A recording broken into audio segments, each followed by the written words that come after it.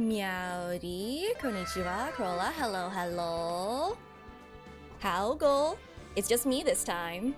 And, yeah, just me. Hello! Also, I'm trying out a couple of things. I have moved chat to my phone so that I don't look around constantly. Oh, I need to mute my phone. Ah! My phone! No! Okay. So, we'll see how that works out. Me and Von Badger, I don't know what you're talking about. There's no one there. It's just me here.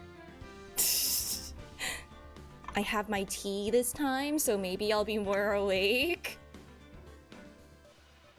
How you know? You'll never know. Maybe I'll just respond and, I'm actually responding to nothing and I'm just, gaslighting you. Maybe that's what I'm doing. But actually, it's also because I realized that when I turn to the side to look at chat, the mouse tracking just doesn't work sometimes. So my mouth is just open. Although that also happens when I'm, like, laughing, which is a lot of the time, actually. So, Ghost Von Badger? I don't know what you're talking about. But, yeah. So apparently, I'm not getting through this today. Who's Von Badger? No idea. I think that chat made him up. Yeah, exactly. There are no badgers here. What are you talking about? I wonder if my tea is steeped enough, actually. Oh, well, it definitely looks the right color. There is no badger in, Ba Sing Se. Oh, but it's too hot. Ah! Okay. Oh man, I'm not like ready for the testimony, cause it's Adrian Andrews now, right? This is fine. This is totally fine. Yeah, there is no badger in twitch.tv/say_so. Man. Y'all ready? Cause I'm not. I also reorganized my desk. This is weird. Do you reward yourself for skipping lab? Or, oh, wait, do you reward yourself or reward yourself for skipping lab? Oh no, I looked at the wrong chat again. Dang it, I need to, like, cover up chat on my other screen so I don't feel tempted to look. American or European badger? Eldritch? Is that an option? Honey badger. Ah, Eldritch. Yeah, that's the option. Oh yeah, you. Dude! I can't believe that Adrian! No way! Not cool and collected Adrian Andrews! Well, she is your manager. Would have been very easy for her to pull this off. Oh yeah, we accused her. I don't think we're right. I really don't think we're correct. It's too early for us to lock in on someone. Will we get penalized for that? Okay. Anyway, these are questions for later, Phoenix. Now Phoenix doesn't have to worry about that. The only person who had easy access to the knife you used at dinner was, well, her. So, after— Bruh! Hey Rin! How's it going? You're like driving down, right?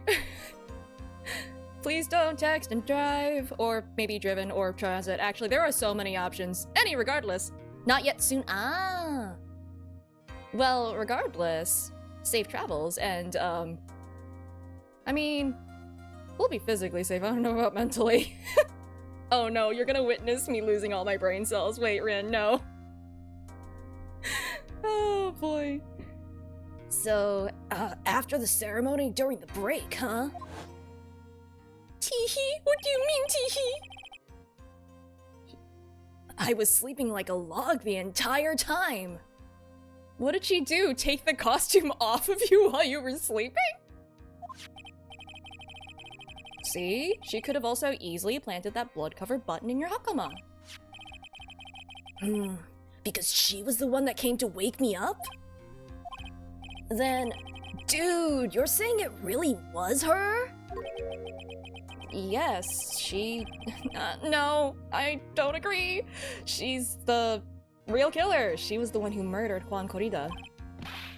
But why? I thought she was buds with Juan. She has her own agenda. Oh god, we're gonna out her. We're gonna out her so much. Her own agenda? What are you talking about? Hello! I'm sure you'll see by the time this trial's over. It'll be alright. I'll get you acquitted by the end of today. Oh god. Get me a verdict that's refreshing like a spring breeze, okay, Mr. Lawyer Dude? Phoenix. You think her motive is related to Celeste Impacts' missing suicide note, right? Yes. Ms. Andrews depended on Ms. Impacts as her strength and reason to live. Okay, we're doing this again. But then Ms. Impacts suddenly killed herself. It sounds like she left a suicide note, and the person thought to have hidden it is Juan Corrida, the victim of his murder. Uh-huh, we are exploiting all the trauma. And that's why I think that Ms. Andrews got close to Mr. Corrida. Which I'm still like 90% sure I'm saying the name wrong, but all to get the suicide note back. That sounds plausible. But one thing bothers me. What? Who was it that first told us about their relationship? Better stated, Ms. Andrews' dependency issues with regards to Ms. Impacts. Ah, did it finally hit him? That the only reason we have this information is because Edgeworth gave it to us? I really hope that they don't think that Edgeworth is his enemy. Like, I don't know. I'm pretty sure that he's helping us. He has stalled the trial just for us so that we can buy time for to get Maya. Or for Maya to escape. I don't know which it is. I'm hoping that she got out.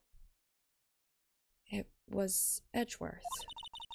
Looks like he's still the one in command of this ship. Don't let your guard down yet. Please, you can trust him. He's just trying to help. Cursed knowledge? That's the best kind of knowledge. Court will now reconvene. Now then, Mr. Edgeworth, if you please. The prosecution calls the witness subpoenaed by this court. Ms. Adrian Andrews, the person who discovered the crime in Mr. Juan Corrida's room. Oh god, why did I make them both British? What is your occupation? I am the manager of the defendant in this case, Mr. Matt Ungard. I see. And now then. Before we begin, Your Honor, I have one request. Yes, sure. What is it? You can get Pizza Hut wings, but with Cinnabon icing as the what? No.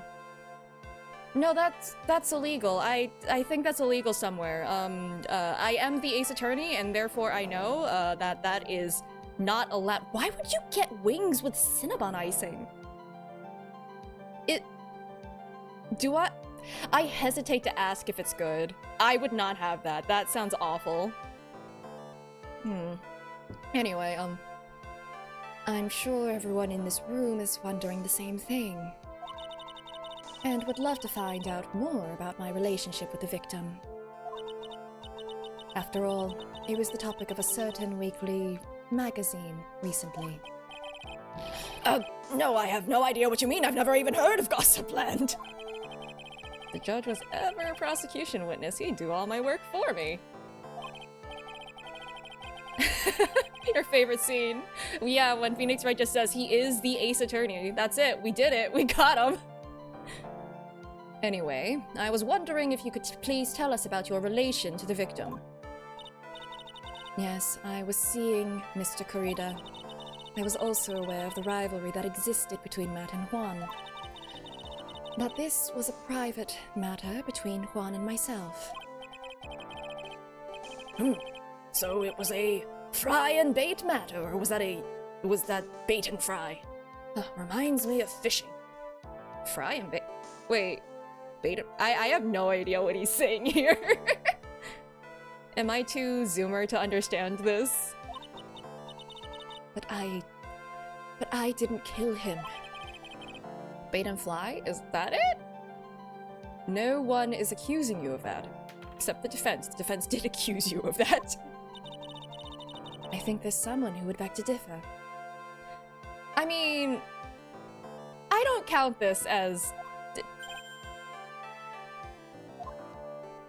Does that count as me predicting text again? Nah. I think we all understand your relationship with the victim now, Ms. Andrews. Sorry. Very well then. Witness, please testify to the court about what happened when you discovered the murder that had taken place.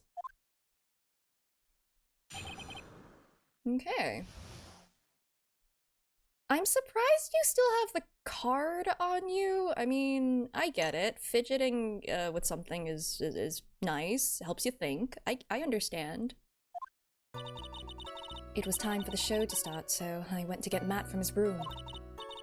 After that, I went to Juan's room. And there was his dead body. I was in shock. I was about to be like, is that the whole thing? What I saw was, naturally, the exact same scene as in the crime scene photo. I felt as though I was about to faint, so I poured myself— That is— Ha! No? So I poured myself a glass of juice. Is that normally someone's first reaction to finding a dead body? I mean, I will say, I've never come across a dead body before, so I don't know, is it normal to be like, I'm gonna grab myself a glass of juice from the crime scene? What? You poured yourself a glass of juice. Yes, sadly, I didn't remember not to touch things at the scene of a crime. And I disturbed the crime scene by moving this one thing. And that is when the fingerprints on the wine glass were made, Your Honor. And she didn't even drink any. Maybe she has low blood sugar? I mean... But then why didn't she drink any? Well, Mr. Wright, you may cross-examine the witness. Phoenix. She's one cool and collected customer, and she has the brains to match. Yes, I know. In order to catch a person like her, you have to avoid head-on confrontations. You should disrupt her pacing. Disrupt her pacing? She's the type of woman who is easily thrown off by things inconsistent with her thinking. So you have to attack when she least expects it. The instant you let up on your offense is the instant this trial is over. Understand? I guess. Cool. Let's gather information first.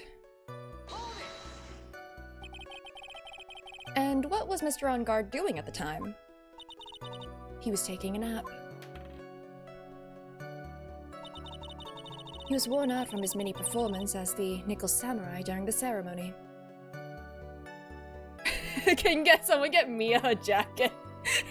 Or just like a shirt or something. Mr. On Guard did say he was taking a nap. Let's just not look at Mia Earl. Yeah. Then I guess you could say it could not have been taken out of his room. Yes? Excuse me, what are you? Right. I thought years of school would have taught you how to construct a sentence. If you can't make a sensible sentence with a subject, then I'll make one for you. Watch. Did you, Ms. Andrews, remove Mr. Unguard's knife from his room? No. Dang. Subject, verb, object. Right. Did you skip basic grammar? The witness may continue. But it's Japanifornia. Well, I don't know. What sentence structure or grammatical structure are we following? Japanese or English? It's English.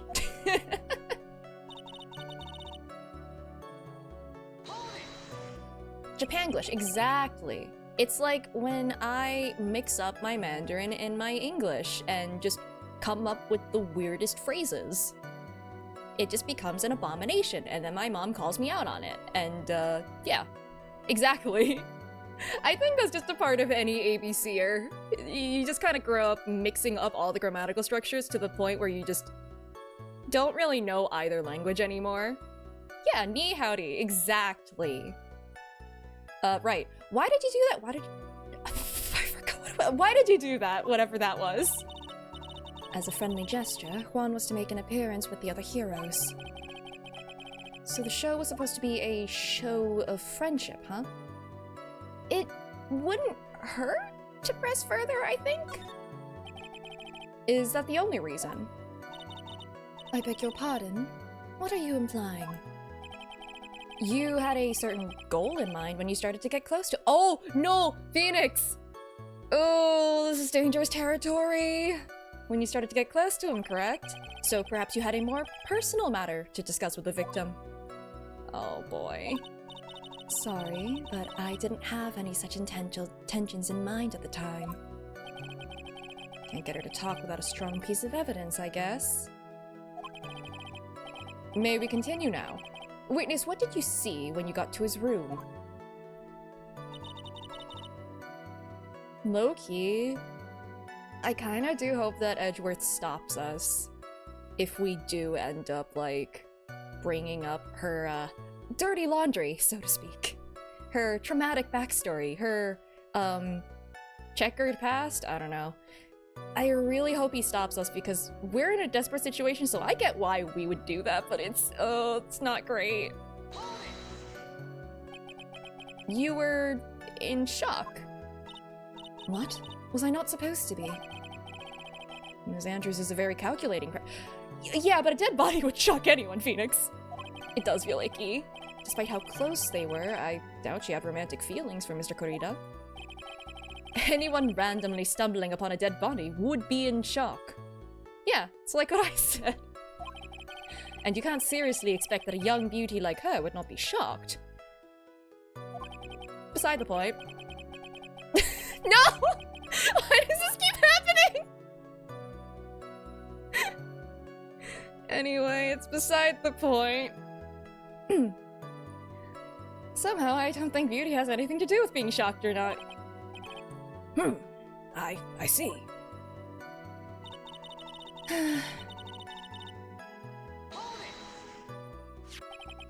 This is the photo you're referring to, correct? Yeah, I just narrate the text before it shows up. By the way, I did add a command for that now because it does happen way too often. It's in the About section under the list. You can find it. You'll see. Oh, celery. Congratulations. Yes, the one with the knife lodged in his chest. And the guitar case was like this too. Yes, it was open and empty, of course. And then, what did you do next, witness? Yeah, have fun with that one. Okay, I feel like it's this statement though, right? Like, why did you not drink the juice that you poured for yourself? Well, probably was wine, actually. Juice? Yes, there was a bottle of tomato juice on the table, so I helped myself. But you didn't drink any of it, did you? Huh? There were no lip marks left on his wine glass to suggest that anyone drank from it. I wasn't feeling terribly great, so I set the glass down, without drinking it. Ms. Andrews, I would like to confirm with you one more time. When you discovered the dead body of Juan Kurita, you were in great shock. And that's when you poured yourself the glass of juice, correct? And what of it? My mind really was a complete blank at the time. Your mind was a complete blank? I didn't think that was possible for you. Aren't you rude today? I was so dazed that I made one careless mistake. That one thing. That doesn't sound like something an innocent person would say, and I'm like 80% sure that you're like, not the murderer? What one thing? Never mind, it's no big deal. What was she starting to say? Yeah, no, press that! Ms. Andrews, I'm convinced that, as you said, you made a mistake at the scene of the crime. What I really want to know is what this mistake was. Actually, so would I. I'm sorry, it's kind of embarrassing. When I set the glass down on the dresser, I accidentally knocked the flower vase over. Flower vase? Are you talking about the one on the floor in the crime photo? Wait a second. Hold on. Wait, where's the photo? Okay, but what about all the makeup? The makeup, maybe she knocked that over too? I don't know, it's just, because this is telling us that there was a sign of a struggle. If she's the one who knocked everything on the dresser over, which, wild, by the way, that would mean that there was a chance that he was killed somewhere else and then brought into this room, right? Maybe. I don't know. Ace Attorney just does that a lot, so I think I kind of just default to, well, the crime scene isn't the crime scene. This mess of glass shards? Either that or there was evidence on it, I don't know. It was originally on top of the dresser, but when I bumped into it with my elbow, it fell onto the guitar case. That's why the top of the guitar case was wet. It really was water. It was from the vase. Okay. Surprised there isn't a dent on it. Really tough guitar case. Was it evidence that she was trying to cover up, or was it the case that someone else moved him here? I'm putting up the red string in the corkboard. Why did you withhold such an important piece of information? I'm sorry. I thought that since the crime scene was already in disarray, that people would simply assume the vase was just another part of the mess. They did! And that's the problem! You're not supposed to do that! Does that count as perjury? I mean, it's withholding information, not like lying about it per se, but eh. It looks like yet another fact has come to light here. Please add this and anything else you have yet to reveal to your testimony. I'm sorry, but I have nothing more to add. I didn't touch anything else. Oh? Oh? Does he think that she's lying? I mean, I think she's lying. What kind of flower vase was it? It was a glass vase, and it was fairly big and heavy. I thought I would try to take Juan's pulse. So I set the glass I was holding down on the dresser. And that's when my elbow accidentally hit the really heavy one? That's odd. I thought she was always in total control of herself. And that's what you would like people to think. Always be mindful of the gap between your perception and reality. She's got a really strong elbow. Yeah, she's been training with the bears. That's why there are so many bears in that room. Doesn't sound like there's any glaring contradictions in her testimony just now. I warned you earlier that she would not crack so easily. The only way to make her is to keep on the offensive and not let up. The only way you're going to catch her is with some very strong, decisive evidence. Okay, I have to find something. I just have to. For Maya's sake. Okay. So, I would say the last one. I was the one who knocked the flower vase over where it fell onto the guitar case. What are our options? Okay. No. Because, like, I would assume the fingerprints are on other parts of the guitar case. The water, theoretically, would wipe it away from the top of the guitar case, but even then, there is water there. It definitely fell on there. That is a fact. That is the truth.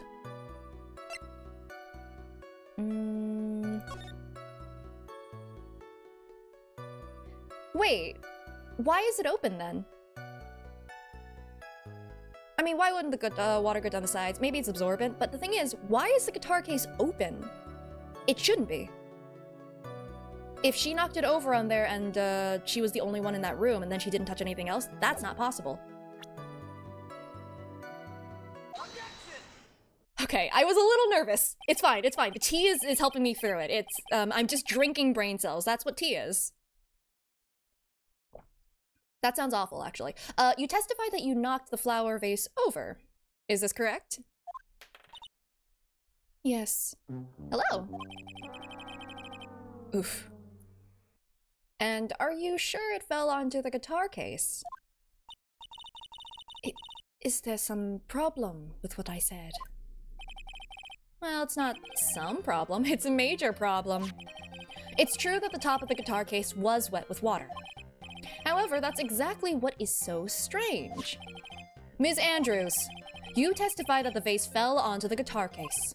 However, if that was true, the case should have gotten wet on the inside, not the outside. I could make a joke here, and I'm not going to. Look, she has turquoise pants. Distraction. That's very true. Furthermore, there is one other strange thing about this guitar case. And what is that? Let's take another look at the crime scene photo. The remains of the vase are scattered on the floor. And what is wrong with that? If the guitar case was open when the vase fell, the glass shards should be inside, not outside the case. What is your point, Wright? That the case was closed at the time the vase was knocked over. Is that all? But why would she lie about that if it wasn't an important thing, Edgeworth? No, think back to what Ms. Andrews testified to. She said that other than the vase, she didn't touch anything else. Yes, that's right. She did implicitly say she didn't touch the guitar case. But this whole matter with the guitar case is a dead end. The bright red guitar was found at the studio and has no bearing on this case at all. Case because it's a guitar case. That may very well be, however. The empty guitar case does seem to have no relation to this case, doesn't it? But then why would she lie about it if it has no relation at all? If I were to guess, he might have carried something else in there that she took. I don't know, maybe like the suicide note or something. Heck. Could be anything. Could be a child. I don't know. It seems that there is no deeper meaning to the guitar case. Well, Mr. Wright, do you think we need to hear more details about the guitar case? Yes. The empty guitar case. I believe this is a crucial piece of the puzzle. I can't believe anyone would reach for straws like this, but it is you. I can't believe I'm doing this. No, you've done weirder. You've cross-examined a parrot, and you'll never live that one down. Alright, I'll follow along. For now. Ms. Andrews, please testify to the court about the guitar case. Yes, Your Honor. Feel better soon. I'm currently fighting off the allergies. The hay fevers. Good luck everyone on your battle with trees. I don't remember too clearly because I was a bit dazed. I suppose I must have opened the guitar case after I knocked the vase over. It's not a big deal though, right? The case was empty, after all. It's empty now! As for why I opened the case, even I don't know. Huh? So what if I tampered with the scene? So what if I continued to tamper with the scene? That doesn't mean anything! It looks like this really wasn't a very important point. This wastefulness is such a familiar feeling by now that it's almost comforting. Anyway, I'll just go ahead and start the cross-examination. Using any way to change the topic. A convenient escape for a weak man. What the heck, Edgeworth? He's just here. Okay.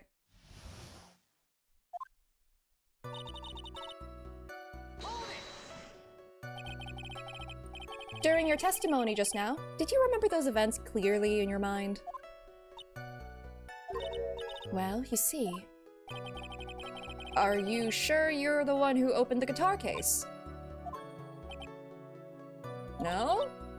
She's waiting for someone to tell her if she should answer or not. Huh. Sounds like her dependent side is taking over. Well, Miss Andrews. Yes, it was me.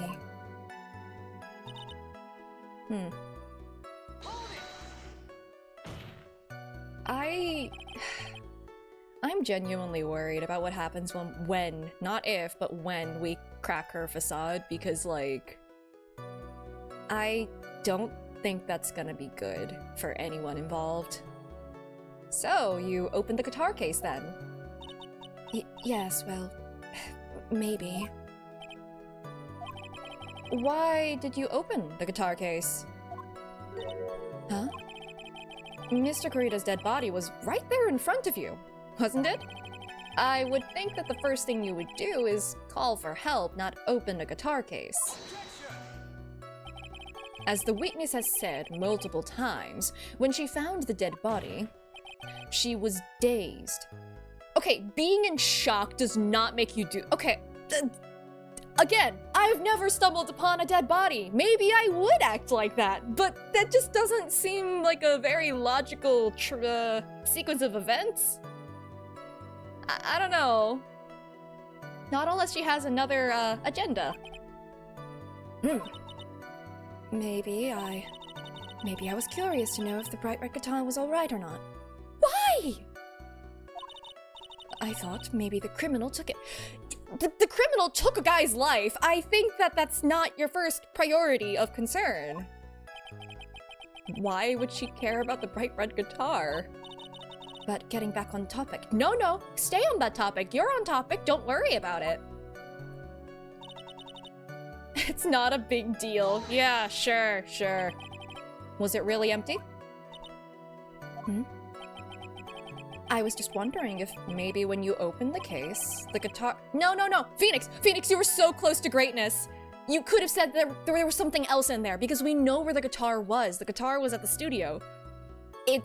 Something else was in there. I would assume, like, papers or, bears. A lot of bears. There's no way he got that many bears across without stuffing some of them in the guitar case. How long have you been a lawyer, Mr. Wright? About a year or two. Have a little professionalism. The bright red guitar was found at the studio. These trials would be over in half the time if you would just pay attention. Pay attention to me. Yes, pay more attention to him, Mr. Wright. Sorry.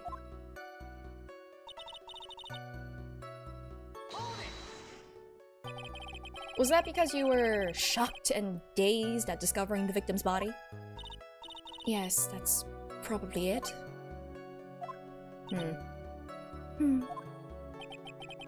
I'm not gonna get anywhere if I continue pressing her like this. Only way to make her talk is with evidence. Guess I should give it a try. Come on, Phoenix. We can't afford to let up on her now. Wasn't planning on letting up, but she's at her weakest now, so this is our chance. Okay, is it just me, or is Mia, like, especially, like, vicious in this case? I don't know if vicious is the right word, but, like, I don't know. We both know about the nature of what she's hiding, and okay. It is her sister. Meh. Yeah, if we had a weapon to hit her with. I'm sure a weapon is hiding somewhere in the court record, waiting to be found. Okay, guitar case. Well, if she did open it, why aren't her fingerprints on the case, right? Yeah, it's understandable, but the defense is just completely compromised right now, and that's just a little dangerous. But yeah, no, her fingerprints should be on the case then. But they're not. I'm gonna save just in case, because this is a little bit of a tenuous connection for me. Maybe I'm right. What else? Actually, I think that's the only thing that applies. Maybe I'll get some confidence. Maybe I'm just going through my Dunosuke arc where I'm just incredibly unconfident, but I'll get there. I'm just doing my dinky little slaps. There is no way you were the one who opened the guitar case. Why would you say that? It's elementary, my dear. I miss Sholmes. Because the only fingerprints on this guitar case are those of the victim. Do you think that Herlock Sholmes exists as a book series still, or do they know them as like a real person that existed? What is it, Miss Andrews? You shouldn't assume that I must have left prints just because I touched the case. What do you mean? What if I were to tell you that I was wearing gloves at the time? Then you shouldn't have left any fingerprints on the glass! Pick a lane, stick with it! Gloves? But why would you be wearing gloves at the time? Myth based on a real person? Maybe. I mean, the stories definitely exist, probably. Like, they were written in canon anyway. It was the night of the award ceremony, so of course I dressed up for the occasion. Yes, now I remember. I'm almost certain. I'm almost sure I was wearing a pair of thin gloves. I see. Well, Mr. Wright, it seems the witness was wearing gloves at the scene of the crime. No, you were not. You were wearing gloves. Oh, isn't that a little strange? Why is that strange? Do you have something that would prove I was not wearing gloves at the time? I do. I have your proof right here. This wine glass that is still filled with liquid, actually. How is this in my pocket? The wine glass. You left your fingerprints very clearly on this wine glass. Even if you took your gloves off when you poured yourself this glass of juice, wouldn't you think it was just a little strange that you put your gloves back on just to open the guitar case? Oh my god, her glasses exploded? Well, I'm glad she has a spare pair of them, but you need some better quality glasses, girl. Man, and I thought I had issues when my frames were popping out when I was younger. Order? Oh, order! Order! Looks like you hit the nail on the head this time. Huh? What do you mean? I believe that guitar case plays a very important role here. But it's just an empty case. But cases can be filled with things. But the guitar wasn't there. Think outside the box, Phoenix. You can put other things in there, as long as they're smaller than the case. Is this close enough to count? I wonder if it really was empty, though. But the guitar— No!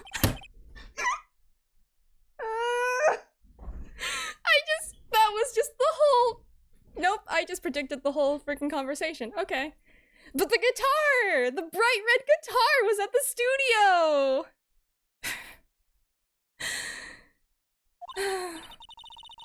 Phoenix, do you know how boxes work?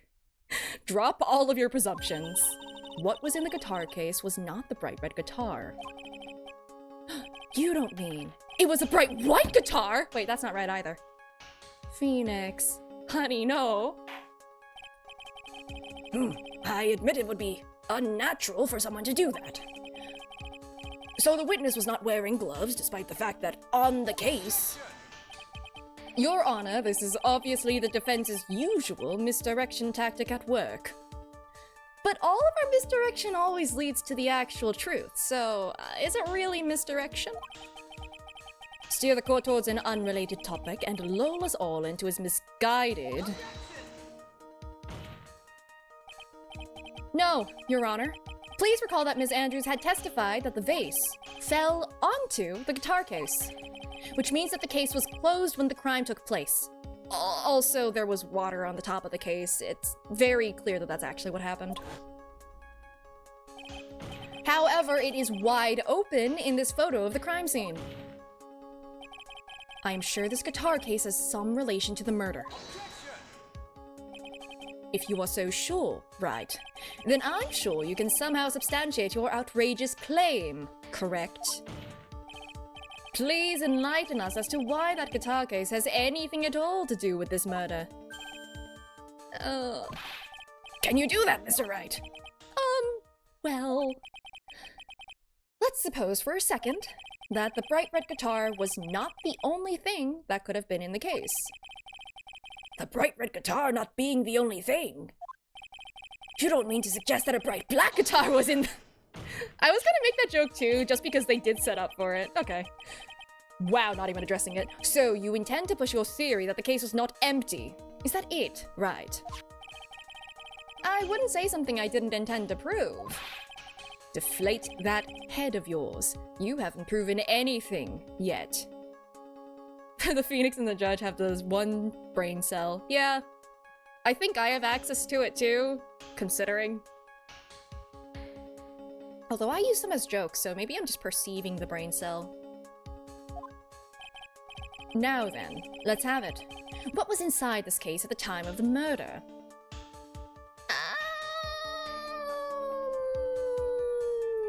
Shoot.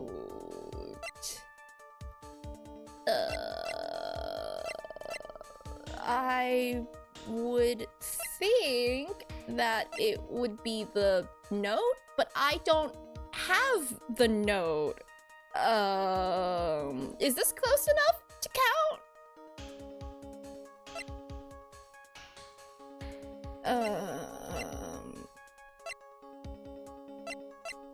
I think that's the best thing I can present, because, like, that's kind of what I'm trying to push for, to get this to be relevant somehow.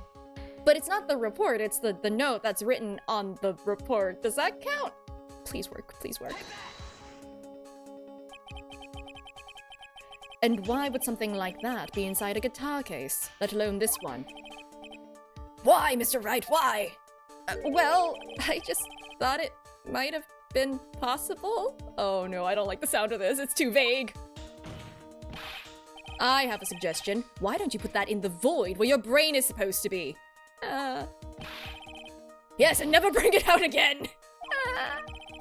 Can't a foolishly foolish fool get some love? Come on, Edgeworth! You promised us dinner!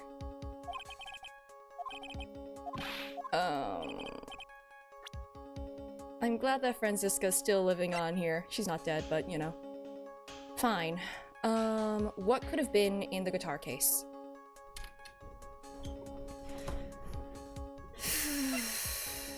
This is not really relevant to anything. This is not relevant to anything. No. We know that Oldbag stole it, so it's not this. I don't think it would have been this. We got this from someone else. Hotel guide map. Oh, and the guitar case was the guitar case. Obviously not. Why? What could have been in there? Obviously not the button. Not that. There's no reason for that to have been in there. I mean... obviously not that! I don't know. What was inside? I don't know, was it a person? Oldbag was in there!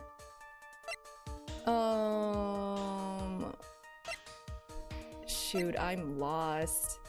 And I didn't save before this either, so I'm gonna have to take another penalty. Rin, don't watch! Don't look! And I thought I was doing well, too. I mean, yeah, because Oldbag took this before. Before, the murder got reported, I think. Looking. No! Rin! Thank you for the 2 months, but no! If it's what you... maybe it was the Maybe it was the body. No. No, it couldn't have been. That couldn't fit a person! Right?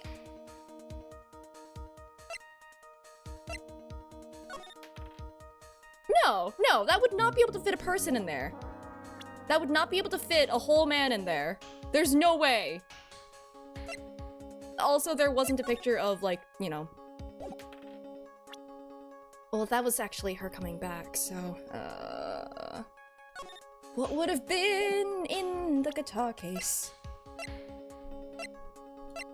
I would have thought it would have been the note. That's what I was thinking.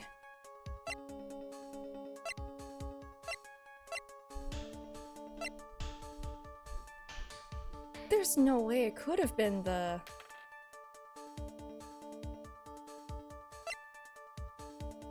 There's no way it could have been the camera, though. What would he have taken with him?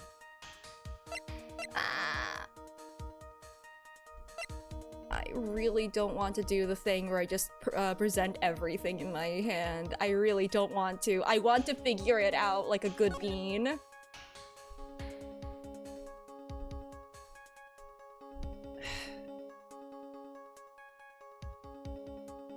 And if he was, well, she could have put gloves on to open it afterwards, theoretically, if she knew she had to sneak something out. But presuming...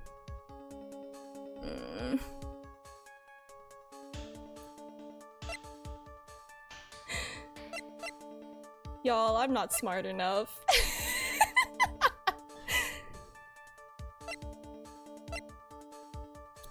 Because I'm trying to remember the camera, because, like, I remember one little point was that, like, they were trying to figure out, like, how could Lotta have taken this picture, right?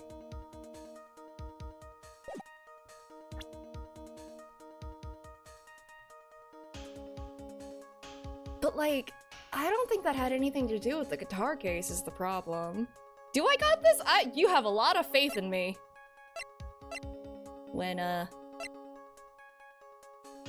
you have a theory? Well, if you haven't played the game, then I'm, willing to hear it.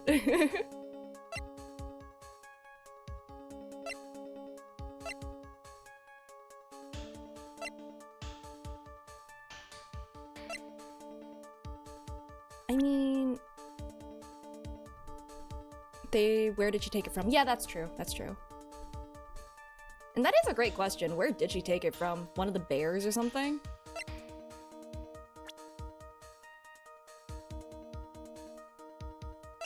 Oh, okay. Well, yeah. You should leave me in the void, where apparently I'm supposed to put my brain, according to Edgeworth.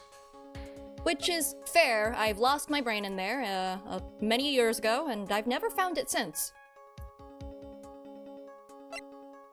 I don't want to say it was in there, because Oldbeck has nothing to do with this. Would this have been in there? Would he have had an article? What would be the point of that? This couldn't have fallen in there. I don't really have many things to go on. I think I'm just gonna have to go with the article and see how it goes from there. I'll probably save after this round. Yeah, I didn't think this was right. Yeah, no, I genuinely did not think that was right. Okay, I think here's where I can save safely. Think outside the box a little bit. Oh no. Turn my thinking around? Are y'all Mia? Okay, wait, no, I think this is a better place to save. Okay, series of events leading up to the murder. Well, in that case, and this will do well for me because, like, my memory is bad, but they had their little, they had their award ceremony. After that, they went to their respective rooms, in theory. On Guard went to go and take a nap. Wait, I'm gonna do this. This will also help me. Andrews took that time to, I guess, take a costume, too. That's also weird. Took a costume, went over to Juan's room, Which, huh. Yeah, that's interesting. If she went in there in that costume, he wouldn't think that it's Andrew's. He would think that it's on guard, right? So that's weird. But... but yeah, she goes in there, or yeah, she goes in there, strangles him, stabs him with a knife. Theoretically, quote unquote. If she went in costume, why juice? Exactly. I don't think that was the mistake that she made. She said that the mistake that she made was the vase, which means that that wasn't. She intentionally picked up the glass then, to prove that she was there. Maybe establish her own alibi. If she went in there as him...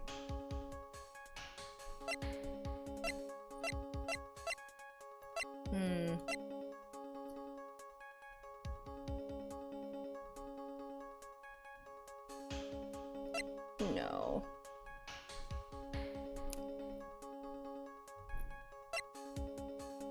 See, like, I can feel that I'm really close to figuring it out too, and that's actually worse. It's like that thing where you're trying to remember someone's name and it's right on the tip of your tongue. 'Cause like, what would be the point of doing that?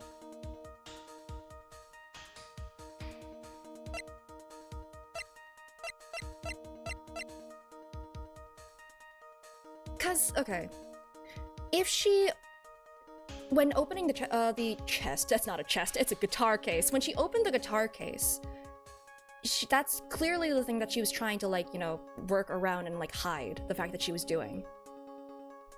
And I would assume the one who packed it would be, how did she leave the room? In costume?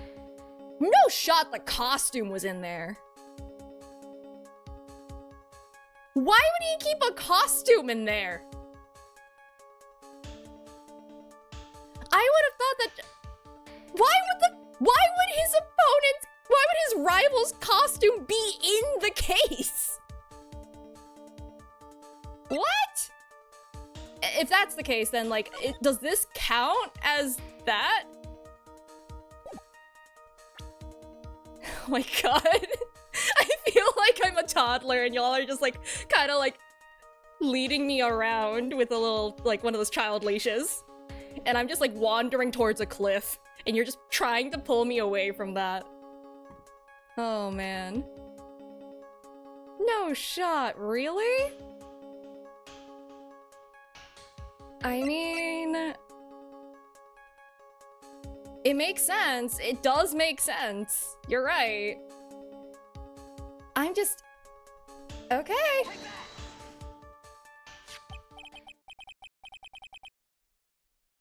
It's a photograph. Yeah, that's all that was in there, my guy. A photograph. This is a photograph. Yes, but what is important is what is in that picture, Your Honor. Yeah, here's the thing. I think I was taking the evidence way too literally, and I thought, oh, this evidence is literally just the picture? Why would the picture be in there? Okay, that's on me. That's definitely on me. In this picture? Doesn't take a genius to see what I mean. Phoenix, why are you being so mean to me? He's bullying me now. I'm sorry for bullying you all those times. What I'm proposing is... inside the guitar case was the Nickel Samurai, the hero's very own costume. What? It's me. I'm Edgeworth now. What do you mean, Wright? Mr. Wright, explain yourself! Wright, are you saying that the witness opened the guitar case to take out a costume? What insane point would there be to doing something like that? That insane point would be to wear the costume, of course. Ms. Andrews put it on to hide her identity so she could make her escape. After all, you couldn't let anyone see you leave, could you, Ms. Andrews? I refuse to accept your theory. Do you have anything to support such a preposterous idea? I don't know, do I? Just outside the door was an investigative photographer who was starving for a big scoop. And in the end, she managed to get this shot, correct? You mean this photo? Oh wow, I really was coming close to figuring that out, huh? I was so close. Order! Order! It looks like we've wandered into quite another mess again, haven't we? Nice job, nice job, Phoenix. Okay, I feel that's a little patronizing given what I just went through. Well, you know my strategy, speak first, think later. Yeah, ain't it? So the real murderer was hiding inside a costume. Wait 1 second, Your Honor. The Nickel Samurai's costume would have been Mr. Matt Unguard's. Why would something of the defendant's be in the victim's room? And inside the guitar case of all places? Clearly, it was just a weird love triangle going on. True, that is a little baffling. Oh, shoot! This is what happens when I don't look at the chat anymore. Now I, miss the ad break happening. Maybe I shouldn't cover it up. Regardless, I guess. I spent so much time on that. Oh man. This bodes well. This bodes really well. Maybe I get more tea. I think I get more tea. It helped me temporarily, but I think I'm gonna need to drink like 10 truckloads worth. Oh, thank you, Togepi-kun, for the sub. Oh man. After all that, I don't know if I deserve that. I'll be right back. Have fun with Bird Judge. I'm melting in embarrassment, by the way.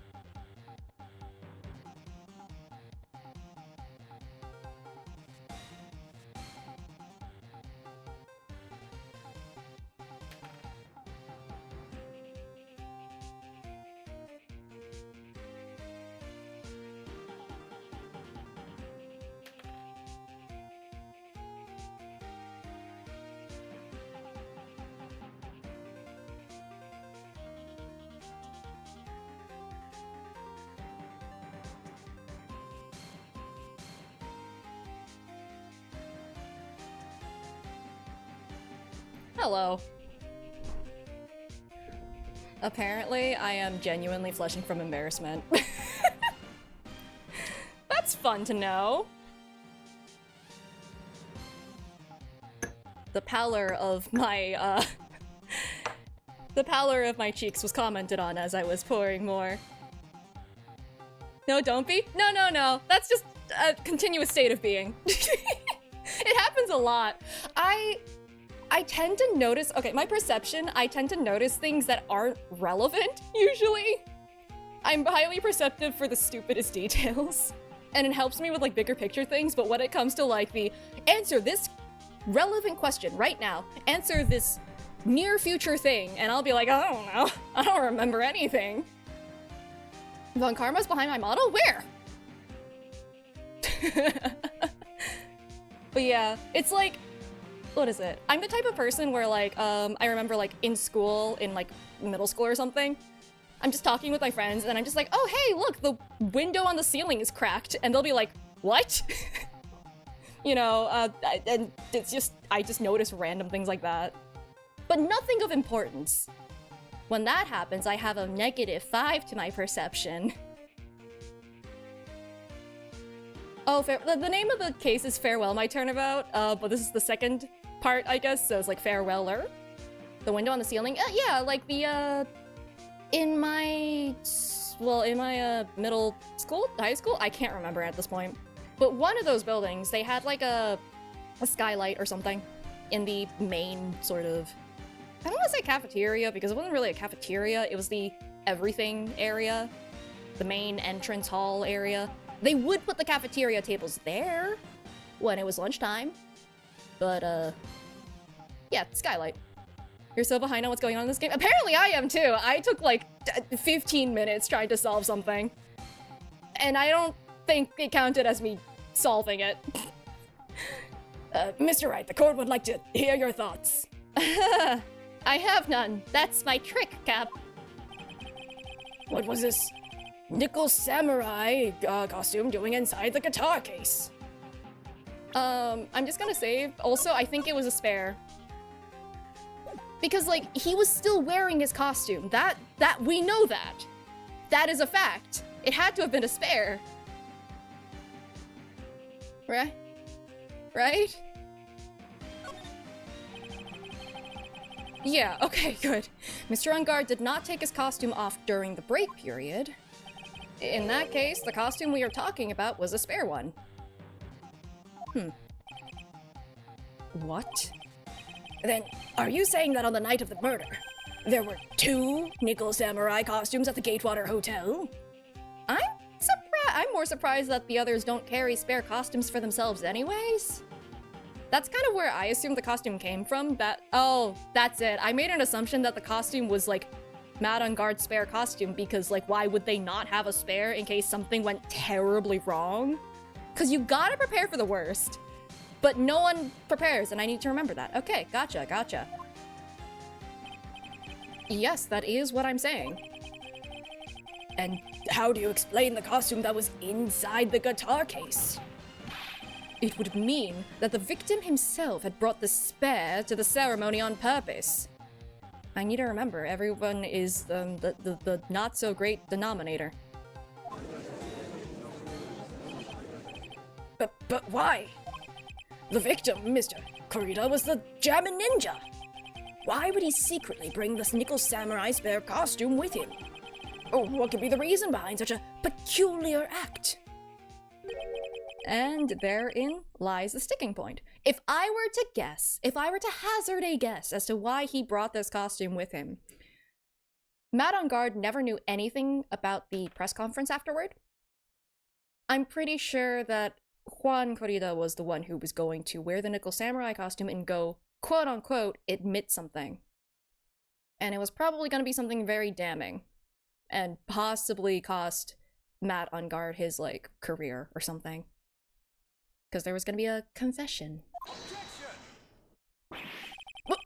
What are you mumbling to yourself about now? Have you just been rambling all this time without any sense of inner monologue? We have one of those. Doesn't mean it's very good, though. Huh? No, I just... Mr. Wright, please explain yourself. Why do you think the victim had the nickel samurai spare costume? Phoenix, are you sure you can explain this one? Think carefully before you answer. And then answer with gusto. I believe in you. Alright. Listen, I know I'm a coward. This is what I think. The reason the victim brought the nickel samurai spare costume to the hotel was the press conference. I'm not gonna look at anything else. This is what I said before. This is what I think is the case. Please be correct. What is this? No, please don't be vague. Oh, thank goodness. On the night of the murder after the stage show. I can't even trust the penalty bar disappearing on me anymore. The Nickel Samurai was going to hold a special press conference. Why is, Mia Earls here? Saving Pearls from having to witness more trauma-inducing things. She's like 8, she should not have to be dealing with all this. A press conference? Yes, the Nickel Samurai was supposed to confess something at this conference. Also, I think it's because, what is it? Phoenix really needs the moral support. And I heard about this as well. For once, you're not making something up, right? In the sense that you need to make things up to me, right? I'm so bad at making these kinds of jokes, but I need to do it for Rin! But what struck me as strange was that Mr. On Guard himself said he had no idea he was supposed to be holding a press conference that night. But how can that be? The way I see it, that can mean only one thing. The conference was set up by none other than the victim, Mr. Juan Corrida himself. The victim? Yes. The spare Mickle? The spare Mickey. The spare Nickel Samurai costume was prepared for that very conference. Mr. Corrida was going to hold the press conference as the Nickel Samurai. The Mickey Samurai, huh? He was going to dress up as the Nickel Samurai and hold a conference? But why would the victim do such a thing? Well, that's something I don't quite know yet. However, what I am concerned with right now is what he intended to reveal at that conference. Nico Nico ni Samurai! The Nico Nico Nico! The Nickel Samurai was going to confess something. And by confess, I'd wager he was going to reveal something about himself. Which means that Juan Corrida, posing as the Nickel Samurai, was going to speak about Matt on Guard. Yes, I guess that is what it would mean. But if that's the case, that's not a confession. That's public disclosure. If he was going to be pretending to be him, I think that's just... this distinction doesn't matter. But, Miss Andrews...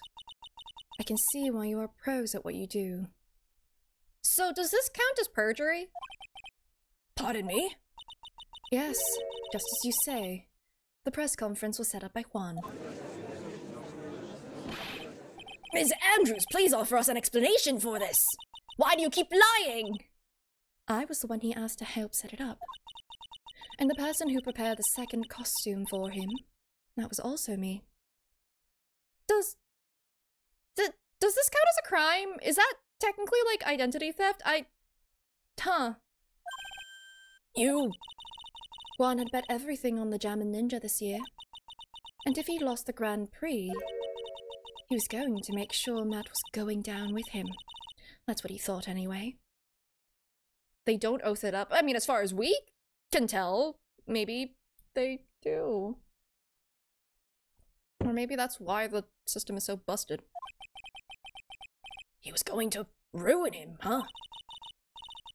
It looked like somehow Juan had it in his hands, a secret so powerful that it would destroy Matt's acting career had it been revealed. What?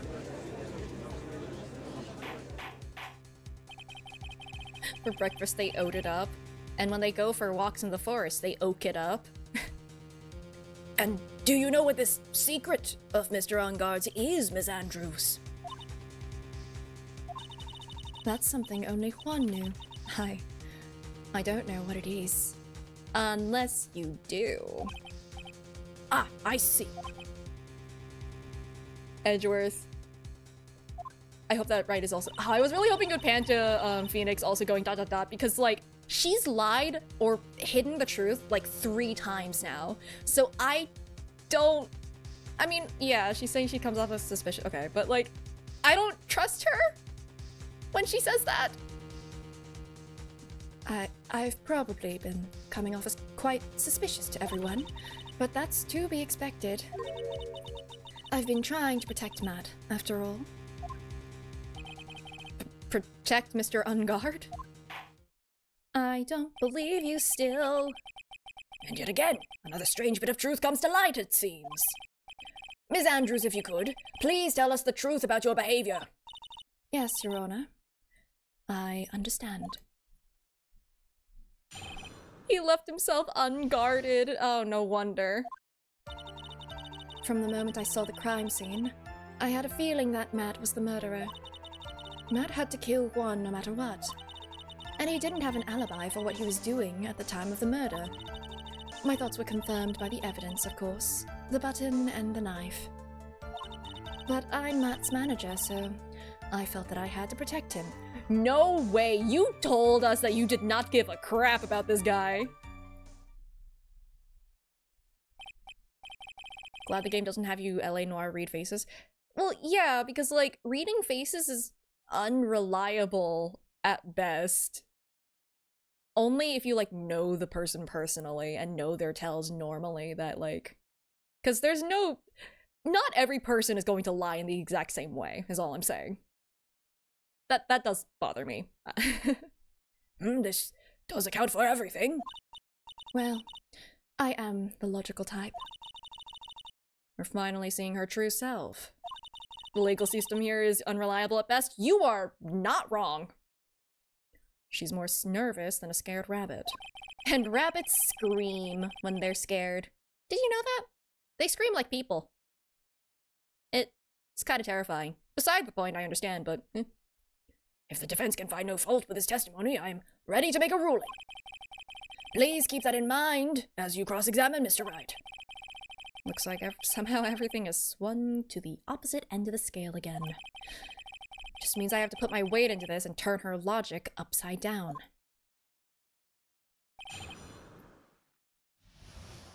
Okay. Oh, I only have 4 bars left. Send her to Australia! Oh no, but then the drop bears will get her!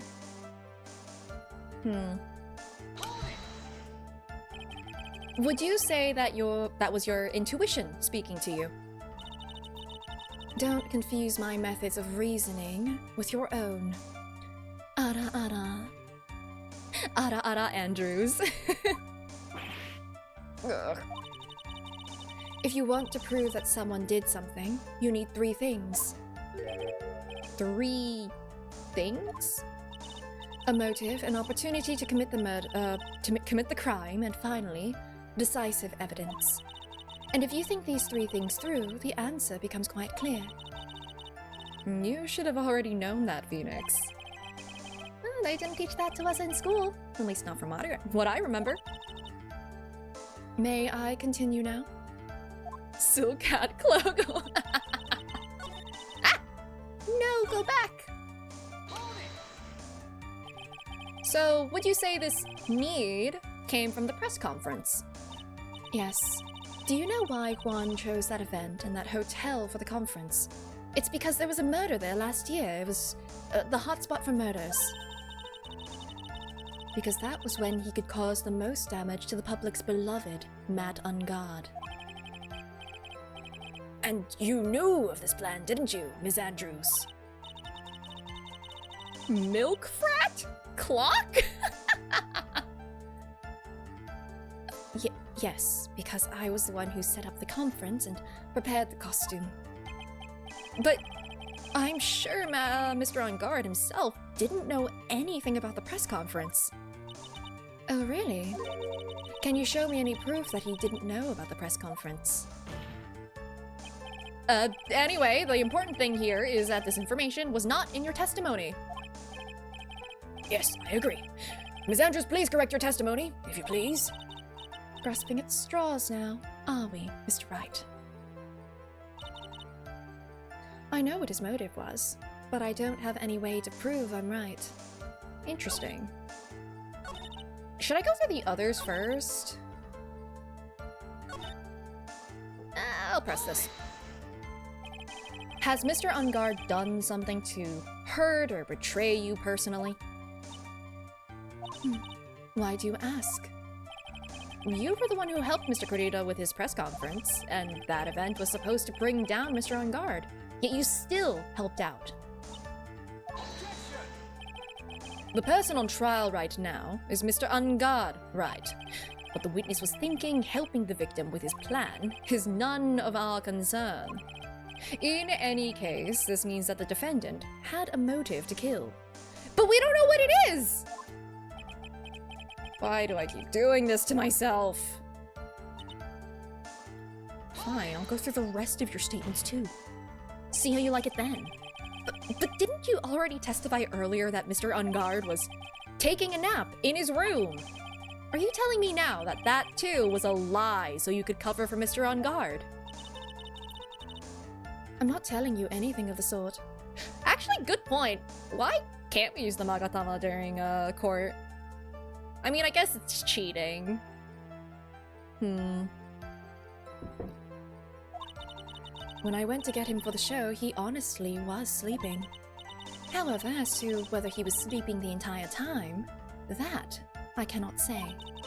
I was too busy setting up the stage at the time. I keep trying, but I can find no flaws with what Ms. Andrews has said. I can't say the same for some people here in this courtroom, however. The judge is glaring straight at Mia. At Mia? He's glaring at you, smart guy. There we go. That makes more sense.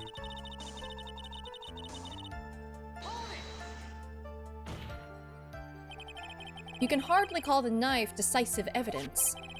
The fingerprints on the knife could very well be a clever camouflage. Then, what about the button? The button? It's clear from the crime scene that the victim and his murderer fought. But you knocked over the vase, so I don't know how true that is anymore. And during the fight, the killer ripped the button from the Diamond Ninja's costume.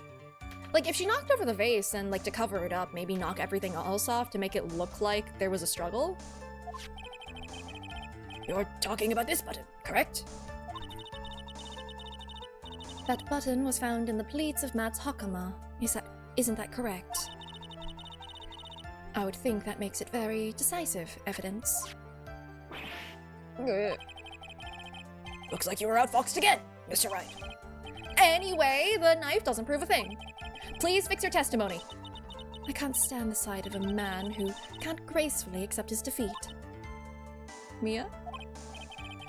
Oh, thank goodness Mia can still look at me. With an icy stare, yes. Mia, why? Then you do it! Come on! Ms. Andrews, for Mr. Wright's sake, please add this information to your testimony.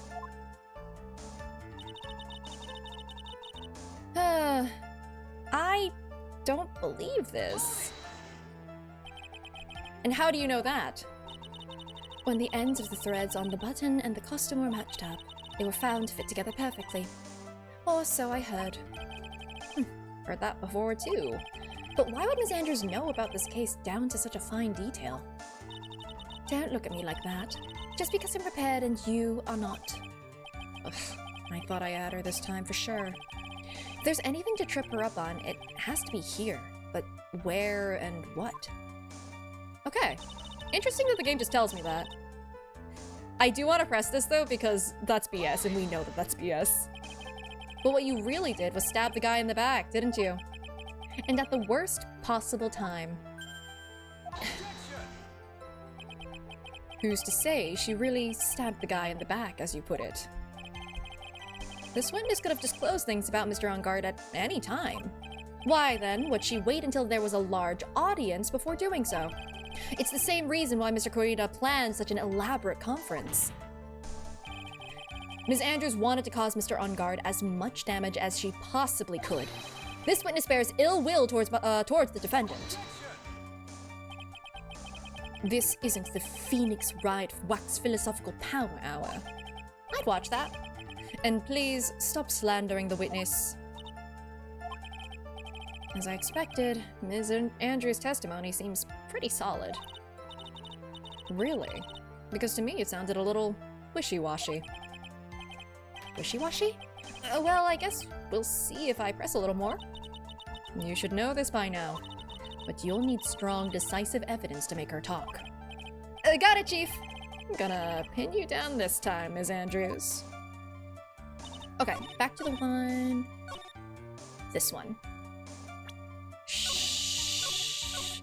Don't worry about it. I'm just a coward. Okay. It was torn off during the fight, but I don't think that there was a fight, right? I don't know how would what evidence do I present to say that? Because we know that the vase was knocked over by her. I don't know. I feel like this is the best evidence to present.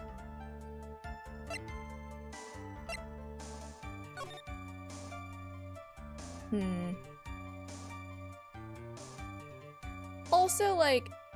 Oh, I just realized that that button is huge, actually. That's not like a button, that's like a whole gem. Who would not notice that attached to your pants? I don't know. Okay.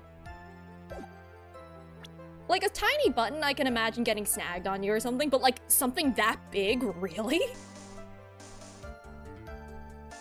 I'm gonna present this one because I think it's that there wasn't a fight. Gumshoe wouldn't notice? Okay, but like, Von Karma was there. She'd notice, maybe.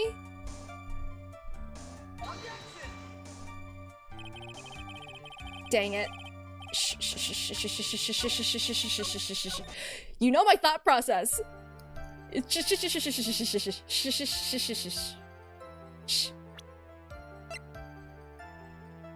That didn't happen.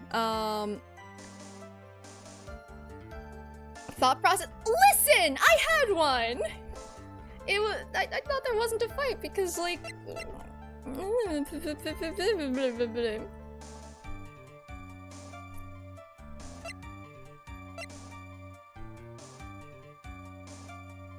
Why does that button look like an egg? I don't know. Why is the button so big? How did it fall off? How did it fall off? I feel like if they wanted to grab evidence from the scene of the crime to plant on him, I feel like they could have picked something better.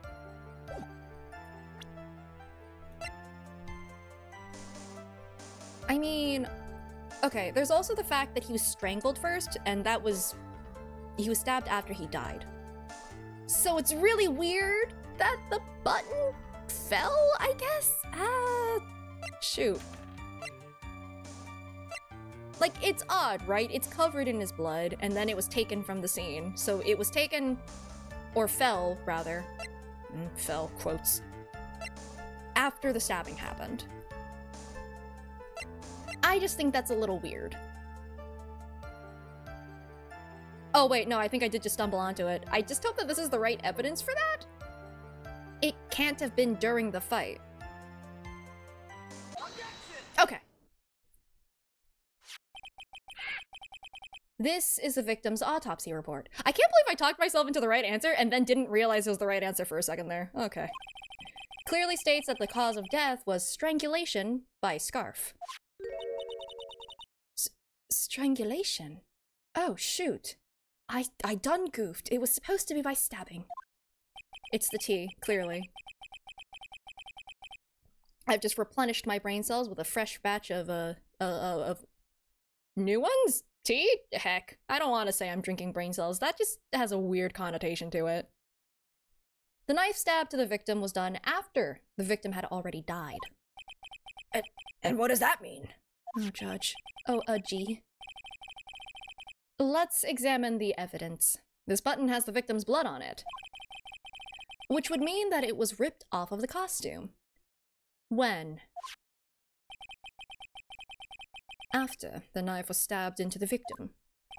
Exactly. Which means it is impossible that this button was torn off during the victim's final struggle. Because the victim was strangled to death in that fight. That's right, Ms. Andrews. There is no way this button was ripped off during the struggle. This button was consciously pulled off of the victim's already dead body. Order! What is the meaning of... What is the meaning of this, Wright? So what if the button was torn off the body after the victim had already died? What does that change? Let me ask you one simple question, Mr. Edgeworth. Are we still going to dinner? Okay, no. I think he's too mad at him, honestly. Why was the button torn off? What purpose did that serve? What purpose? We now know this button was not torn off during the fight. So the murderer took the time and effort to purposefully rip this from the victim's body. That would mean that the murderer had something in mind, wouldn't it? It was a shiny button, and the murderer was actually Money the Monkey. Mr. Wright, does this mean you know what the murderer wanted to do with this button? What was it? To have a memento of the crime? No, it's framing, for the purposes of framing.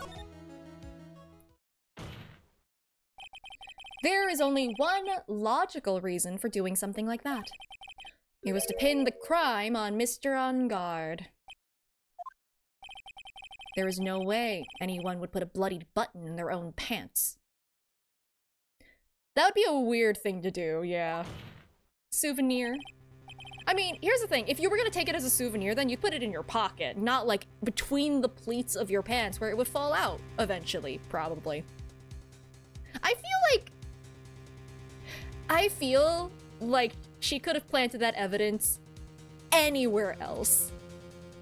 The pant pleats is not a great place for it. I don't think that would actually stay in there. You know what? You're right. I don't know how many murders you've committed. That's right. Mr. On Guard was set up. By the real killer, of course. That's right. I don't think it's her, though. And the real murderer is... Oh, well, Mr. Wright, who in the world is the real killer, then? Finally. I can't believe I managed to bring this trial all the way up to this point. Phoenix, can't let your guard down yet. Not until the very end. The real killer, the person who planned to frame Mr. On Guard, is... Old Bag! I'm actually really glad that they didn't include the killer's picture in here. Did they seriously not fix that typo? Oh, there were a lot of typos, actually. But interestingly, they don't have the killer in here, which is pretty good because that would be the only other person I could potentially, you know, posit. I think we do have to blame her. Pearl! No, it was not Pearl! This is what we have to do. I don't actually agree with this, but... Ms. Adrian Andrews. I choose you! Oh, sorry, wrong franchise. You are Mr. Corrida's killer. What? Oh no, her spare glasses!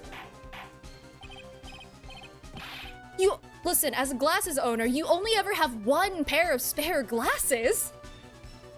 Unless you have no spare pairs of glasses, actually. Technically, my old glasses count. But my old glasses are, like, coated in dust. I have not touched them in ages, so I don't know if they're really usable. Andrew's glasses budget must be crazy. Yeah, she's just got a lot of money to burn on glasses. Glasses are so expensive. Order! Order! Mr. Wright! This is a very grave matter. Do you have any evidence that supports your charge? Any evidence? Your prescriptions don't change much, so your old glasses are your spares? Same! My prescription apparently has not changed once. I don't believe them because it feels like my vision's gotten worse, but... Oh. Yeah, I didn't get different frames though, so it would not look as good. They were like the really like blocky, like thin frame ones that very bad look for me. Oh. Well, hey, good luck with choosing out some frames. Listen, glasses are 90% of your identity when you have them, so choose wisely. Any evidence? All the evidence!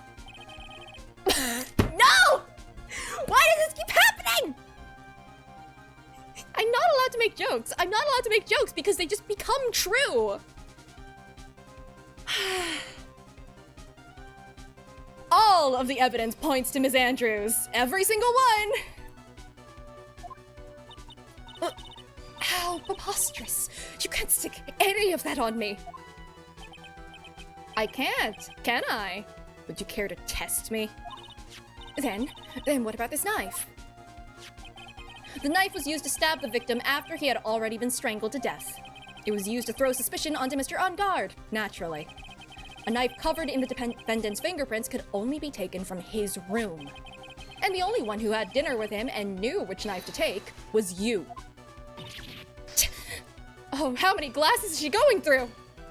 We're on the 4th now, right? Then, what about the button that was found in Matt's hakama? This button was removed from the victim's body after he had already died. Didn't we just establish this?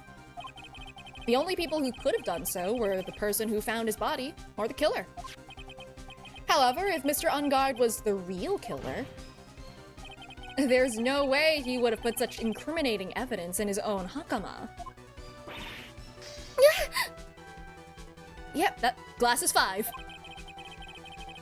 The only person who could have put this button into Mr. On Guard's hakama is the person who went to wake him from his nap, which is you, yet again, Ms. Andrews. 5 for 5.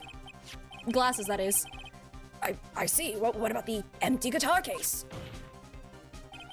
That is also another piece of evidence that incriminates Ms. Andrews. That costume was used to hide the real killer's identity as they fled the crime scene. Now, who could have known that there was just such a costume inside the guitar case? Well, it could only have been the person who prepared the costume for the victim. And that person is you, Ms. Adrian Andrews.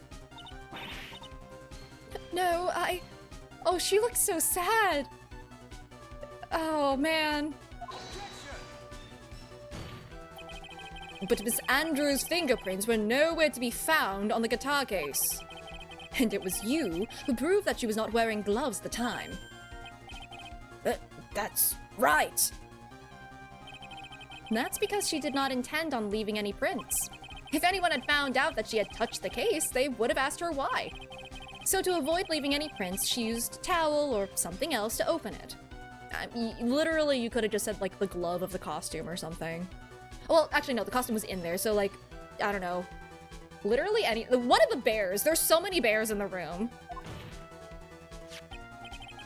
But the glass of tomato juice is a different story.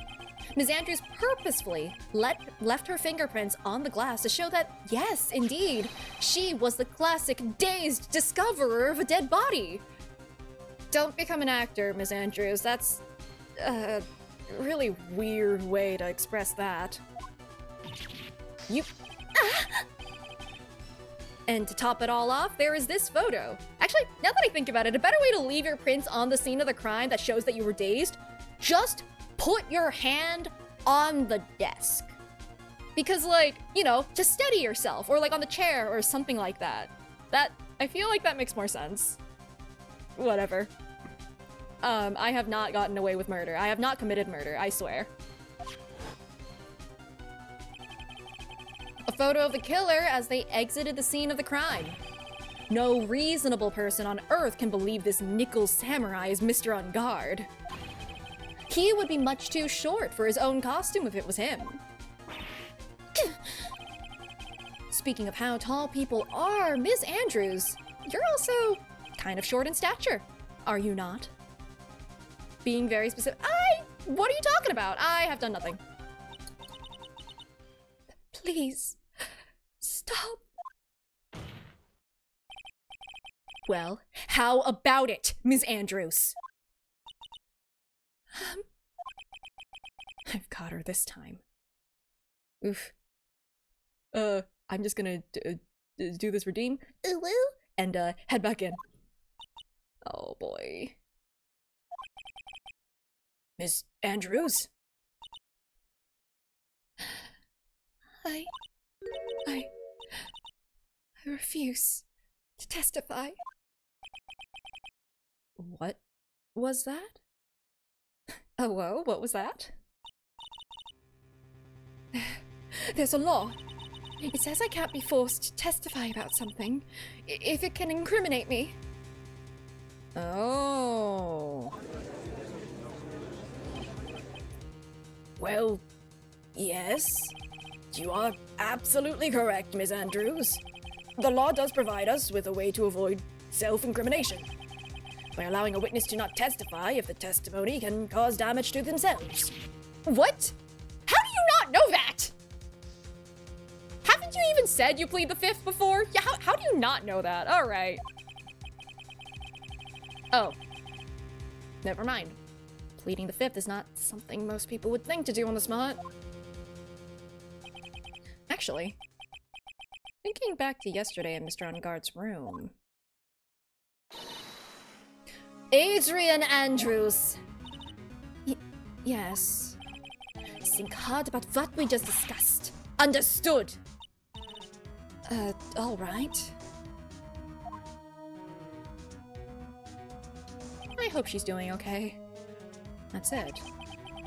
That's when Franziska planted this idea into her head. She must have told Ms. Andrews to not testify if things look bad. You did a good job proving everything up to this point, Phoenix. There's still one thing you haven't done. Something I haven't done? Completely break her down. What's wrong, Wright? Are you finished already? Run out of evidence? What is so humorous, Mr. Edgeworth? I'm sure you realize this as well, Your Honor, but everything the good lawyer here has proven up to this point is meaningless. What? Everything you have proven is circumstantial. Circumstantial? Yes, circumstantial. You have yet to provide a single piece of definitive proof. Proof that Ms. Andrews did, in fact, harbor a wish to murder Mr. Kurita. Oh, you know as well as I do that we can, and I don't want to! Oh, boy. Ms. Andrews, did you want to kill Mr. Kurita? The only way to win is to break her down. I don't wanna! I believe this may lead to me incriminating myself, so I will abstain from answering. Ms. Andrews, if you do that, it would be the same as admitting your guilt, don't you think? Technically, you're not supposed to do that. Like, pleading the fifth, you're not supposed to, like, think that they're guilty, but, like, biases. Maybe so, maybe not. There is nothing to prove it either way. Besides, you don't even know what crime I would be guilty of due to my silence. So you admit there is a crime? No, she's taking that defiant attitude again.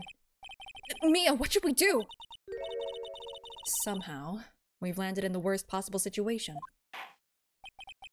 I think we have reached a certain conclusion at this point in time. Miss Adrian Andrews has refused to testify, and the defense's theory that she is the actual murderer has not been fully substantiated with solid, definitive proof. But that's not true. In this situation, there is only one thing this court can do. That is to declare a recess. Recess? I request that both the prosecution and the defense look further into this matter. And at tomorrow's trial... No! Tomorrow? We are screwed. We don't have a tomorrow. If we don't get a not guilty verdict today, then... Oh, buddy. Please, wait, Your Honor. That's not necessary. The trial. Please continue the trial. What are you sweating for? You know! Your client is getting one more day to live, isn't he? That's not it. This isn't about that. Edgeworth, I know you know who the real killer is. Please, let the trial continue. If I don't get the verdict, and Maya... Wait, does he not know? I thought he would have known, actually. But it's impossible to continue as long as the witness refuses to testify. Now then, this court is... Edgeworth! It is not impossible for this trial to continue. Why would he know? Gumshoe? Gumshoe definitely knows. I feel like Gumshoe would tell Edgeworth. Especially if, I don't know. He's been helping us a lot. He already stalled in the first, like, part of this trial, I guess is the best way to put it. He could have won much earlier. Mr. Edgeworth, what are you... It's true. Ms. Andrews holds the right against self-incrimination.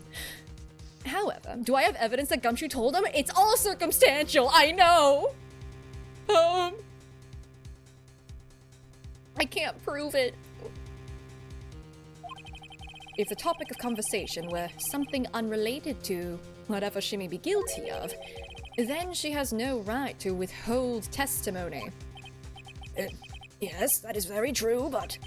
Actually, there is one little thing that I'm curious about. Ms. Andrews. When you found the victim's dead body, you poured yourself a glass of juice. Wine, probably. They sure are treating criminal cases like they're civil cases. Yes, and? I can't help but think how unnatural that is. Usually when one finds a body, they are shaken up, not stirring a glass of juice. Oh my god, someone finally said it! So my actions were unusual, but I've already... Before you speak, I want to state that if you have a reason behind your actions, I would like you to testify to that effect. Testify? Your Honor, I would like to request that the witness testify again as to what happened when she first discovered the victim's body. Shaken up, not stirring. Well, we're stirring up some conversation right now. Oh, wait, is it actually juice instead of wine? That's hilarious. No, I find that funny too. That's actually really great. Whatever we find out in this testimony should in no way implicate the witness. I don't know what it is about Edgeworth today, but I can't get a good read off of him. My gaydar is broken today. Unfortunate. Is he friend or foe? I just don't know. The court acknowledges the prosecution's request. Ms. Andrews, if you please. I don't. That glass of juice, I didn't really pour it for myself. I poured it for my partner in crime, to kill her. Anyway, I was surprised when I walked into the room and saw it in that messy state. Tisk, tisk, tisk, I thought. Seeing the dead body, you should have cleaned it up better. And Juan, he was sitting slumped over and tired looking in the corner. I poured one out for the homies. When I saw him sitting like that, the thought that he was dead didn't cross my mind. The blood is nothing important, by the way. I just thought he spilled it on himself. To be honest, I thought he had just fainted or something, so I went to pour him some juice. When I realized that he was dead, that's when I knocked the flower vase over. Why did this change so substantially? So you poured that glass of juice for the victim? Who wants tomato juice? Okay, I like tomato juice. I don't drink it very often. I like tomatoes, so like I don't mind tomato juice. But at the same time, it is really funny that there's a wine bottle filled with tomato juice. That is not how that's sold. Why didn't you say so in your earlier testimony? I didn't think I needed to include something so trivial. But no, it's not even like a, oh, I forgot to include something. This is like a direct contradiction. You said you poured it for yourself. Why bother changing it to, oh, I didn't realize he was dead until later? That actually completely contradicts what you said. Yeah, V8. Phoenix, please be careful here. If you can't find anything wrong with his testimony, then there's nothing left. I know. Edgeworth, what the heck is going on in that brain of yours? Right. Okay. Now then, Mr. Wright, you may begin your cross-examination.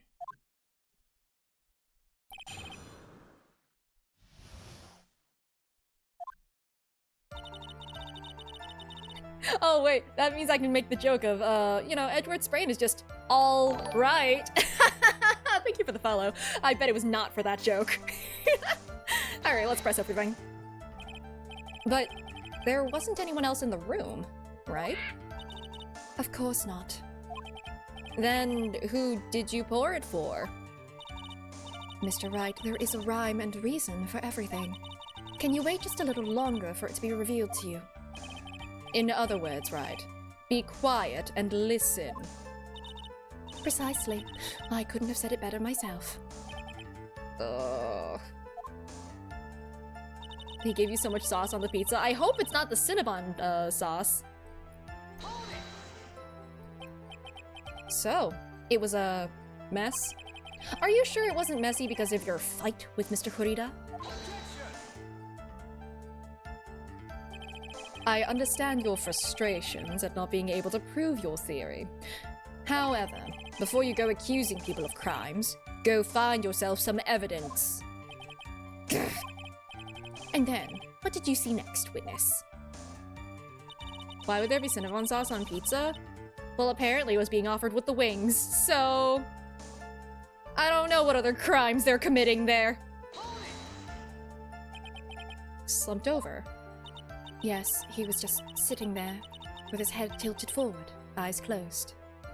A normal position for someone to be sitting in. He really looked like he was sleeping. Is it just me, or did that right there sound a little odd? Who sleeps with a knife in their chest? What do you mean? Then what did cross your mind? I thought maybe he had smashed everything up in anger because he lost the Grand Prix. And then felt tired after his rampage, so he decided to take a nap. Dead tired? Oh, putting a new meaning to that phrase. Anyways, that's what I thought. I see, so you didn't think he was dead at all? The blood is normal. You thought he fainted? I thought he was asleep at first, but then the room was in such a messy state. I thought maybe he had gotten into a fight with someone. And that's when you went to pour the glass of juice? Yes, he always has a hard time waking up. I was going to pour it on his head. So Juan always has a glass of tomato juice to drink. Tomato. I see. And after that, what happened next?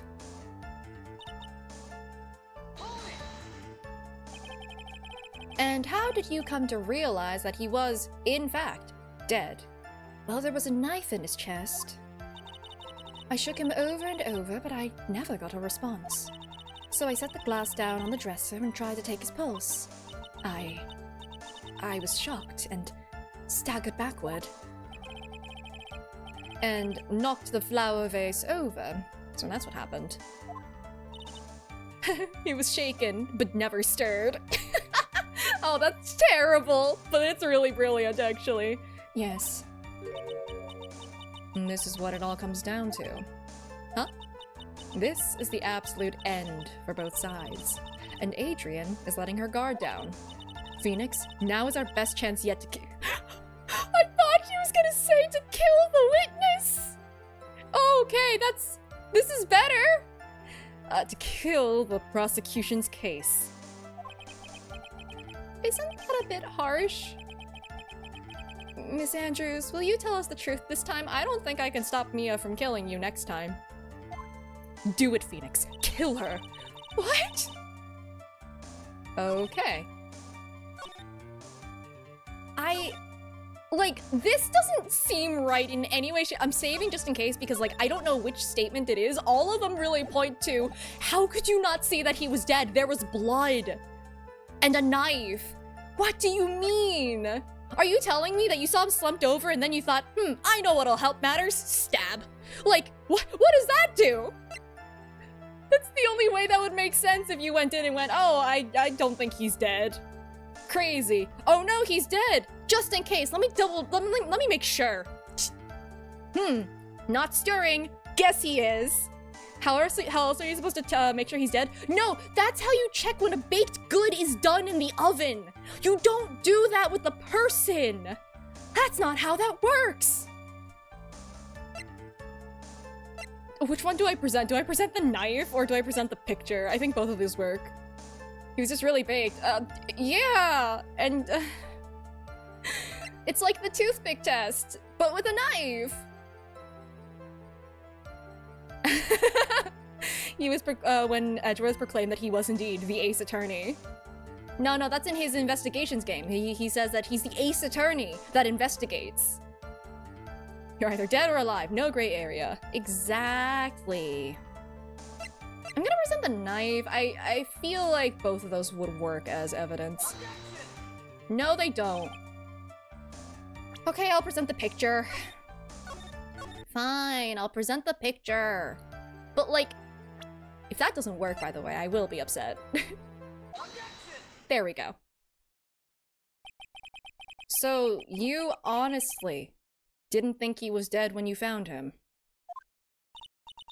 No, not at all. Even though this is what you saw when you discovered the body? No, not at all. I just thought he was sleeping. I thought he was really clumsy and just fell. That's why he fainted. He couldn't stand the sight of blood. What is the meaning of this? Judge, how? Okay, my memory is bad, and like, I understand. But the judge is somehow worse than me. Isn't it obvious, Your Honor? There is a knife sticking straight out of Mr. Kurita's chest. Why is that so funny to me? Anyone who saw this scene would have immediately thought that here was, in fact, a dead man. Huh? I don't know. Maybe she didn't think that after seeing it. Well, you see, he's not pining, he's passed on. I doubt a single person in the world would mistake this for someone who's fainted.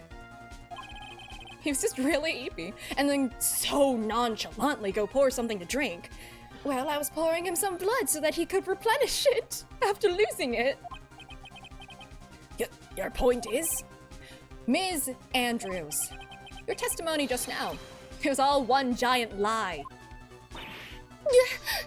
Is that glasses pair 6 now? And your lie has proven one thing very clearly. That you are the real killer. No, is she though? Look at how sad she is. Oh, we're on 7? Okay. Oh, scratch your arms. No! And then she loses her glasses for the rest of the case. It looks like the defense has somehow brought the ugly truth to light. The defendant, Mr. Matt on guard, is not guilty after all. But that's impossible. You're wrong. Miss Andrews tried to have some composure. It wasn't me. It wasn't me, I tell you. It was Matt, I swear it. He's the one who killed Juan. But you were the one who refused to testify. And your reason for not doing so was that you might end up incriminating yourself. That's because... Miss Andrews, I will give you one last chance. What exactly are you hiding that may incriminate you?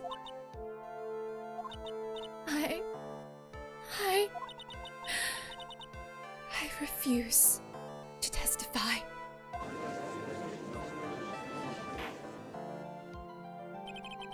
And there is no need for this court to continue any further.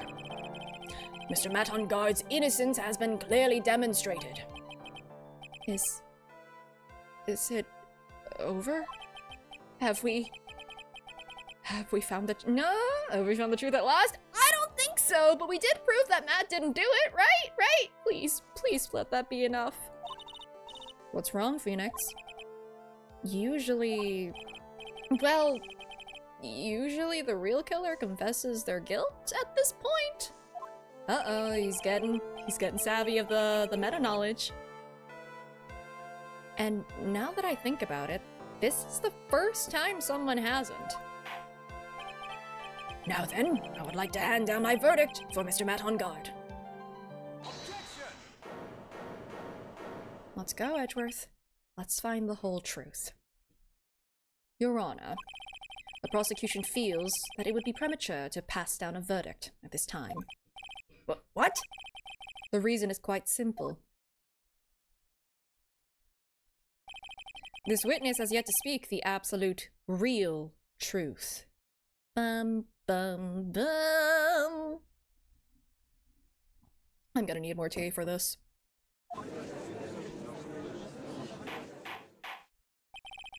If evil, why hot? I don't think she is evil is the thing. The absolute real truth? What are you? Witness. Don't you understand yet? Huh? I don't know who planted this silly idea in your head. Actually, I think I do. But as long as you protect yourself through your silence, Matt on guard will go free. And in his place, you will become the guilty party. But you know what I'm gonna do? Grab some more tea, because strap in, I think we still got a case. I don't think we're finishing today. Tea time! Let's go! I will be right back. Have fun with... Well, I guess it's technically on his shoulder. Sure. Have fun with Blurred.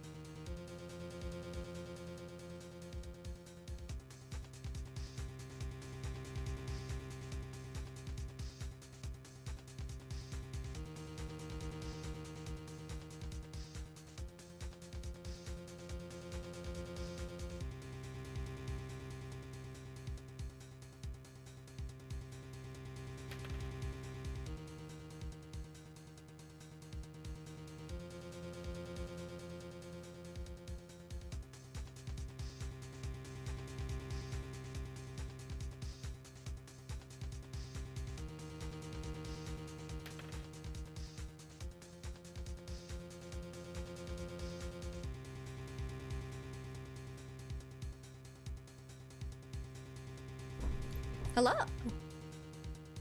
Also, hello, mother. She says hi, by the way. But let's go on to part 3. Does this count as 3?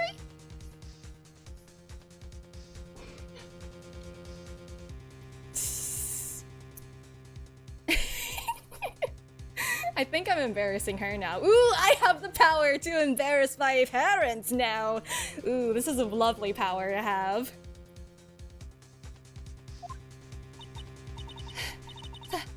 That's a lie. I don't believe you. What? Wait, what? I was told if I spoke, then it would be all over and Matt would never be declared guilty. What in the world is she talking about? Has she lost it? I can't speak about it. I'm too scared. No, I don't think it's Von Karma this time. This doesn't fit her MO. It's Franziska Von Karma. Huh? Don't you remember, Phoenix? Ms. Andrews lives by gripping tightly onto the words of another. Because she doesn't have the strength to believe in herself. Then, right now, Ms. Andrews is... Yesterday, she was tossed a lifesaver by Ms. Von Karma. Don't say a word, no matter what happens. If you do, Matt on guard will be acquitted. Ms. Andrews undyingly believes in those words right now, and is clinging on to them. Then what should we do? This is the first time I've ever come across anything like this. But Ms. Andrews has to be the killer, right? All we have to do now is get her not guilty. That is my only priority. Oh, Nick, you and I both know that you want to get to the truth. This isn't the type of person you are. It wasn't me, I'm begging you. Please believe me, I didn't kill Juan. Help. Please. Someone. Help me. Oh boy. Ah! Mr. Wright? Yes, Your Honor. The court can't continue on like this. Therefore, I'd like to hear what you intend to do. What I intend to do? What am I supposed to do? What am I supposed to say? Right. I suggest you think very carefully about this. Think about what this witness did, and what she did not do. And think about who is the real mastermind behind this crime. Here's the thing. If we declared Matt innocent after throwing Andrews under the bus and then became her defense attorney, I think that means we get in trouble. Because that's us knowingly, like, getting someone else convicted of something. I'm pretty sure that's a crime, probably. Or at least we'd be disbarred for that. I don't know. Who's the real mastermind? Isn't that obvious? There's no one else it could be except the woman crying there. Oh god, she's crying. Right? Come now, what will you do? What kind of man are you, Mr. Phoenix Wright? Oh man. It's also, by the way, the belief that Edgeworth has in us to do the right thing right now. I mean, we know what we should do. We know what we're supposed to do.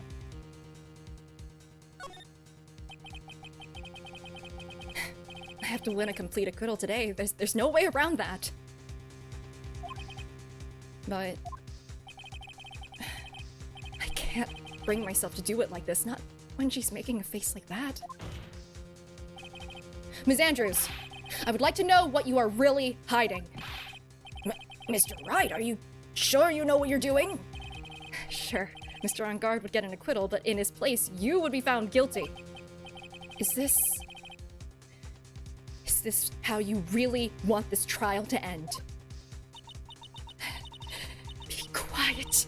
How dare you! You're trying to trick me! That's enough. I commend you for trying, Mr. Edgeworth. However, it's clear that the defense's theory is the truth. You're wrong. Then say it, Andrews. For your own sake at this point.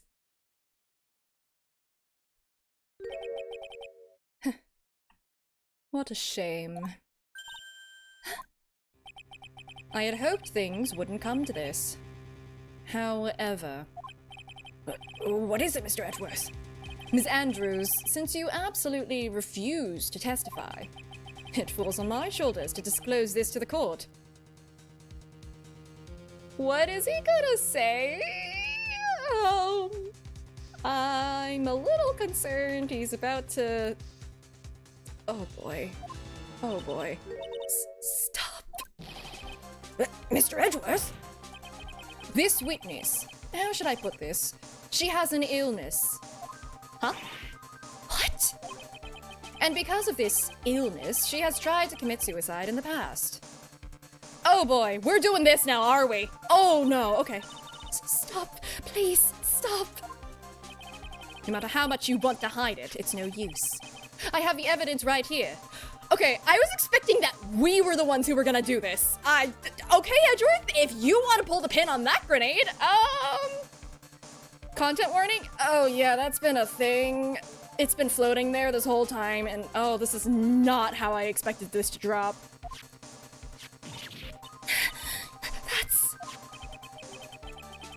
That's the second part of the suicide report, the attempted suicide report. What will you do now, witness? You know what I'm about to do, don't you? Is this blackmail? Does this count as blackmail? I will now reveal to the court the true nature of the pitiful woman known as Adrian. Oh my god, Edgeworth! Whoa! The secret of her dependent nature. And what? Should we be revealing that she's someone who's easily taken advantage of? I don't think we should be revealing that. This is really messed up, actually. Having other people know about it scares her more than anything else in the world. Please, please stop, I beg you! If people find out, I'll... If you're going to say you would choose death, that is a— Oh my god! Edgeworth? That is of no concern to me.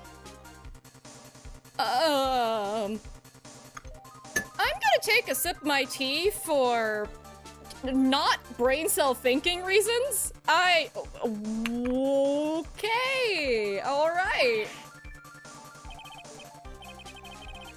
Yeah, that's a fair response. Here's the thing, I'm pretty sure he's just like bluffing, because he's trying to pressure her to like crack on something that she absolutely won't, but like, oh my god, that's a way to do this. Okay. Edgeworth, how can you be so cold? Oh my god! Edgeworth, what the heck? Alright. However, before you die, I will pull the truth from your still breathing lips. Oh my god. Okay, that's like kind of metal, but also like, oh my god. No matter what I have to do. So, will you tell the court yourself or shall I? Either is fine with me.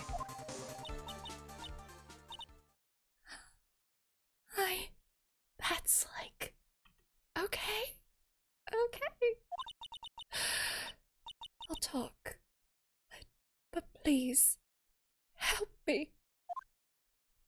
Alrighty. Nothing matters anymore. Oh, this bodes real poorly. Okay.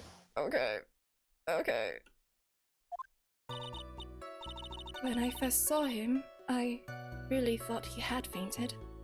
Honest. When I realized he was dead, that was when I formulated my plan. Once I made sure there was no one in the hallway, I made a dash back to Matt's room. And then I stabbed Juan's dead body with the knife and ripped off the button. Just when I finished and was returning to Matt's room, I had a bit of an inconvenience. And that's why I ended up using the nickel samurai costume.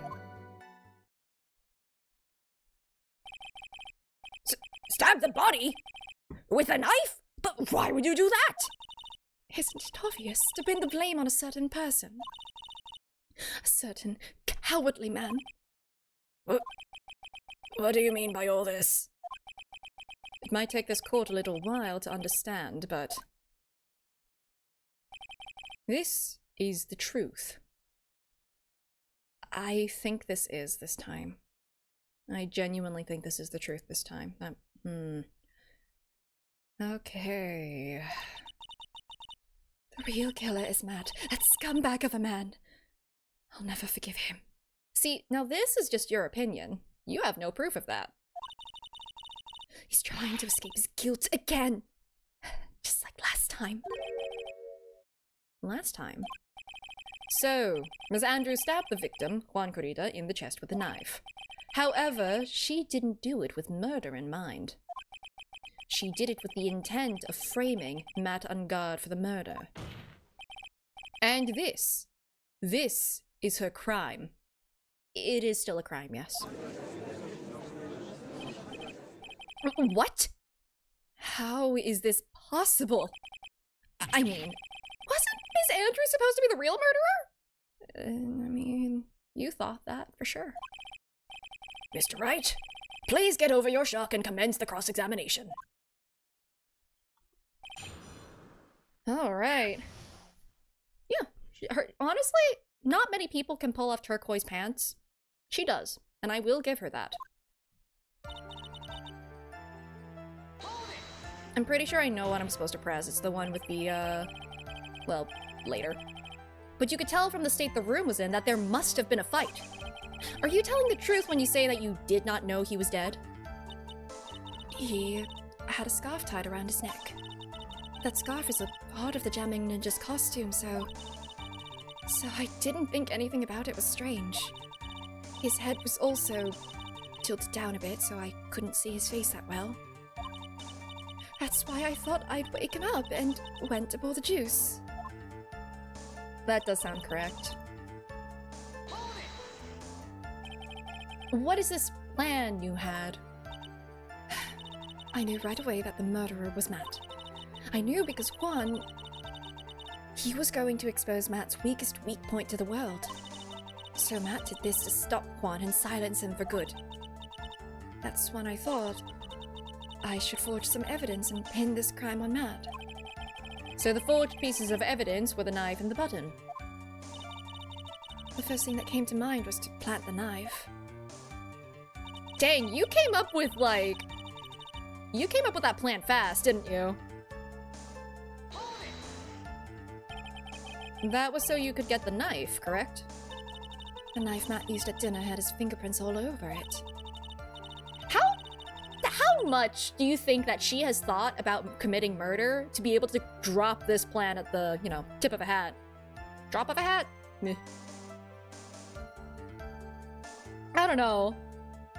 Because she had to think of this in, the span of, a couple minutes. Plant the knife and wait for it to grow into into an evidence tree. I thought if I used that, then the police would certainly turn their eyes towards him. Matt was napping with his costume on at the time. I slipped in, took the knife, and returned to the scene of the crime. And then... okay. I believe it's gonna be the one of, why did you wear the costume? So you were the one to stab the victim with that knife. It gives me goosebumps to think about it now. What a horrible thing I did. But at the time, I couldn't control my own body. It moved on its own. Then, when I stabbed Juan's dead body, I suddenly realized something. If I used the button somehow, I could make Matt look even more suspect. That's... sure. So you thought to rip one of the buttons off and then plant it in Mr. Ahhhhh's hakama? Yes, that's what I had planned to do. But things never go that smoothly, do they? Interesting. Did you get, blood on your own outfit or something? An inconvenience. There was a woman with a camera at the ready, loitering in the hallway. How did you see her? I'm willing to bet my bet my spikes. It was Lana. was willing to bet my most identifiable character trait. There was also a woman with a ray gun at the ready, pacing back and forth. I didn't want to die, so... And that's Ms. Oldbag for you. I had already been caught and made into a big scoop for a certain weekly tabloid once, so I couldn't very well go out looking like myself and get caught again. Okay. You were the one who prepared that costume, weren't you? Yes, I took it from Global Studios. I also put it into Juan's guitar case the day before the award ceremony.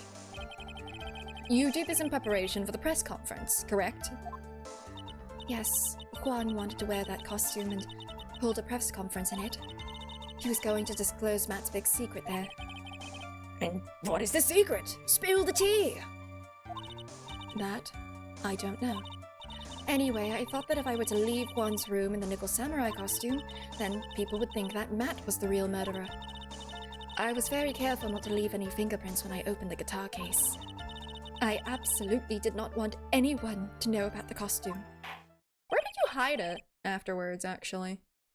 I mean, like, I don't know if that's actually gonna have any bearing on anything, but I am curious. It's pretty bulky. I think we've heard enough. So, after that, you went back to Mr. Unguard's room and planted the button. Into Matt's Hakama? Yes. After that, I folded up the costume I was wearing and, well, There we go, I got my answer. put it into a bag. And I stuck it out of the hotel and got rid of it. How? My word, what does all this mean? Mr. Edgeworth, is it? The real criminal is Matt Ungard. Yesterday, that woman prosecutor sat me down for a talk. Franziska. She said that I should under no circumstances confess to what I had done. Really, Franny? That if I just kept quiet, then Matt would be found guilty for sure. For sure. I had no choice but to believe in her words. I don't commit perjury? Can we consider that a lesson that we've learned from Ace Attorney? What this witness has done is clearly unlawful. However, as long as her testimony stands, we can be certain she is not the real killer. Wait, Your Honor. The defense still... Right. It's pointless. At this point in time, it is not possible to indict Miss Andrews on anything. Yes, exactly. There isn't a single piece of evidence that points to her as the murderer. The cross-examination of this witness is over, and so is today's trial. No! If you couldn't establish that the witness was the culprit, please let it go, Mr. Wright. But I haven't even gotten the chance to, like, to do anything with the cross-examination. But... Mr. Edgeworth, please place Miss Andrews under arrest for further questioning. Understood, Your Honor. The prosecution will arrange for her detention immediately. That is all. Court is adjourned for today. No! Oh, we're screwed. Oh, we're... Oh, no. Come back! Guys, it's over.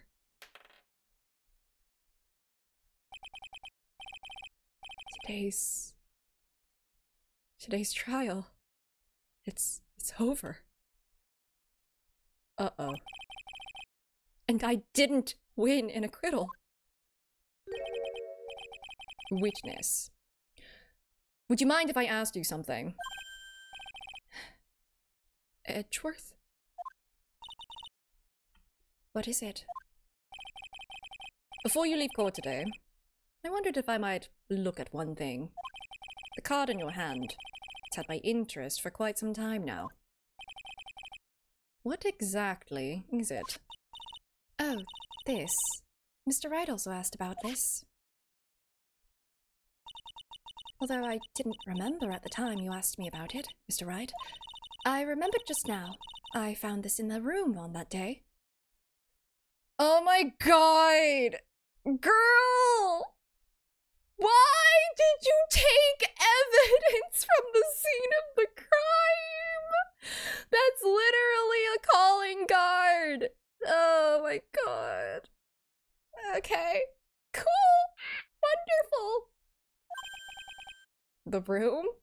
Souvenir. People need to stop taking souvenirs from the crime scene! That day. Judge, get back in here! Please! She actually did the dazed witness thing while trying to fake doing the dazed witness thing. Yeah, definitely. Task failed successfully? Sort of? Yes. I just took evidence with me. I found this card when I discovered Juan's body. It was stuck in his lapel. It was stuck in his scarf. I don't know. I thought it was a weird fashion statement thing. It was lying there right next to him. You found that card next to the victim's body. I suppose I must have unconsciously slipped it into my pocket. But it's not as if this card has any relevance to Juan's murder, right? What do you mean? What do you mean? I'm having tea. I am having tea angrily! But it doesn't have relevance because it never came up! It could! It very well could! Oh my god. Why are you like this? Her and Oldbag are the same, but like Oldbag at least like admits it. She just did it by accident. Oldbag knowingly does it. I don't know which is worse, actually.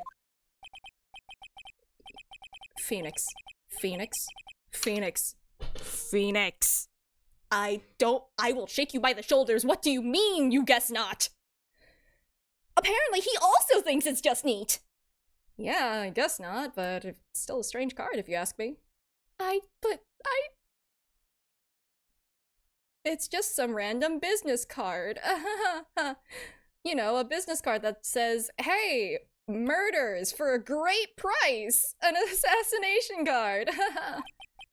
But as far as a clue to this case, I don't see why. Witness! What the fuck?! Okay, that card. Give it to me! Hurry! Edgeworth? Do you have any idea what you have stupidly, yet inadvertently done? Thank you. I'm so glad someone here understands the gravity of the situation. I can't believe you hid this from me all this time! Don't yell at me! I didn't mean to. I mean, I can't blame him, cause like, we saw it with Maya.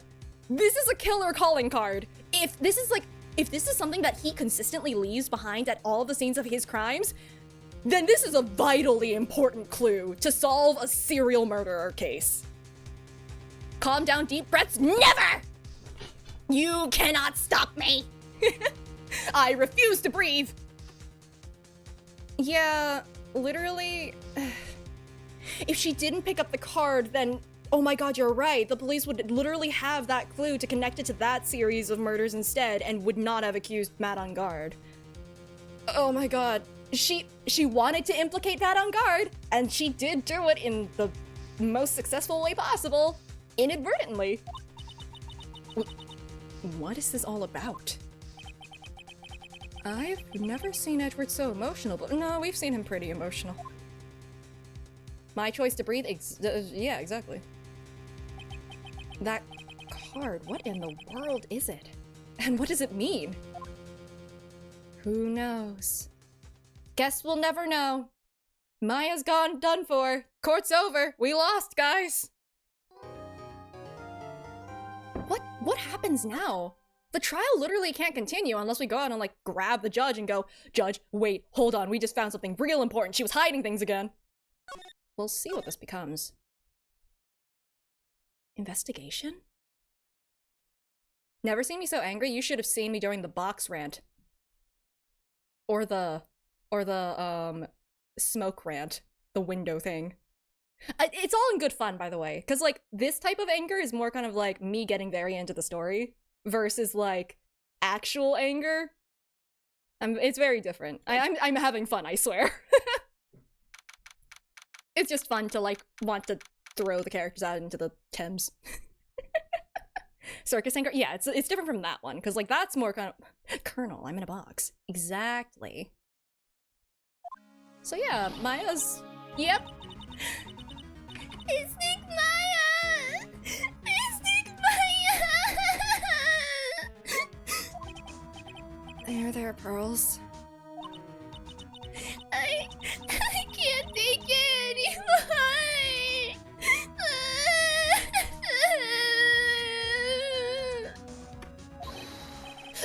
Look, it'll be all right.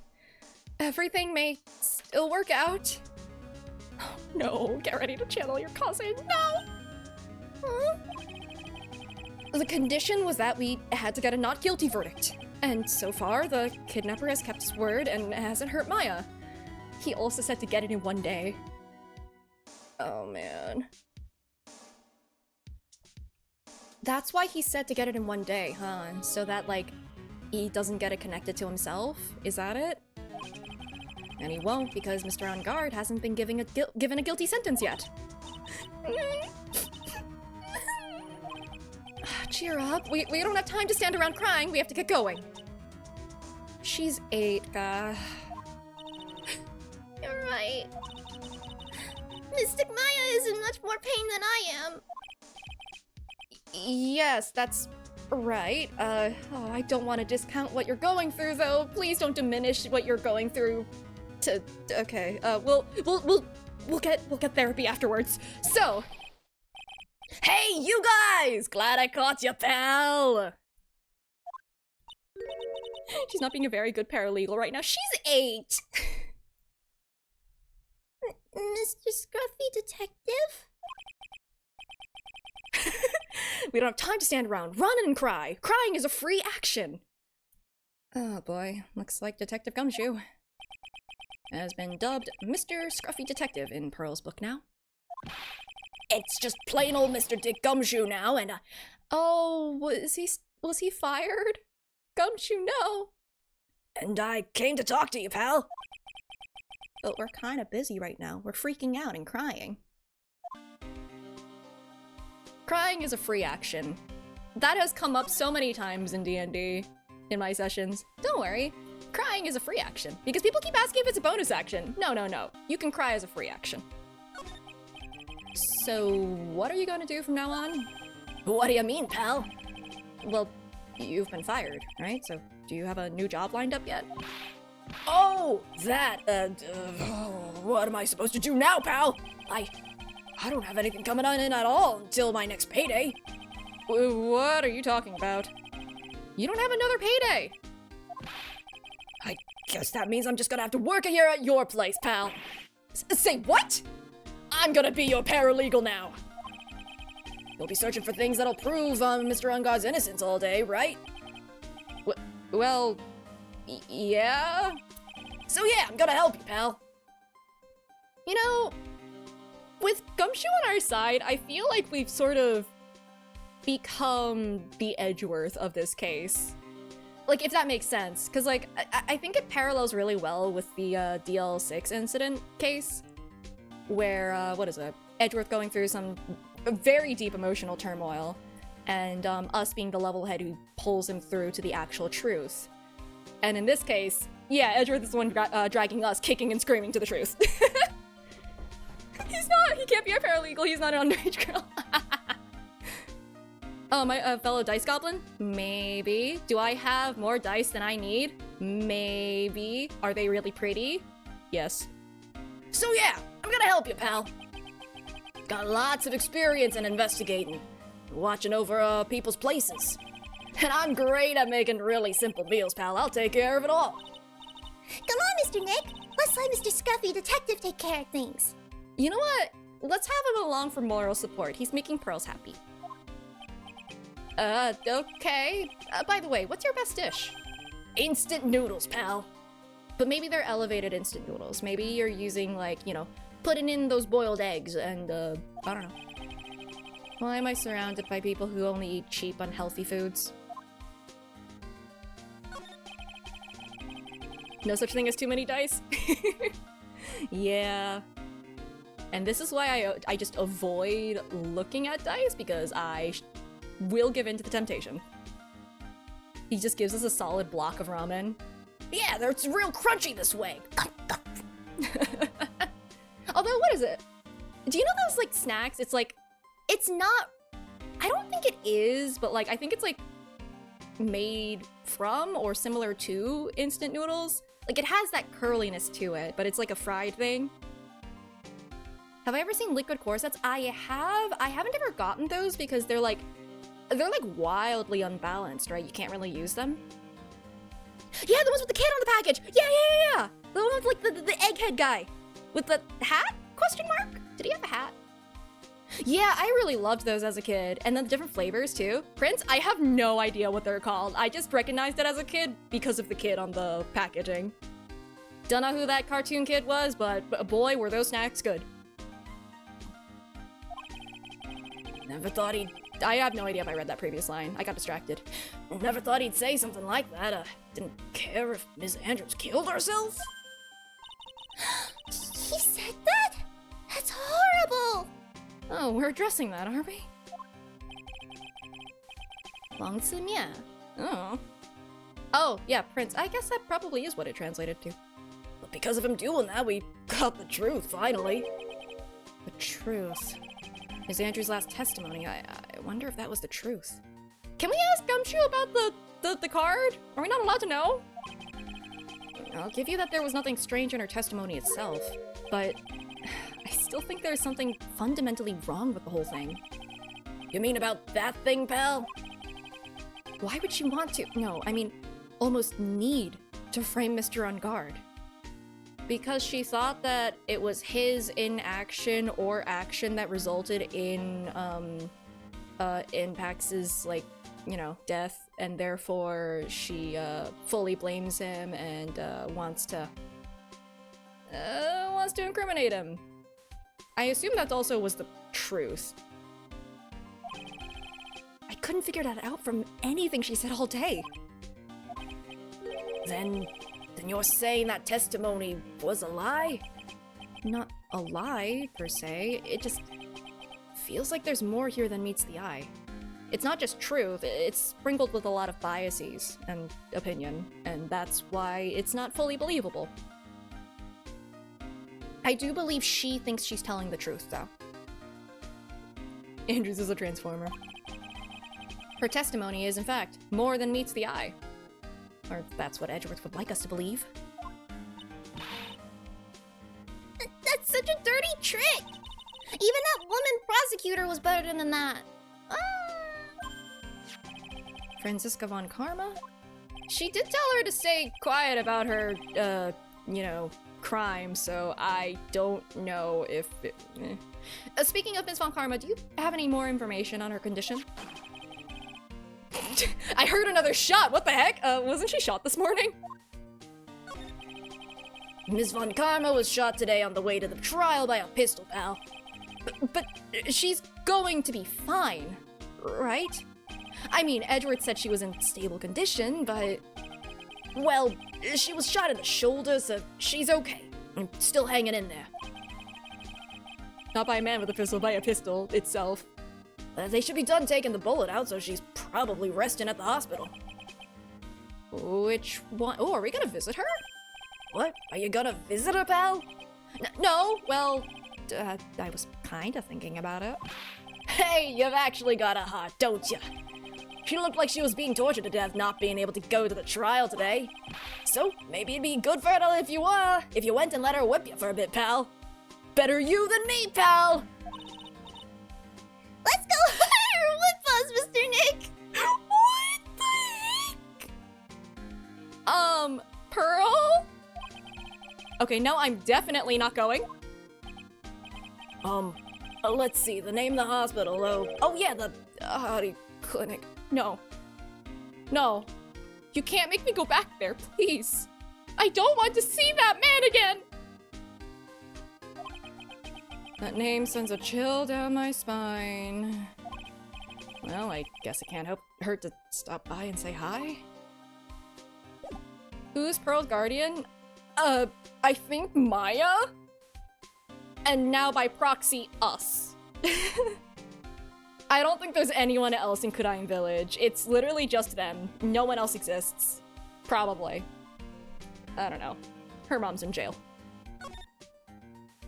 Let's see. Let's go visit Von Karma first. I don't want to be back here. Never thought I'd ever come back to this place. I'm surprised, actually. Why did Von Karma come here? Was it like overflow from the hospital or something? Because they mentioned that this clinic is like, it's a smaller one that just accepts like, you know, overflow of patients from the nearby hospital or something like that. Maybe we'll explain it. No! Why? I don't want him here! I hate this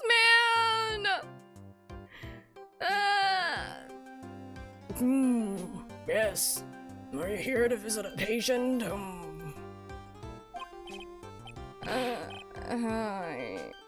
Wait a second, you're... Yes, I'm Director Ahhhhhh. Why are you still here? Yes. What is it? Can I help you? You can tell me. Yes. Director Hottie. Oh, that's wrong person! Director Hottie. That's not the director, Edgeworth! I thought he was one of the nurses again, because last time it was a nurse who stopped by and went, "Stop impersonating doctors." Edgeworth, hi. Yes, I'm Director Hottie. Oh, you're the man from this morning. Yes. What is it? Director. Franziska, how is Franziska von Karma? Please don't believe him. He's not really a director. You don't need to worry. Yes. She's in good hands. Because you see, I'm personally taking good care of her. Yes. No! She is 16! You cannot do that! Yes, that surgery, it went well. You have my gratitude. Looks like Edgeworth doesn't know about this director and his secret. She's 18? No, she isn't! She is. Dang it, really? I thought she was younger. Wait, what? Oh, wait, no, she became a... Because she could... What the heck? Oh my god, I just gaslit myself. I thought she was 16. When did that happen? Dang, the circus case aged us all by 2 years. That's what I'm gonna say now.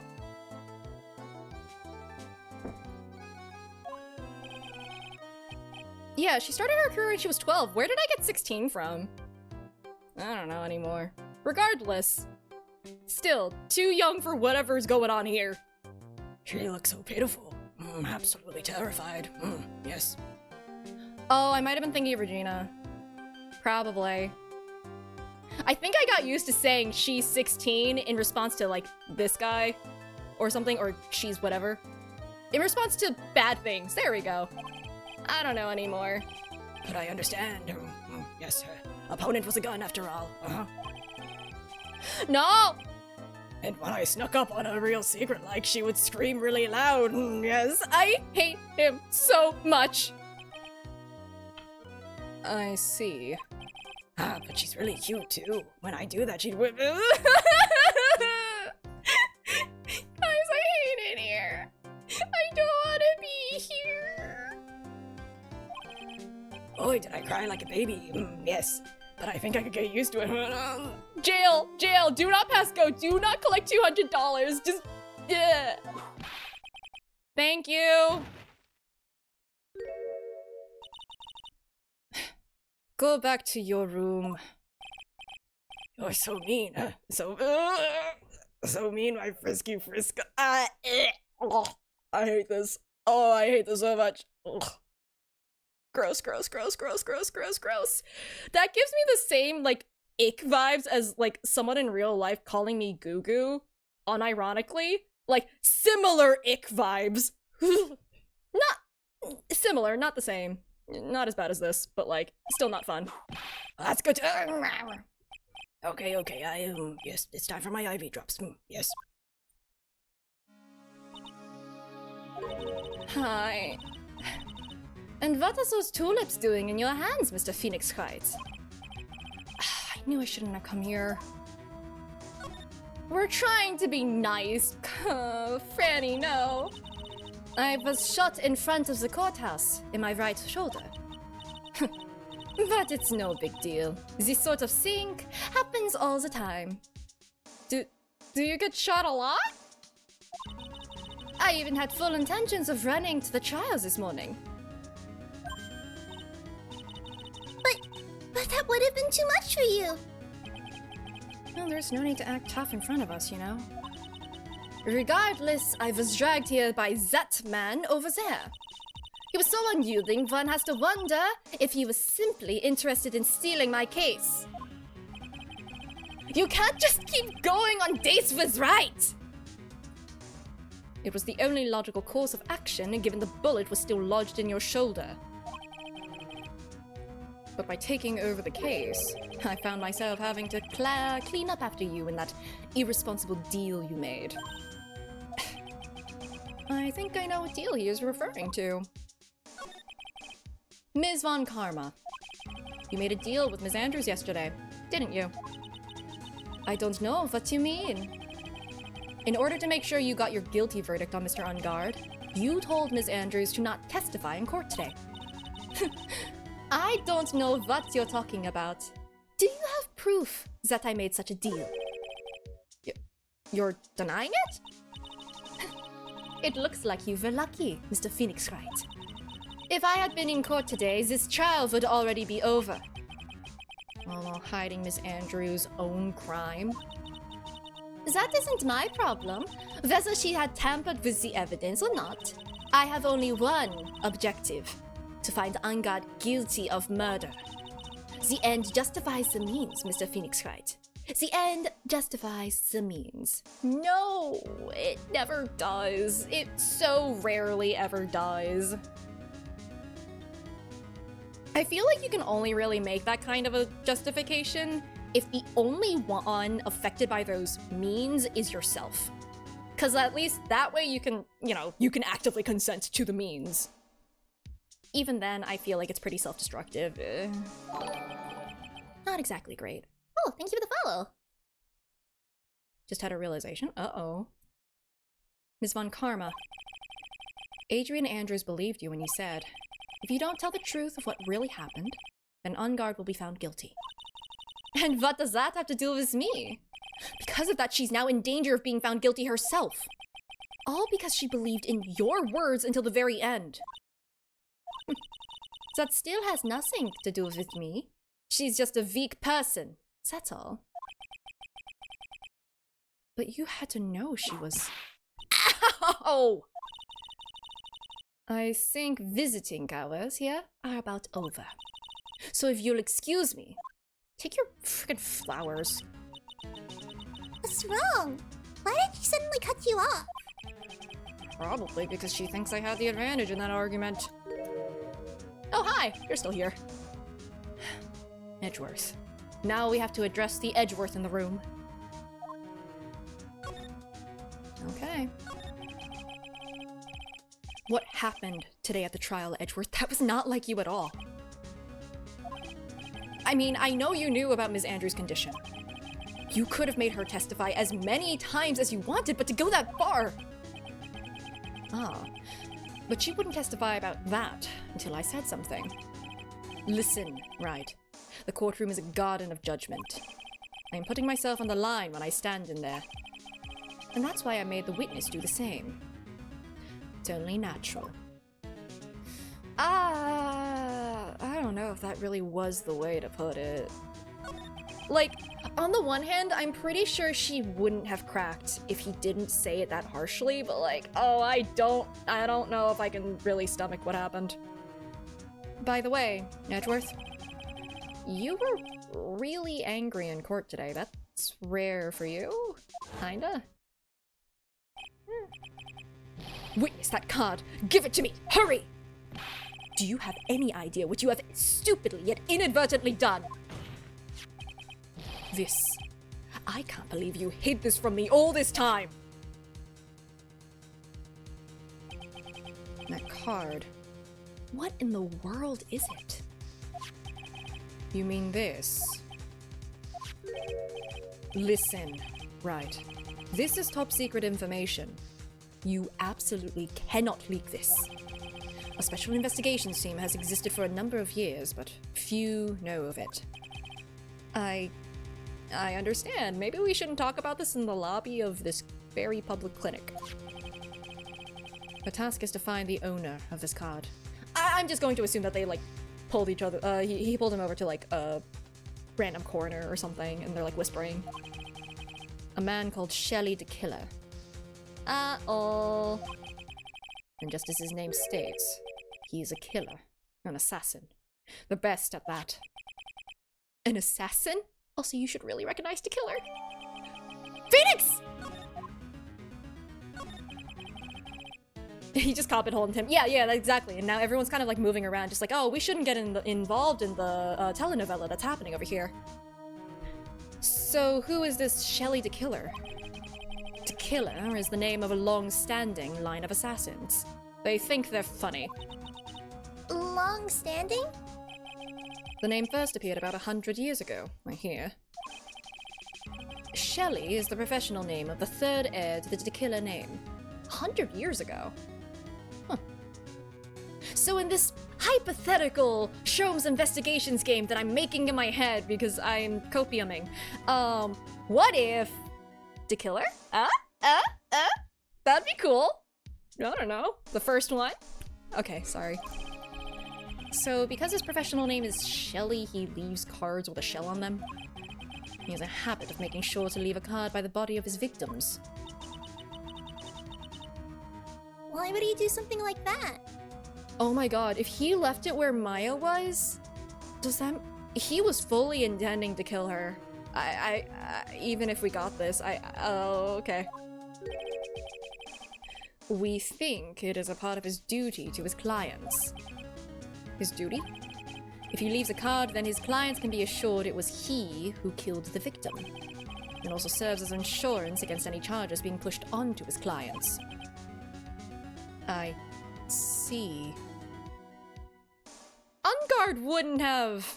He recognized the killer name, didn't he? He wouldn't have hired a... No. No. Right? Yeah, hiring an assassin is still incredibly illegal. The killer values the trust between his client and himself above all else. It seems that this is one honorable assassin with a moral conscience. Guess that even honorable assassins can exist. It's probably why he's honored our deal so far. So you think this assassin, you think he's the one who did the killing in this case? It would appear that way. The discovery of the card basically confirms it. Wouldn't you agree? Shelly the Killer, huh? We can finally tell him about it! Okay, maybe he already knows? I noticed- oh my- he really didn't know? Huh. I noticed something at the trial today. You were behaving in a very strange manner. Is something the matter? I'm glad he noticed. Tell him. Tell him. Do it. Trust him. I guess I should just tell him. This nagging voice in my head keeps yelling at me to do it. Maya... she's been kidnapped. Kidnapped? What does the kidnapper want? An acquittal. I see. I had no idea. See... okay. Then that's really interesting then, why he kept pushing for, like, the trial to continue in the beginning, when he absolutely could have won. Man, he went through a lot of character growth. Good for him! We'll prepare a rescue team as soon as possible and resolve this by tomorrow. Really? Did you hear that, Mr. Nick? Mr. Edgeworth is going to... Stop trying to console me, Edgeworth! I don't need your pity! Mr. Nick? There's no way you can find her. We don't even have a single lead to go on. That's because you're not... You do, though, because his name is the Killer. There's only one way to save her. I have to get an acquittal somehow. It's the only way! Right. Listen, you need to know something. Juan Corrida was killed by Shelly the Killer. And the client who ordered the job is Matt on guard.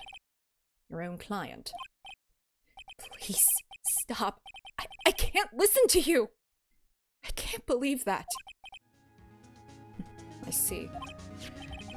Well, if you want to continue your investigation, you will need this. What is it? The hotel right now is restricted to police personnel only, as we are looking for any clues that might lead us to Shelly the Killer. Oh my god, Wright! Oh my god, just tell him! I mean, I don't think he remembers! But if you take this with you to the hotel, I'm sure they will let you enter. In any case, I must attend to the preparations for Maya's rescue team. No, wait, let me present the transceiver. Please let me present the transceiver. We'll meet again if anything should happen. Now if you'll excuse me. Don't go! Come back! We knew though! We know that they're connected! Mr. Nick? Do you think Mr. Ungard hired an assassin? No way! I mean, he doesn't have a psyche lock. But all he said was he didn't kill anyone. With his own hands, you know? Doesn't mean he wasn't the orchestrator. Yeah, I guess not. Let's just ask him that point blank. Oh yeah. Please. All I ask is that you make it home safe and sound. I can't believe he forgot that the person who kidnapped her was the killer! Wait, Maya? Oh my god. Wait. I guess even kidnappers can be a little clumsy. Clumsy enough to drop a card like this for me. Oh, that's a sign that he was gonna kill you! And even though he said he was an assassin, I bet he's just making that up, like how Nick does with everything in court. I think this is what they call the copium. Anyway, let's try out the card trick with this card I just found. Click. Sounds like I got the door open. Okay, time to go take a look around. Oh, girl, I don't know if this is a good idea. Actually, just in case. There's all sorts of things piled up here, but it's too dark to see. Is it? There's literally a light up here. Okay. What's this? It feels like there are a lot of glass bottles here. And they feel like barrels. I'll pass. Too bad I'm really hungry. And not really thirsty. Yeah, you don't want to drink those right now. I've unlocked the door with this card. I should probably go and take a look around. That's a light. You know what? This is lit for our sake. Sure. Oh boy, this is dangerous. This is really dangerous, especially because she doesn't know if the guy's still there. Sneaky, sneaky. Where is this? What is this place? Is that a cat door? Got a feeling I'm not in the hotel anymore. Are those videos over there? Well, I'll worry about that later. For now, I should be looking for clues. No, you should be looking for a way out. You need to get out of there. Because, like, even if he's not an assassin, I think he would kill you. That way I can show them to Sis and maybe get out of here. Just leave. Just go. Oh, boy. Hey, look, a bear. That's weird. What's a figurine doing on a sofa in a place like this? I think it's a bear? Oh, how cute! But it's got a lot of cuts and slits on it. Wonder if it's some kind of puzzle or something. Is that in our inventory? Oh wow, we just have our inventory. If Maya channeled a dead child, she could probably fit through the cat door. I mean, I feel like with some finagling, as long as you can get your shoulders through it, I think she could reasonably fit through the cat door. Might be locked, though. Oh, what? There's a framed picture sitting on this coffee table. It's a picture of a woman. She's kind of pretty. Hey, looks like something's written here. Let's see. I think it says, "With love, Celeste." I bet this could be a clue. Channel a cat. I wonder how channeling pets would work. Oh, hey, it's a computer. I've never really used one before. I have no idea where the power switch on this thing is. Drat, there goes my plan to use this somehow to get out of here. Why is there a satellite? What is this thing? An antenna, I guess. And this is a VCR? Sure are a lot of electronic gadgets here. But what is an antenna doing here? Oh. Well, guess I will be right back. Should I get more tea?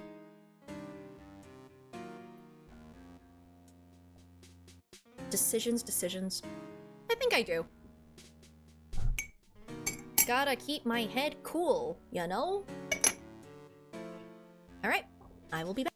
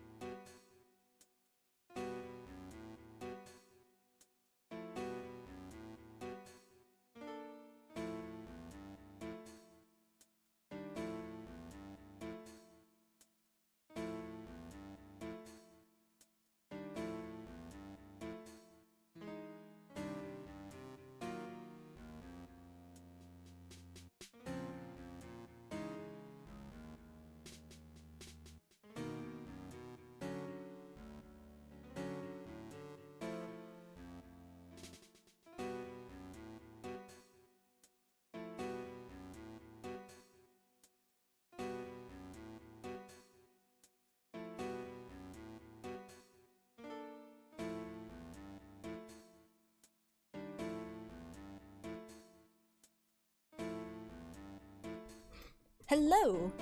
Also, I had a realization while I was grabbing tea that, like, because I've been thinking about why Edgeworth was, like, helping us, right?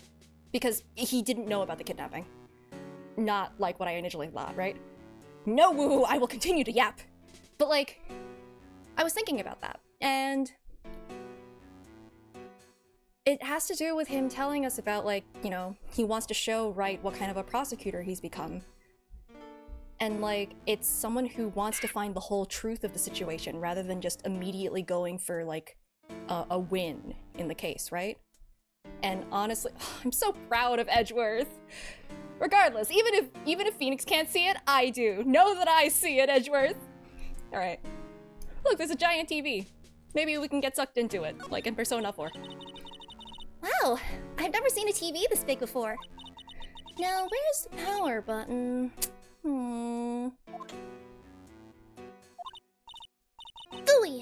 busted.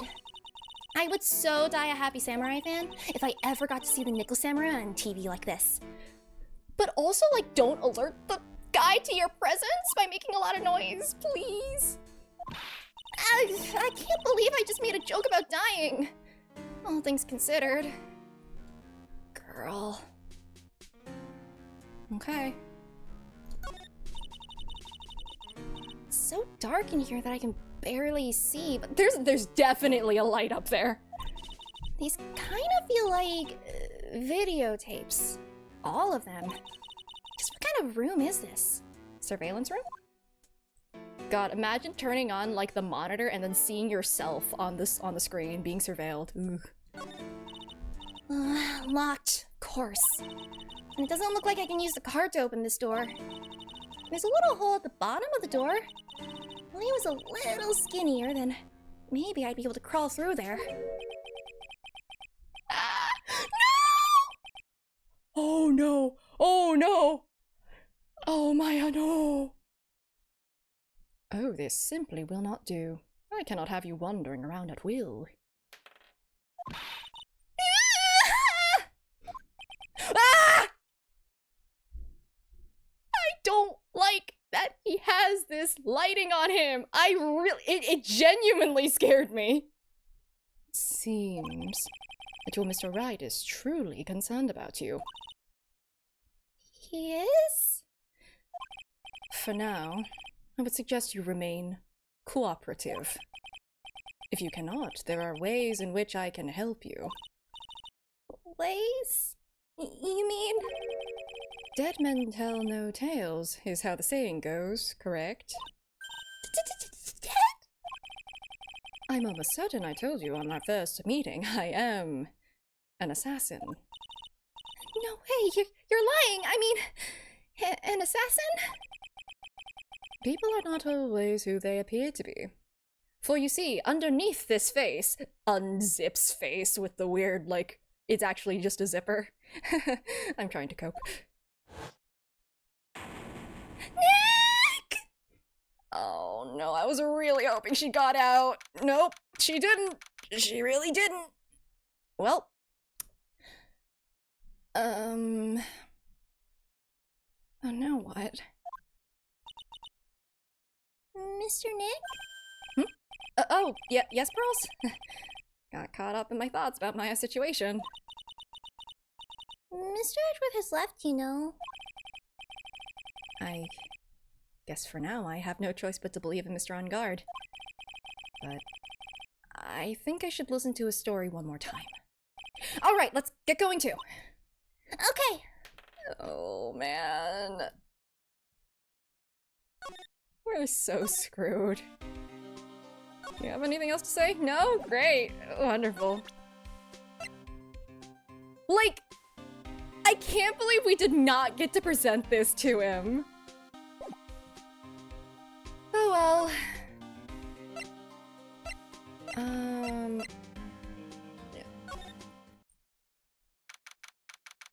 If they're looking for the killer here, maybe I can present this to someone here. All right now, Mr. Nick. Let's go look for clues. We have to for Mystic Maya's sake. You shall not pass! Oh, sorry. I just had to. Miss Oldbag! Don't devalue my name and turn it into a gasp, you spiky-headed pettifogger! Because of you, I've been made to look like the bad guy again. Although I did get a piece of gum from Edgy Boy just as he promised. But I really wanted something more valuable. I wanted Edgy Boy's heart. I wanted it all for me. It's all your fault. You've awakened the wild beast inside of this old bag. Ah! Did she just fall over? Miss Oldbag. Did she just die? Oh, never mind. Keep your hands off of me! This helmet is airtight. No air gets in and no air gets out. What? That's not really good construction. Then why do you keep putting it on? Huh, don't think you can get me to move with silly questions. You're going to have to defeat Beat me if you want to get by. I'm not hearing this. I'm not hearing this. You're not real. Yeah, here she is. Maybe if I leave her here long enough, she'll just die of asphyxiation. Ha! You're a million light years too early to be asking me questions, whippersnapper! Ugh, looks like the only way I'm going to get any investigating done is to first do something about this kooky alien. Alright, hey. I have Edgeworth's permission. Also, maybe if I show her this letter I got from Edgeworth? Ms. Oldbag, if you would look at... What? You want me to look at this worthless piece of... Oh, I hate edgy poo! I hate this so much. Ooh, is that a perfume? Pheromone d'amour I smell? Let's see here. Would you please allow this unsophisticated young person to conduct his investigation? Well, it had to be in an Edgeworth way, that's fair. Yours truly, Miles Edgeworth.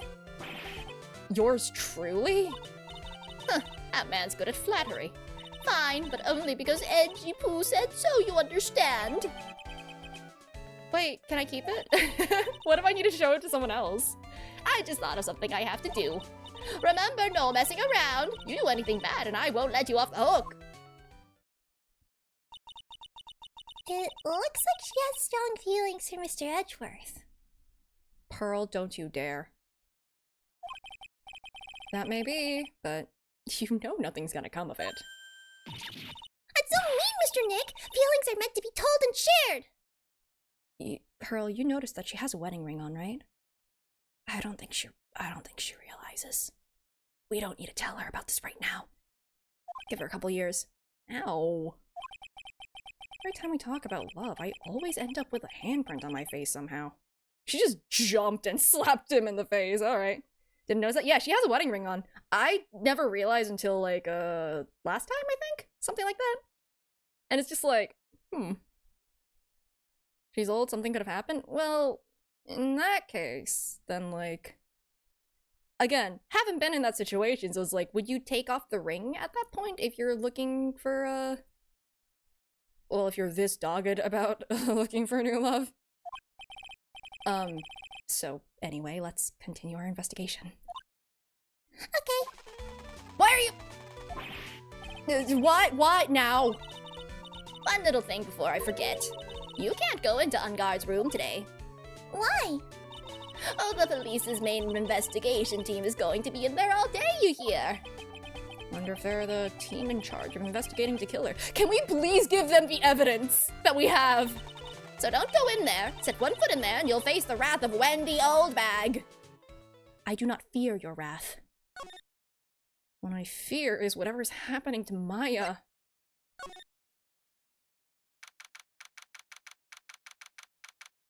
Like, we don't even have word that, like, you know, it's okay for that the trial got postponed to the next day.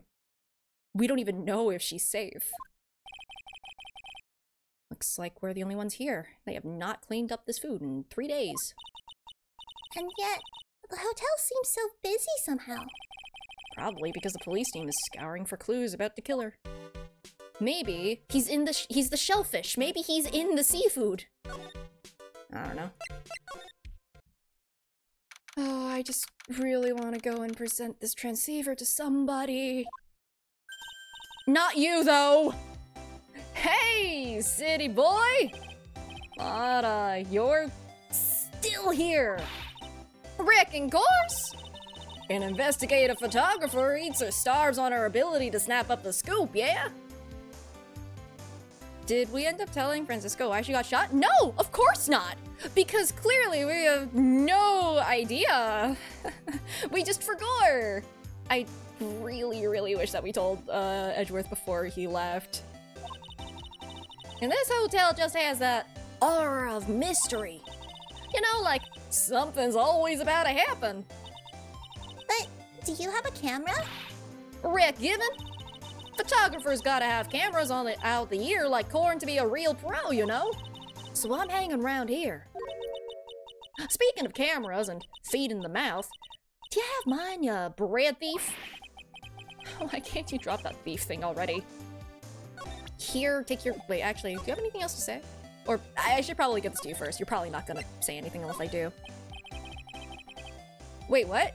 Oh, we don't actually have it because it's evidence and in the court record. Never mind. Nope, sorry, no can do. Only thing I want to see is a steaming hand towel. What? That's my camera? No, I don't want it, actually. What? A steaming hand towel? Need one for my eyes.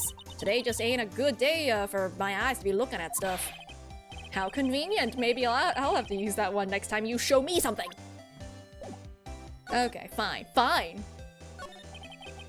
I want to ask you about the night of the murder. What? You're really gonna shell out the bucks for the info I got? Lada, you were loitering in this hallway the night of the murder, were you not?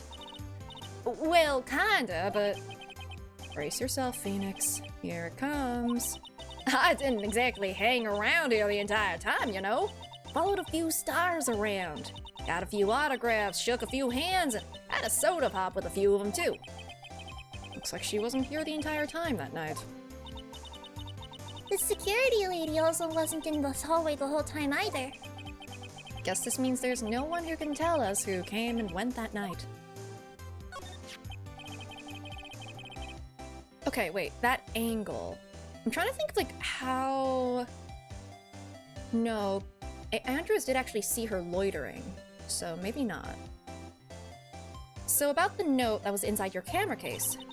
Oh, that ditty I wrote? Yeah, can I believe what you've written? You mean the stuff about On Guard shelving his manager lady onto Karita? Yeah. Ah, well, I reckon you best not be believing that. What? Look, I sort of wrote that on a whim, you know, writing whatever comes to mind. Whatever came to mind? Yeah, when you get down to it, it's just a lot of random bull dooders. Dooders? Hey, what's with ya? Why are you staring at me like my grandpa used to? Hey, and why do you look like you suddenly got older too? Or am I just shrinking here? Well, hanging out with Lada just aged. This is what happened. This is why Franziska von Karma aged 2 years. When you interact with Lada, you just age multiple years, depending on how long you've talked with her. Clearly. Ah, my baby! My $1,600 baby! What's with that red-coated prosecutor anyhow? Guy told me it was evidence and refused to give it back to me.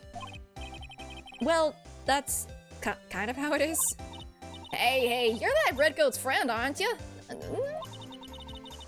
Friend, wiggles eyebrows. So put in a few good words for me and get me back my camera. You want me to do what? Listen, nag the guy real good for about 5 hours and I guarantee he'll give it back. Why don't you do your own dirty work? Well, I reckon it's time for me to get going. Tabloid photographer without a camera is just a tabloid, huh? Yeah, I guess so.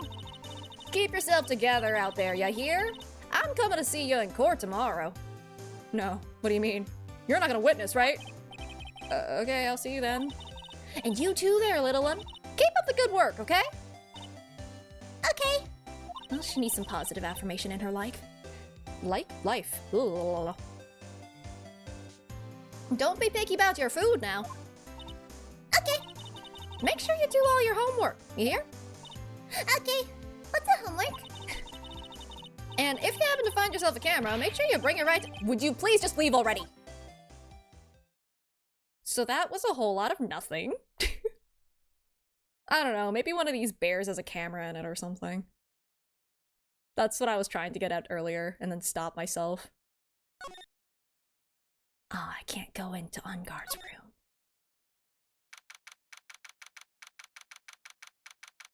It is also interesting, though, that there's a bear in, the killer's house? Question mark?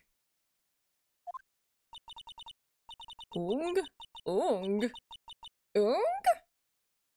Which is the most sus bear? The one with the soul leaving its body. Which one is that one? Take your pick. There's a lot of them.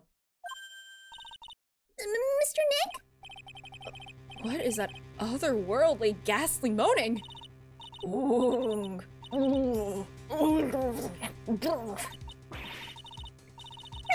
I hate evil ghosts!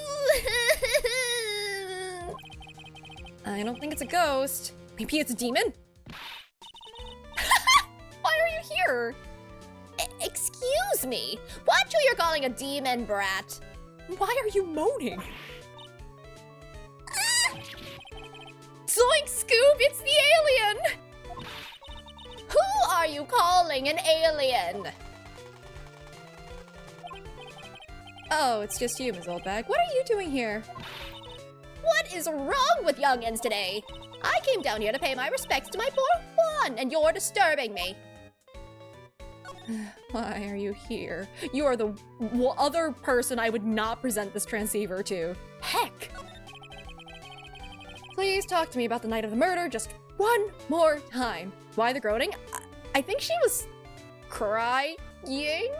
Mourning? I don't know. I don't want to know. I talked about it plenty at the trial. I was fooled, tricked, deceived by that fraud of a photographer, and in her note, bamboozled. She was loitering around here with that imbecilic look on her face. With that imbecilic look on her face. Okay, got it. Now, hold on a second there, you little pipsqueak. If you're going to take notes, at least make me sound better than that. Oh, alright. No, I've seen everything. But you know, I was working that night too, doing my job, minding my own business. So it's not like I had time to waste standing around here the whole night. I was wondering if you could tell me a bit more about Mr. Krita. He was the most popular star, you know, especially where it counts, in my book. But I heard that he was lagging behind in the polls against Mr. On Guard. Well, that's just a recent thing, bad luck and all that, you know. But he was going to become an even bigger star than he used to be. Just look at this mountain of presents. Oh my god, so he didn't bring these with him. They were sent to him. It's a show of the mountain of feelings all his fans had for him. He was very loved. Yeah, the mountain is pretty big and certainly nothing to shake a stick at. Mr. Nick? What is it, Pearls? Did I think that he brought all of it with him? I don't know! I wouldn't put it past an Ace Attorney character to try, or succeed. The presents, they're all bears, right? She's got a point. There isn't a single thing here that isn't a bear. All of Mr. Kurita's presents from his fam seem to be, bears. Oh, that's because you can't think of Juan without thinking about bears! Bears. I fought them before. Why bears? You don't know? When my dear Juan was training, he fought bare-handed with a bear! Oh, I did that too! I won! He refused to give in and let the bear win, but after the fight, they became friends. Oh, I didn't do that though. Wow! What a heartwarming story! The bears I fought just died. Look, it's just like in those young people's dramas. I can see those two tuckered out, down by a river going, you sure can fight. You too, bub. You too. Did all that really happen? It's in his biography, bub. What a load of crock. So ever since then, fans have been giving him bears as presents. Yeah, nice. Bears. Mr. Nick, what if I brought him a real bear? I'll go fight one right now. Oh wait, no, he's dead. Nick's just jealous he couldn't befriend a bear. Nick's just jealous he can't fight a bear. Wait, now what?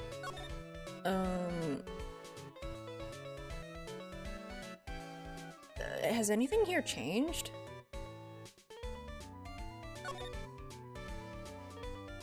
Has anything here changed? I can't actually tell. There's a lot of bears. I don't know if any of these bears are different than the other day. I know this one is the same one because this is the one that scared me the most. Oh, this one's also kind of terrifying. Ooh, and this one too. Ooh.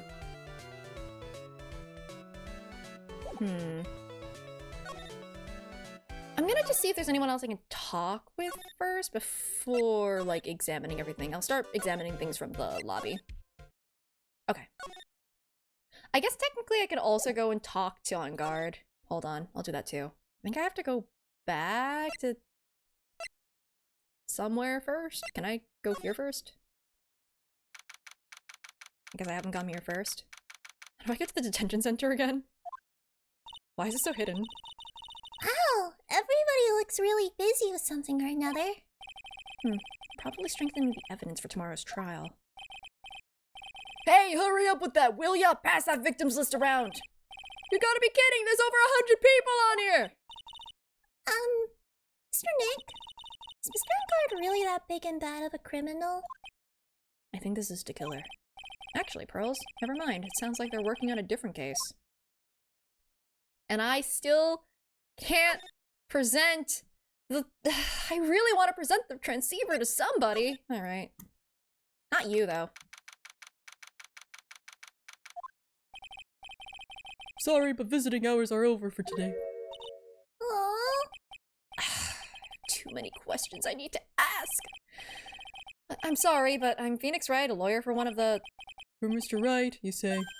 Oh, yeah. There's a message here for you. Message? It's from Matt On Guard. Here you are. What did he write?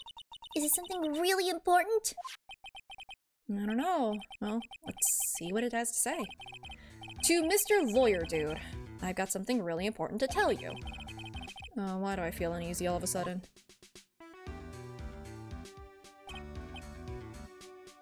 Did he just write a bunch of ellipses? Oh, Mr. Wright! So actually, I have a favor to ask of you. I have this cat named Shu. I didn't put out a lot of food when I left the house, so he's probably pretty hungry. Wait, is it his house? Oh, shoot! Hi! Thank you so much for the raid! Hi, Alice! If you need to rest, go rest, but otherwise, hi, I'm Julia Sei Sou. I always forget to introduce myself, and I'm trying to remember this time. VTuber voice actor, losing my mind about this case. Have fun! Have a good rest. Yeah, by the way, this is the last case of the second game of Ace Attorney, so if you want to avoid spoilers, this is a very good case, then you might want to dip as well. I will try to stall and give you the chance to do that if you need to. But yeah, hello!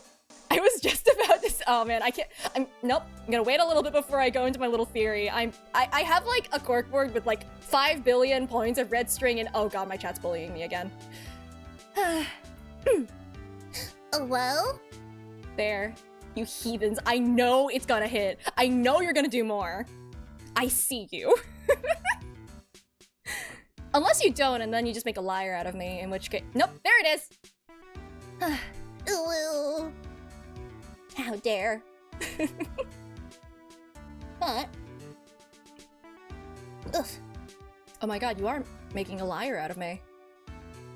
I expected more. Oh no. Okay, I think that's enough time of stalling. So, all right, let me point dramatically to this like imaginary corkboard and red string. So, the killer is at his house. We need to go and feed his cat. We'll find Maya, maybe, hopefully. Please. Cause like there was a cat door there, and that explains the picture there too. So he's at his house. There are cats. Maybe, I don't know how airheaded this guy is, or like how much he actually is in the know about what's happening. But like, maybe this is him feeling bad, right? Shoot. I can't believe he self-inserted himself as a cat. Big mood, me too. Alrighty. Oh, I really hope that we can go there. You think you could drop by my house and feed Shu for me, dude? My house is just a little ways down from the hotel, alright? Maybe this is him expressing remorse and, like, feeling bad that our, you know, friend was kidnapped? This is terrible. Let's hurry. We have to feed his cat. Sure, poor Shu's stomach is growling by now. Yeah, I guess. Maya's stomach is growling. Come on, come on, come on, come on. We need to go, like, right now. Maya's request is a request. Guess I should go and check up on his cat. She's not gonna be there, is she? Oh, it would be too easy if that happened. Wait, how do I get there? Oh, from the hotel. Hotel. There we go. Come on, come on, come on. I think we're gonna be too late. Sure is dark. I'll go turn on a light. What in the actual heck? Why are the steel samurai heads mounted on the wall like they got shot during deer hunting season? That's also a really dangerous way to... Wow, so this is what a star's house looks like. Must be nice to be rich. Come on, Mr. Nick. Let's find Shu, the kitty cat. Open the door, open the door, open the door. Shu! Oh, little guy! I'm okay with the semi-realistic cat. Sorry, Maya. But there is a cat, so I guess this is Shu. You know, like, nyang. Aw, what a lovely cat. Hello, Shu. Cat seems to like pearls. Pardon me? We know, but Nick doesn't! Oh, I'm in pain! Come on! The dramatic irony is killing me! May I help you with something, mister? Oh, we're lawyers. Actually, I'm Mr. On Guard's lawyer. Oh my god, he knows. Nick, he knows. Please. How do you not recognize him with this freaking Frankenstein face?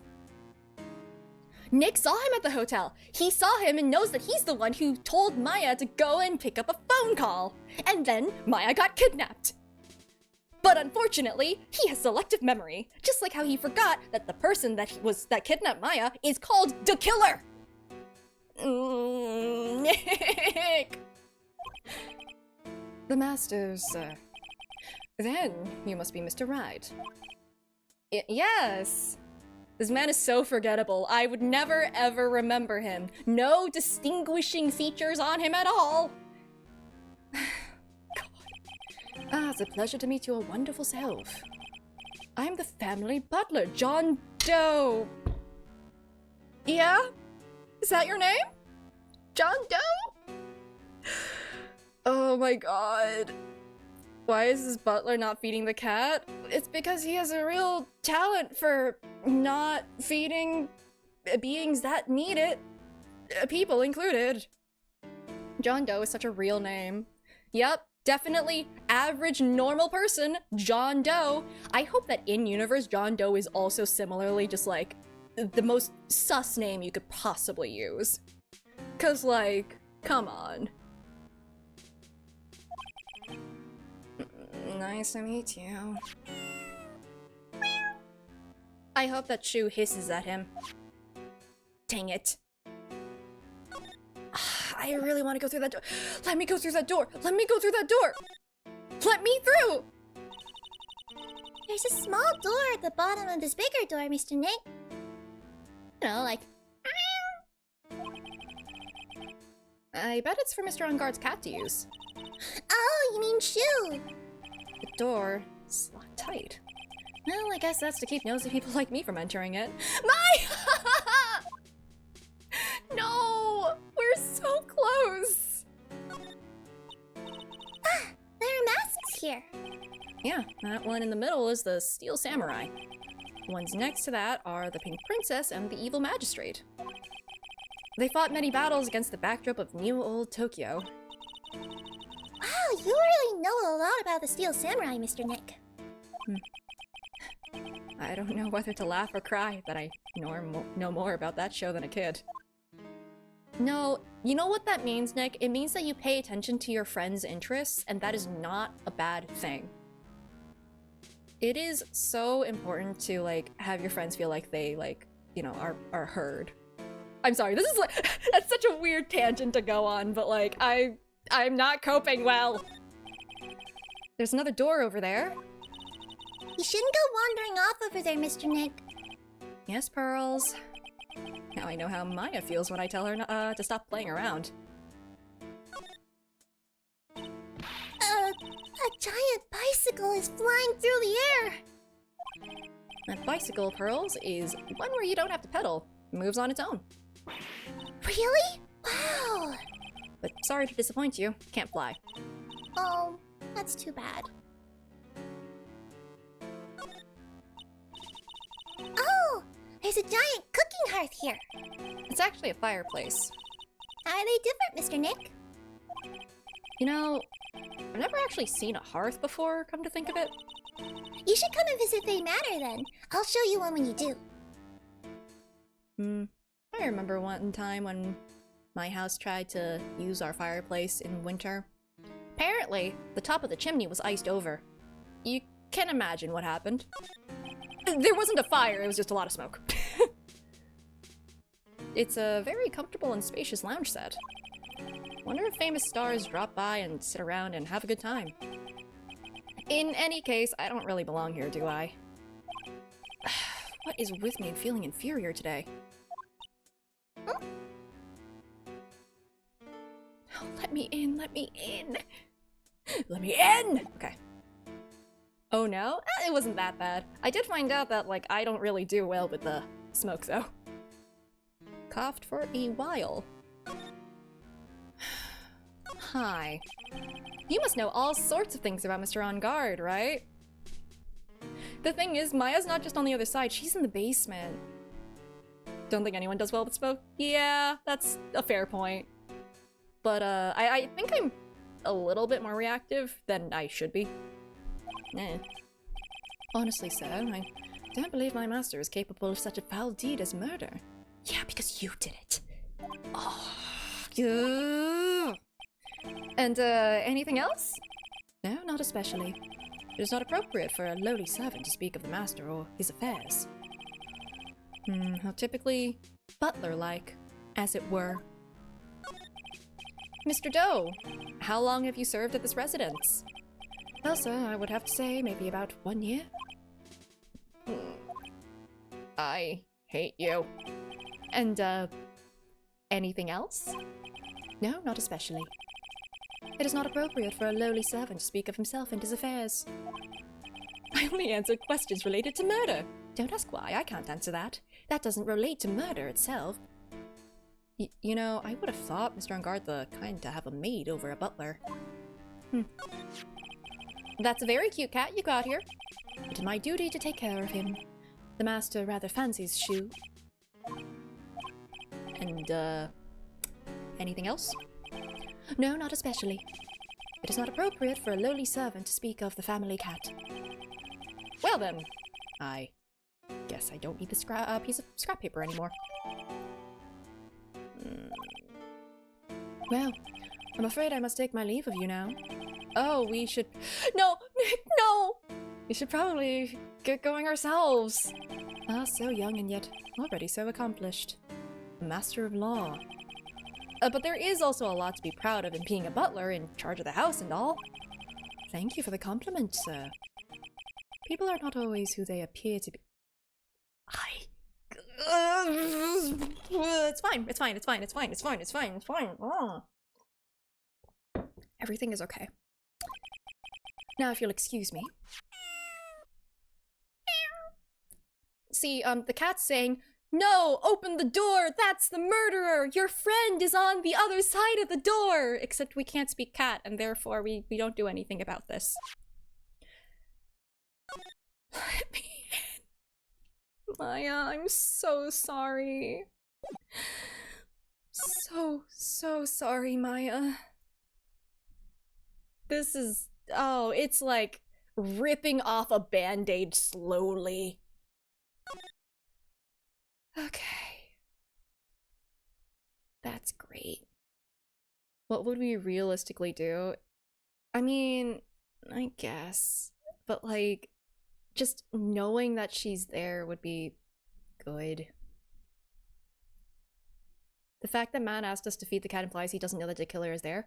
Theoretically. But it could also mean that he knows that Maya is there and he's trying to, you know... there's also the chance. I think it's more realistic that he doesn't know that he's there, but like on the off chance that he's just like trying to hint that she is there without outright saying it. I don't know at this point. I just feel terrible that she was like literally on the other side of like 2 doors. It's fine. This is fine. Okay, I think we just need to look in...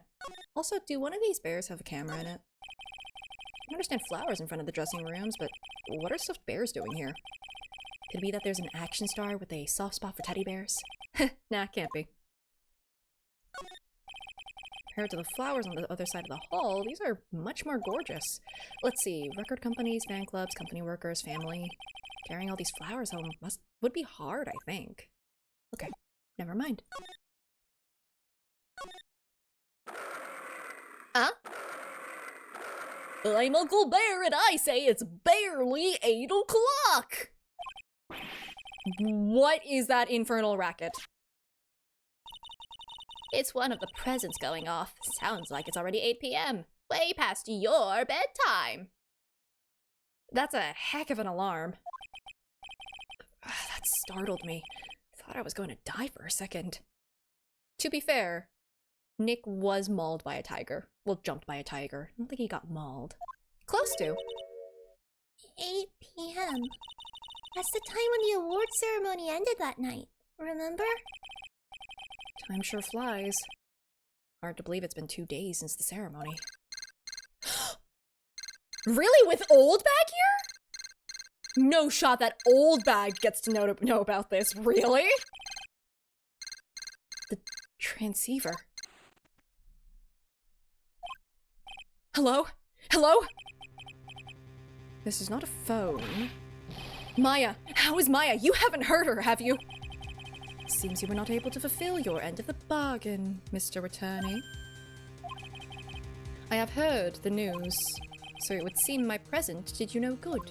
No! Isntic Maya! Istic Maya!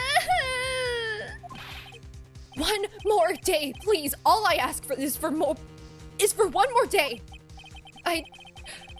I'll get a not guilty verdict for sure this time, please. I suppose if I must. I need that acquittal more than anything else, after all. Please. Please let Maya say something. I want to hear she's all right. All right. Then... a little... What is with this static all of a sudden? Ugh. Hello? Hello? It seems... bad. Connect... Damn it. Did the transceiver just suddenly break?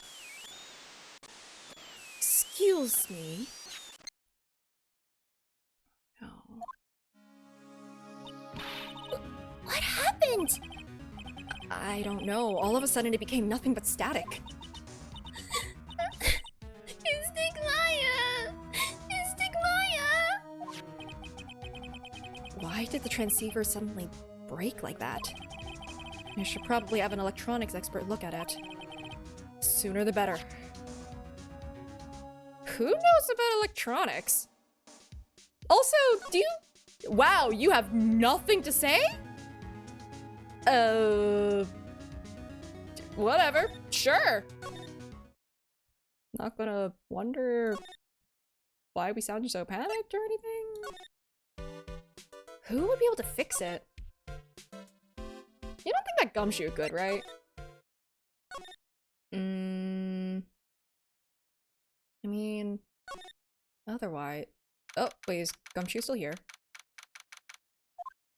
Oh, hi! Hey, welcome back, pal! I thought I'd make you a little something for dinner. Who's the guy in the cell? That would be our client, Matt on guard. Well, we try to anyway. That's nice, thanks. A rich man's luxurious full-course meal. Out of a can, that is. I'm sorry you went through all the trouble to cook, but I don't have the time to eat. Oops. Looks like you don't have a can opener, pal. You've gotta be kidding. Here I thought he had already whipped something up. Oh, I know. There's one way I know how to be helpful. Ask me about anything you want, pal. Go ahead. Well, since he's here and offering, wonder what I should try asking him about. Do you know how to fix this? A transceiver? Oh, Mr. Nick, you should ask Mr. Scruffy Detective about that thing. What thing? Oh, yeah, this thing just up and broke all of a sudden. It broke, pal? When I was talking to the kidnapper, which, by the way, we should tell you about what was going on there, it just suddenly broke into static. Look, it sounded like this. Did it? It didn't sound like anything. I don't hear any static, pal. Huh? Maybe it fixed itself? That's strange. I'm sure it was making a loud static noise. Maybe... Maybe what? Maybe it was electromagnetic interference, pal. Electromagnetic interference? Can we talk about that? Okay, cool. What? What would be there that could do that? So, what is electromagnetic interference? That's something that happens when a radio wave gets mixed up with another signal, pal. Oh, when you put it that way. I don't understand what you're talking about. Like, for example, when a cell phone goes off next to a computer screen, the stuff on the screen gets kind of fuzzy and starts acting funny, right? Not anymore. But, literally my phone is, like, near my computer screen. Not anymore. Huh? Computer? Computer. It's like when you use the dryer next to the TV and the screen starts looking weird. Not anymore. Oh, yes, the TV does do that. So that's what you're talking about. She seems amazingly happy at being able to understand this. So, the room you were in when that interference to the transceiver happened, there's gotta be something there that's sending out very strong radio waves, pal. Something like a listening device or something. Oh. That is very specific. Ah. Hey, speaking of that, where were you when it happened? We were in Mr. Corita's room, the scene of the murder. What? That's it, I'm going to sneak into the precinct to get a bug sweeper. I'll meet you at the crime scene later, alright, pal? The way, Gumshoe? Oh, yeah, baby, it's investigating time. I'm on fire, pal. My fingers are itching to go. Yeah! We should be going too, Mr. Nick. Alright, let's go. Okay. Who would be listening? Probably to kill her. Oh, your speakers still make a strange noise when your iPhone goes too close? Okay. Maybe this is still relevant. It's just not as bad as it used to be. It is a good thing, too, that this hotel is, like, right across from the agency. Because we have been just coming and going. Is Oldback still here? Hey, finally here, pal. Sorry to keep you waiting. I'm straight here. Do you have the bug sweeper? Well, you see, I got busted trying to sneak in, pal, then suddenly I'm staring at the precinct doors. From the outside, I mean, so yeah, I couldn't get one of the police bug sweepers. Wait, is that why there was a bear? That's why there was a bear on the couch when Maya was investigating. There was a listening device, or like there was the other side of the listening device, probably. It's connected to one of the bears. What do you mean you couldn't get one? We need that item. Hey, calm down, pal. Didn't say I didn't get one. I'd get one, just not the police's. Oh, so this is a bug sleeper. Looks a little broken. Hey, this was made when I was in elementary school, pal. Oh, by who? Me, of course. Seeing this sure brings back memories. Were you actually a genius? Hey, don't look down on it, pal. Sure, it looks a little beat up, but I put my heart and soul into building this puppy here. I mean, I wouldn't have been able to do that. I don't know. As a kid? Your heart and soul. It'll work. Trust me, pal. We'll do the job. But you can't set the sensitivity. So it's going to beep at anything that gives off electromagnetic waves. But isn't it better that way?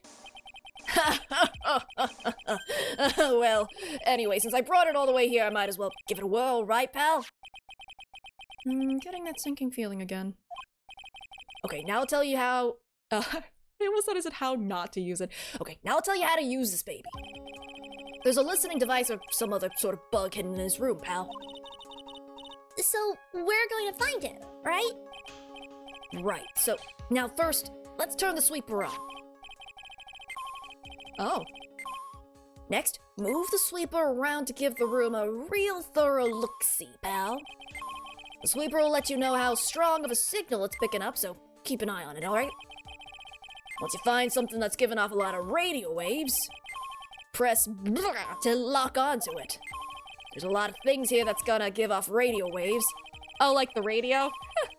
So let's take a good look at anything and everything that seems suspicious.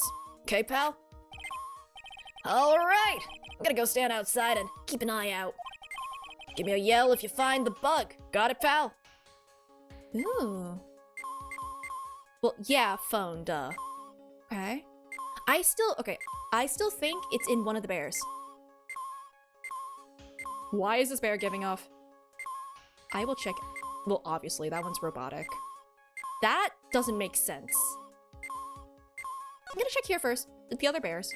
You are a clock. No, this is the rice cooker. Okay. This might be looking... Oh, it has to be like gold for it to register. I see. I still feel like it's one of the bears. I think I'm gonna go check. Oh, it's because it's the coffee machine. Okay, I'm gonna go check the one over there. Bread warmer? Oh my god. Where is it? Red? Oh, it's the lamp! Dang it, okay, it's not there. TV... Dang it, I thought it was one of the bears for sure! That's unfortunate. Well... You love- fine, I'll go to the lamp. Fine, we'll take a look at the lamp. Lamp, check. Listening device, nope. There are a lot of lamps in this room, aren't there, Mr. Nick? Oh no, you don't need to tell me where it is. Don't worry. I'm just clicking on things because someone said I love lamps, so I just wanted to click it for flavor text. I'm just referencing the meme whenever in 14 people just go on hunt trains. They just keep going up to the lamp and going, lamp. Yeah. And they're all on. You shouldn't do that, Mr. Nick. Don't you know that's wasteful? Yeah, I'll be more conscientious from now on. Sorry. So. I'm pretty sure that's because it's a robot, but I kind of want to... I want the flavor text about it. Oh, what a lovely bear! Ah! Ah! Punches the bear. This must be one of those fancy bear-shaped toy robots. It's a robot? It's a real robot? Yeah, it's a real one. No, don't worry. I'll find things eventually. Like, if I need help, I will ask for it. Don't worry. The struggle is part of the funny. Although it's not really struggling this time so much as I like seeing banter. Mr. Nick! Yes? I'm gonna beat up this robot! How many horsepowers is it? How many horsies? Horsies? Well, look, it's a bear, so, okay. Do they have anything to say about this? I don't really think the listening device is in the TV, of all places. Looks like the TV was left on and it's now showing an old samurai movie. Yeah, this channel plays all sorts of international movies as well as domestic ones. You know, every time I watch one of these old movies, I always think, wow, these Japanese stars are really good at English. Yeah. When I grow up, I want to study Japanese. I should probably keep my mouth shut here and not destroy her dream. Oh hey, the aircon. Well, the listening device isn't in the air conditioner. Yuck! This air filter is covered in dust and dirt! Yeah. Come on, Mr. Nick, let's wash it! I wonder if being a neat freak makes even the tiniest dust bunny look colossal. What? Nothing. More lamp! Oh my god, can I do this with every lamp? Okay, no, it's the same dialogue. Never mind. Dang it, I thought we would get more lamp dialogue. There's a phone here. Cell phone. Nope, no bugs in here. A cell phone. What? Don't tell me you don't even know what a cell phone is. I'm sorry. I've never seen one before. Now that she mentions it. My cell phone couldn't get any reception while I was staying in Kurain village. And Pearls has never lived outside of that village, so... Well, I guess I can't say it's impossible to live without one. I'm guessing... Oh no, we haven't done any type of phone yet. Well, the phone is the most common place for a listening device, I'd say. But let's take the receiver apart first before we get ahead of ourselves here. Wow, you know a lot about electronics, don't you, Mr. Nick? Yeah, I know tons, especially when it comes to taking them apart. It's my specialty. I'm good at breaking them. I'll leave the fixing part up to Gumshoe. So, is there a listening device in there? No, I really thought it had to be in the phone too. Nah, well, to be fair, he doesn't have the extra knowledge that we have. I'm pretty sure it's in a bear, or close to one, or something like that. Yeah, this is something too. The radio's on and playing some— Why are all of these things on? Turn off the radio and the TV! Oh, it's Kids Question Corner. Professor, why is the Earth round? Yes, why is it, Mr. Nick? Why don't you listen to the radio program a little more, Pearls? Okay. Water heater. Oh, the water in this hot water pot is run out. I'll go get more water for it. Okay. Sounds good. Looks like she's forgotten all about looking for the listening device. That's my fault. But in my defense, silly. What's this? It sort of looks like a hot water pot, but... Oh, well, it's kind of like a hot water pot, I guess. But instead of hot water, coffee comes out. Really? This pot can do that? Who's even gonna drink it? The bears. The bears need a sacrifice. Is there a pot that orange juice comes out of? I don't think there's anything like that, Pearls. Sorry. Oh, I'm gonna move this off there before I take a sip.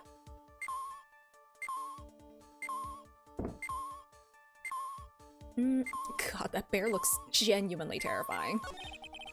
No listening device in that notebook computer, huh? What's a notebook computer? Is it like a laptop?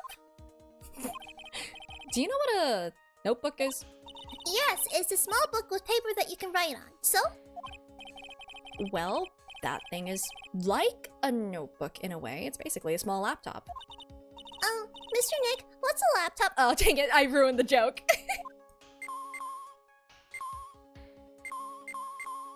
I'm pretty sure it is supposed to be that one. But I want to look at the rice cooker first. Oh, wait, that's bread? Oh, I guess bread machines do look really similar, but was this originally supposed to be a rice cooker? Wow, there's a really delicious loaf of bread in here. Looks like it's been on keep warm all this time since the murder. That really makes me think it's a rice cooker.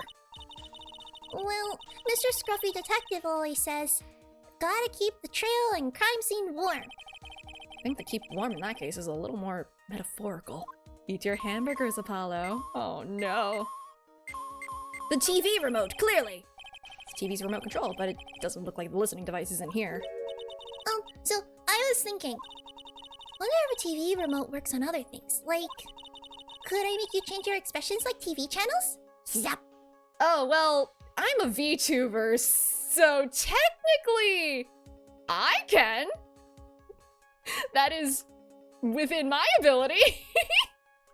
Look at all these expressions. Whoa! Wow, this one's one I'm never gonna use. But like, whoa! Crazy! Hey! But if I could, ooh, the people I would give the old mute button to. Like old bag. Well, I don't think it's gonna work on me. Why don't we try it on Maya tomorrow, okay? Oh. Okay. Oh. That's actually really cute and sad. What's this? It's a small video camera. No listening devices in this gizmo. Everyone's trying to make everything smaller and smaller lately, aren't they, Mr. Nick? And now they're trying to do the opposite. Have you seen a foldable phone? That's what it seems like. But I want to grow bigger and bigger. Well, eating only vegetables isn't gonna help you there. You have to eat meat too. Well, beans. Tofu. Anyway, I'm pretty sure it's this. Well, it certainly looks like an alarm clock. What's wrong? Why do you look troubled? It's staring at me. I just can't imagine the listening device being inside this alarm clock. No, break it! Break it! It just, sort of reminded me of something that happened a long time ago. Oh, Well, anyway, looks like the listening device isn't in here. Oh, dang it, it isn't. Is this bear part of it? Or is it, like, just next to it? Hair dryer. And here we have a dryer. Nothing unusual here, I think. Yeah, he's talking about Mia's murder case. Which is probably a terrible thought, considering the circumstances. a dryer? Oh, if you use it next to a TV, it'll make the screen look all weird, right? Yeah. And when that happens, it's called electromagnetic interference, right? Hey, good memory, Pearls. I will never forget it for the rest of my life. Can I look the calculator? Nope, calculators are not allowed. Okay. What else have I not? Oh, I could look at the fridge. This is a refrigerator, right? I really don't think the listening device is in something like this. Because it's filled with nothing but healthy vegetable juices, right? Yeah, sure. What does that have to do with listening devices? Okay. My question is it actually, like, on top of something? Okay, no. It's still a coffee machine. The bear is actually part of the coffee machine. I'm, like, so certain. Don't worry, it's purely rhetorical. Because, like, I would imagine if they wanted to put it somewhere, they would, like, clever. It would have to be something that's next to an electronic device. That's what I think. So I'm looking closely. Like, I think this is still gonna be the, alarm clock bear. So... I wish that I could drag this down further, but at least it tells me that it's not there. I mean, in the curtains? Nah. I mean, I already checked all the bears here. Wait, hold up. Why is it growing red here? Oh! There we go. Seriously, genuinely, it's okay. I will find things eventually. Like, hinting at things is also enough for me to pick up on stuff sometimes, so, like, it's okay. I would say to have trust in me, you don't have to, but... This this is just a giant stuffed teddy bear, right? It's the biggest one I have ever seen. The only bear I didn't go over. I went over the belly of him. We had a mouse screen tracker. Well, here's the thing. You could see where my cursor was going. Because that's, it was connected to the little, like, device thing. So you probably saw me do that weird sweep on the wall. It's the biggest one I've ever seen. Hey, did you guys find it yet? The listening device, I mean? No, but yes, but we also broke a phone and you have to fix that now. Otherwise the hotel's gonna be mad at us. No, not yet. But this bear's eye is, red? Angry. Let's see. Perfectly normal stuffed bear with some really strong radio waves. Wait, that's not normal. Sounds like you found the device to me, pal. Let's take this big fella's eye out and see what we've got. No! You can't! Such a violent act! You need to engage them in single combat first! Oh. No! There it is. It's a miniature camera. Looks like there's more, too. But wait, there's more! There's a transmitter and a timer. A what emitter? A transmitter, pal. Oh! Is this more about high-tech stuff? Okay. But that's not a listening device. That's the wrong thing. So, check the bear's ears. If the eye had a camera, maybe the ears have the listening device. Is that the bear that Pearl fought while running back and forth from Kudaiin Village to the courthouse? Maybe. So this tiny thing is a camera? Yup, it's a pinhole CCD camera, pal. It's a small, high-grade video camera mostly used in security systems. Huh, Gumshoe's the tech guy. Neat. So it's a video camera. Runs on a battery, which comes with it in a set. But there's no videotape. Oh my god, videotapes. There's no videotape in this camera. That's so weird. This is only the camera part here, pal. Okay, the tape recorder with the tape inside it is somewhere else. Somewhere else? The footage is changed into radio waves and then it's sent to that recorder. So, it's sort of like a TV broadcast, isn't it? Hey, you know, you're right! Set to record the victim's room from 8 p.m. for 1 hour? Was running at time. Wait, isn't it 8 p.m. like right now? Uh-oh. Cause the alarm clock thing rang and that's when we got the phone call or transceiver call. Because he knew we were in that room then. When were the other times that he called us? Was it always this room? Like, not obviously not the first time, but like, when was the second time? Was it also in this room? I can't remember.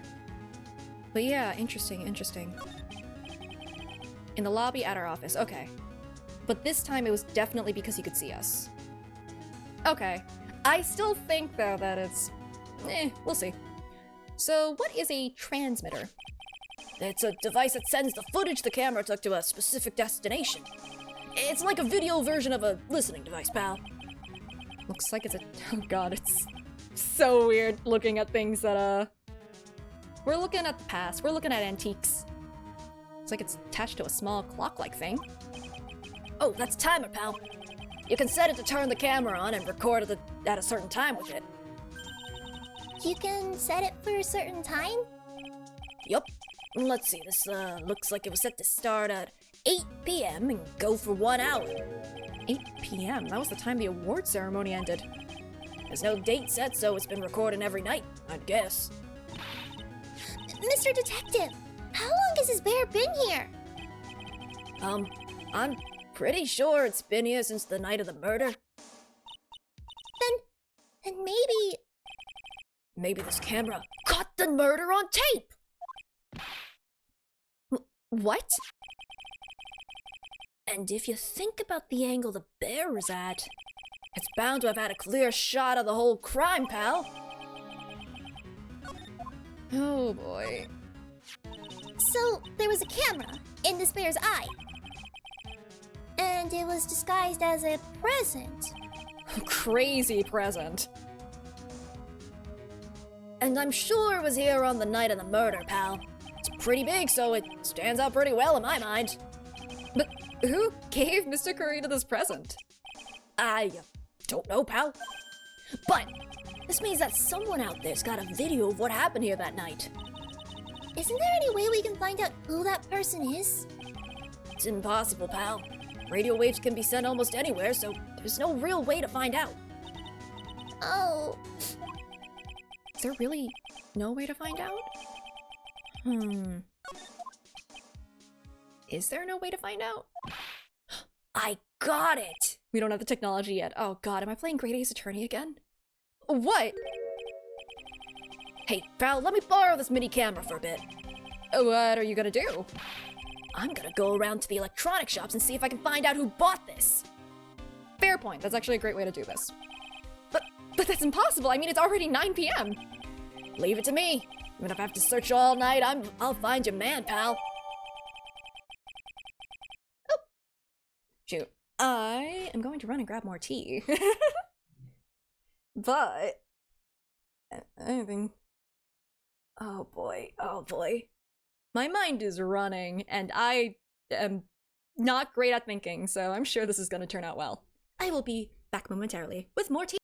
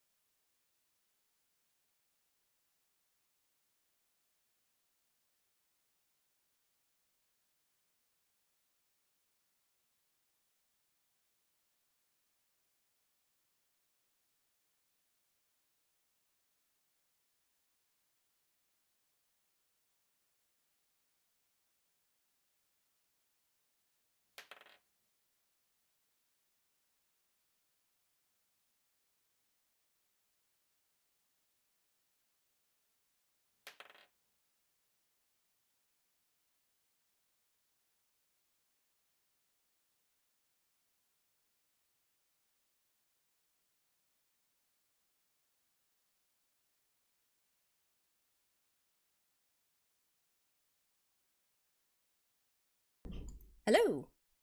Okay. So, I am thinking, and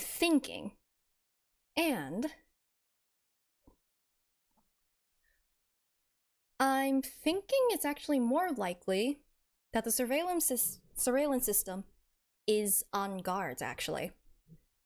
Because, like, yes, the killer is, like, incredibly sus and is definitely the one who did the murder. No doubt in my mind about that. But for his room to be set up like that with all of those video recordings on the wall with a satellite dish, I think that On Guard is the one who owned it. Maybe the killer did use it. I wouldn't doubt that because he does have access to his house. But I think that it's On Guard's. And I think he knows a lot more about the situation than he lets on. Especially since he probably was the one who hired him.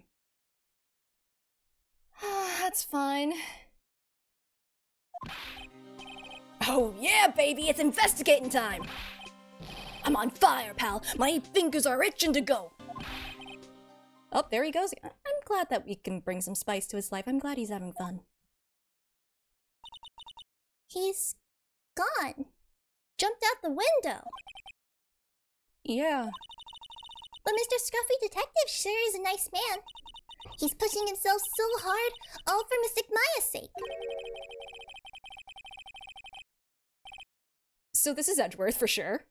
It's a mystery how you always manage to do things in the most inefficient ways, right? Can we show— please let me show him the transceiver! You'll have to excuse me. I heard your conversation just now.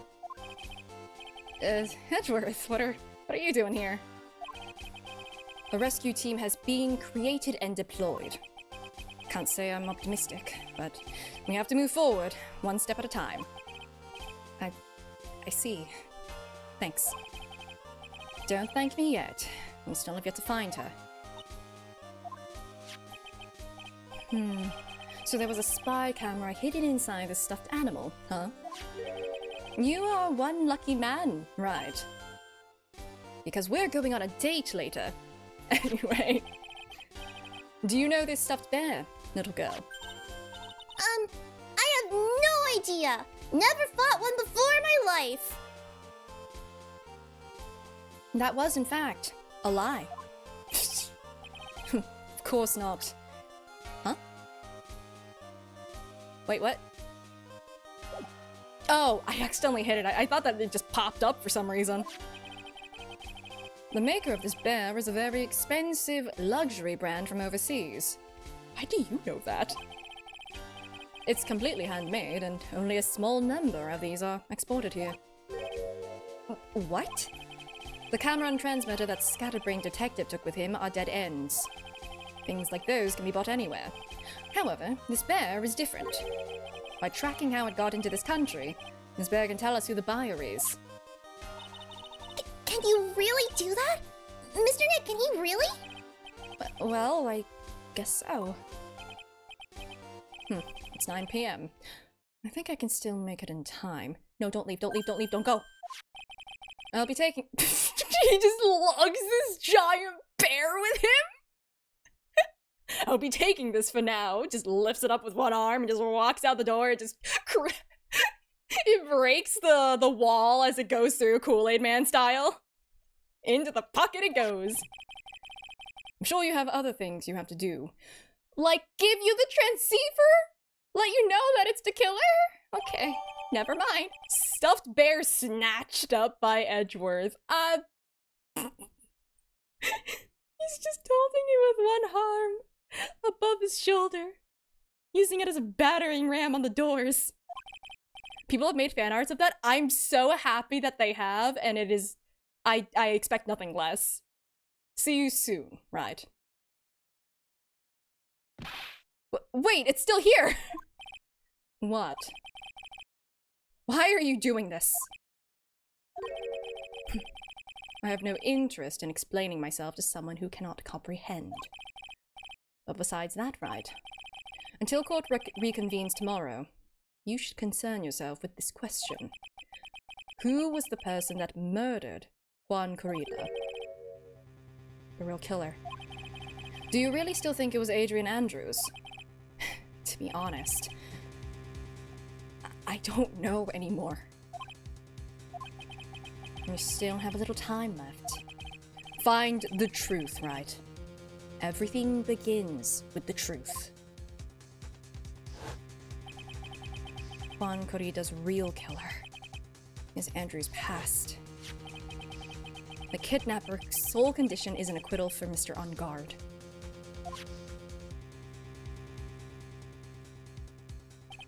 And this card. Shelley the killer.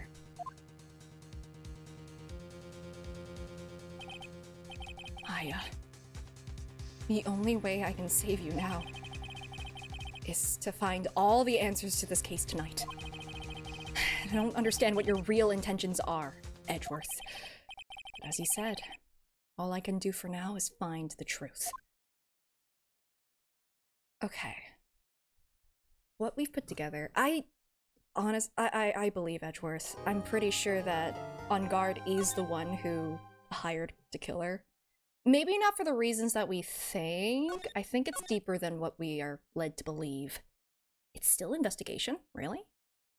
But like, I don't know, it's just the killer does have that, like, quote-unquote honorable policy, right? Where he's like, oh, I will make sure that my clients don't get, like, convicted of anything that I did, even if they were the ones who hired me. And lo and behold, Ahhhhhh is actually, on trial for the murder. And therefore, he wants to make sure that there's a clean slate for the guy. I think that's what's happening. It's his quote-unquote honor. But that does mean that we are defending someone who, is kinda guilty. Oh, we're still here. We've just been zoning out for 14 minutes. Great. It's past 9 p.m. already, isn't it? I wonder if Mr. Edgeworth has already found Mystic Maya. These things take time. I'd say probably not. The police are professionals, Pearls. They'll find her, so don't you worry. And if we can win a not guilty verdict tomorrow, then everything will be okay. Is Ahhhhhh better or worse than Billy Bob? I think that this is a more interesting story, which makes Ahhhhhh better by proxy. But in terms of, like, actual, like, you know, guilt and what they did, Ahhhhh is technically worse because if I'm right, then yes, he did in fact, pay someone to murder someone, and that's not great. Billy Bob John is not great either. To be fair, he did, like, you know, use a glass bottle on someone's head. So, yeah, Billy Bob John. I refuse to call him by any other name. After what he put me through? You're right. He's not great for different reasons, exactly. And, oh no, he didn't ask the 16-year-old for marriage. Of course it's not that. No, no, no, he tried to force her into an arranged one. So the real person who killed Mr. Kurita was... That assassin. Mr. Shelley the Killer, right?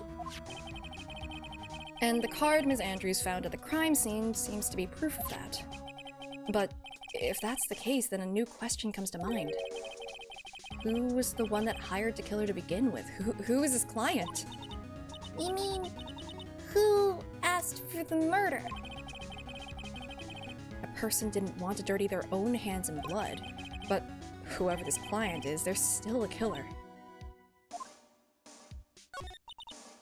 Who could have hired the assassin? Do you think it was Miss Andrews? I don't think so. I wonder. But if she was the client, then why go through the effort to stab the knife into the corpse herself? But if Miss Andrews wasn't the client, then... No, it can't be. Matt Ahhhhh himself? If Mr. Ahhhhh really did hire the assassin, Then he's not innocent at all. But far from it, he would be guilty of the crime. but it can't be Mr. Ahhhhh, right? I mean, when we first talked with him... Mr. Ahhhhh, I'd like to ask you one more question. Did you kill Mr. Juan Kurita? Alright, just so we're clear, dude. I didn't kill anyone, and that includes Juan Kurita, okay? But, like, what if it's a technicality, because he didn't personally use his hands to kill him. So, like, technically not a lie. Didn't see any psyche locks at that time. How exact of a science is the psyche lock system? Actually, that reminds me. Did you remember something, Mr. Nick? Yeah, something Ms. Andrews said at the trial today. She said something interesting. So what is this interesting thing? Oh, that's right. You didn't hear it, did you, Pearls? If psyche locks are a conscious thing, he clearly detached himself enough from it. Yeah, exactly. And also, it's just like, it's up to interpretation too. Like, subjectively, he thinks that he is innocent of that particular crime. It's really weird that he recognized the killer's name. That's kind of the most, incriminating part. Even then, that's circumstantial, but like, you know. Quan had bet everything on the jamming ninja this year. And if he lost the Grand Prix, he was going to make sure Matt was going down with him. That's what he thought, anyway. It looked like somehow Juan had in his hands a secret so powerful that it would destroy Matt's acting career had it been revealed. Mr. On Guard's secret. What is his secret? I don't know yet. But for now, let's think about it this way. Mr. Corrida was going to reveal this secret. That means Mr. On Guard had plenty of motive to have Mr. Corrida silenced. Which means we have to meet with Mr. On Guard. There's no way around it now. How? But it's closed.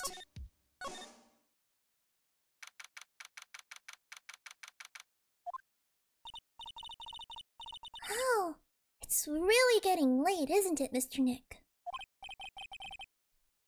Yeah, it's past 9 p.m. already. But we still have some things to prepare for tomorrow's trial. It's a special thing regarding Psyche-Lux. Oh, I haven't played Dual Destinies, so I actually do not know. And it's not a case of me forgetting for once. Still the matter of this secret Mr. Corrida held about Mr. On Guard. And Ms. Andrews' real intentions, that these are two things I must know tonight. We're not sleeping today, Pearl! But aren't visiting hours over at the detention center? I'm sure we'll think of something, Pearls, don't you worry. A little breaking and entering won't hurt anyone. Oh my god, are we gonna break in and enter?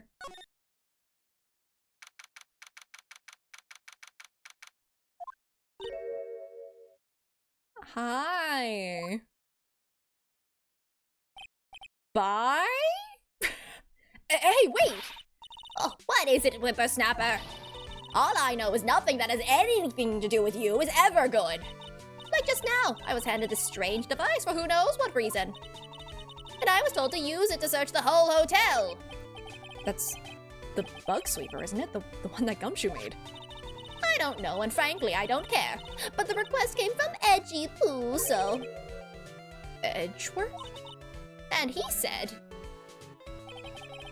If you feel angry, direct your anger at the unsophisticated lawyer. So I'm going to feel free to direct all my anger towards you! Ugh, gee, thanks a bundle, Edgeworth. What a pal you are. You're sleeping on the couch tonight. This is absolutely top secret, so you had better keep it to yourselves. I heard they found a spy camera hidden in one of the presents.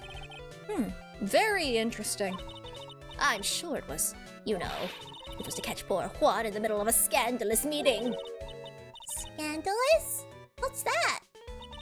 It means, well, you know, that gossip that's been going around about my dear Juan. Good. If you said anything to this 8-year-old, I'm about to throw hands with you.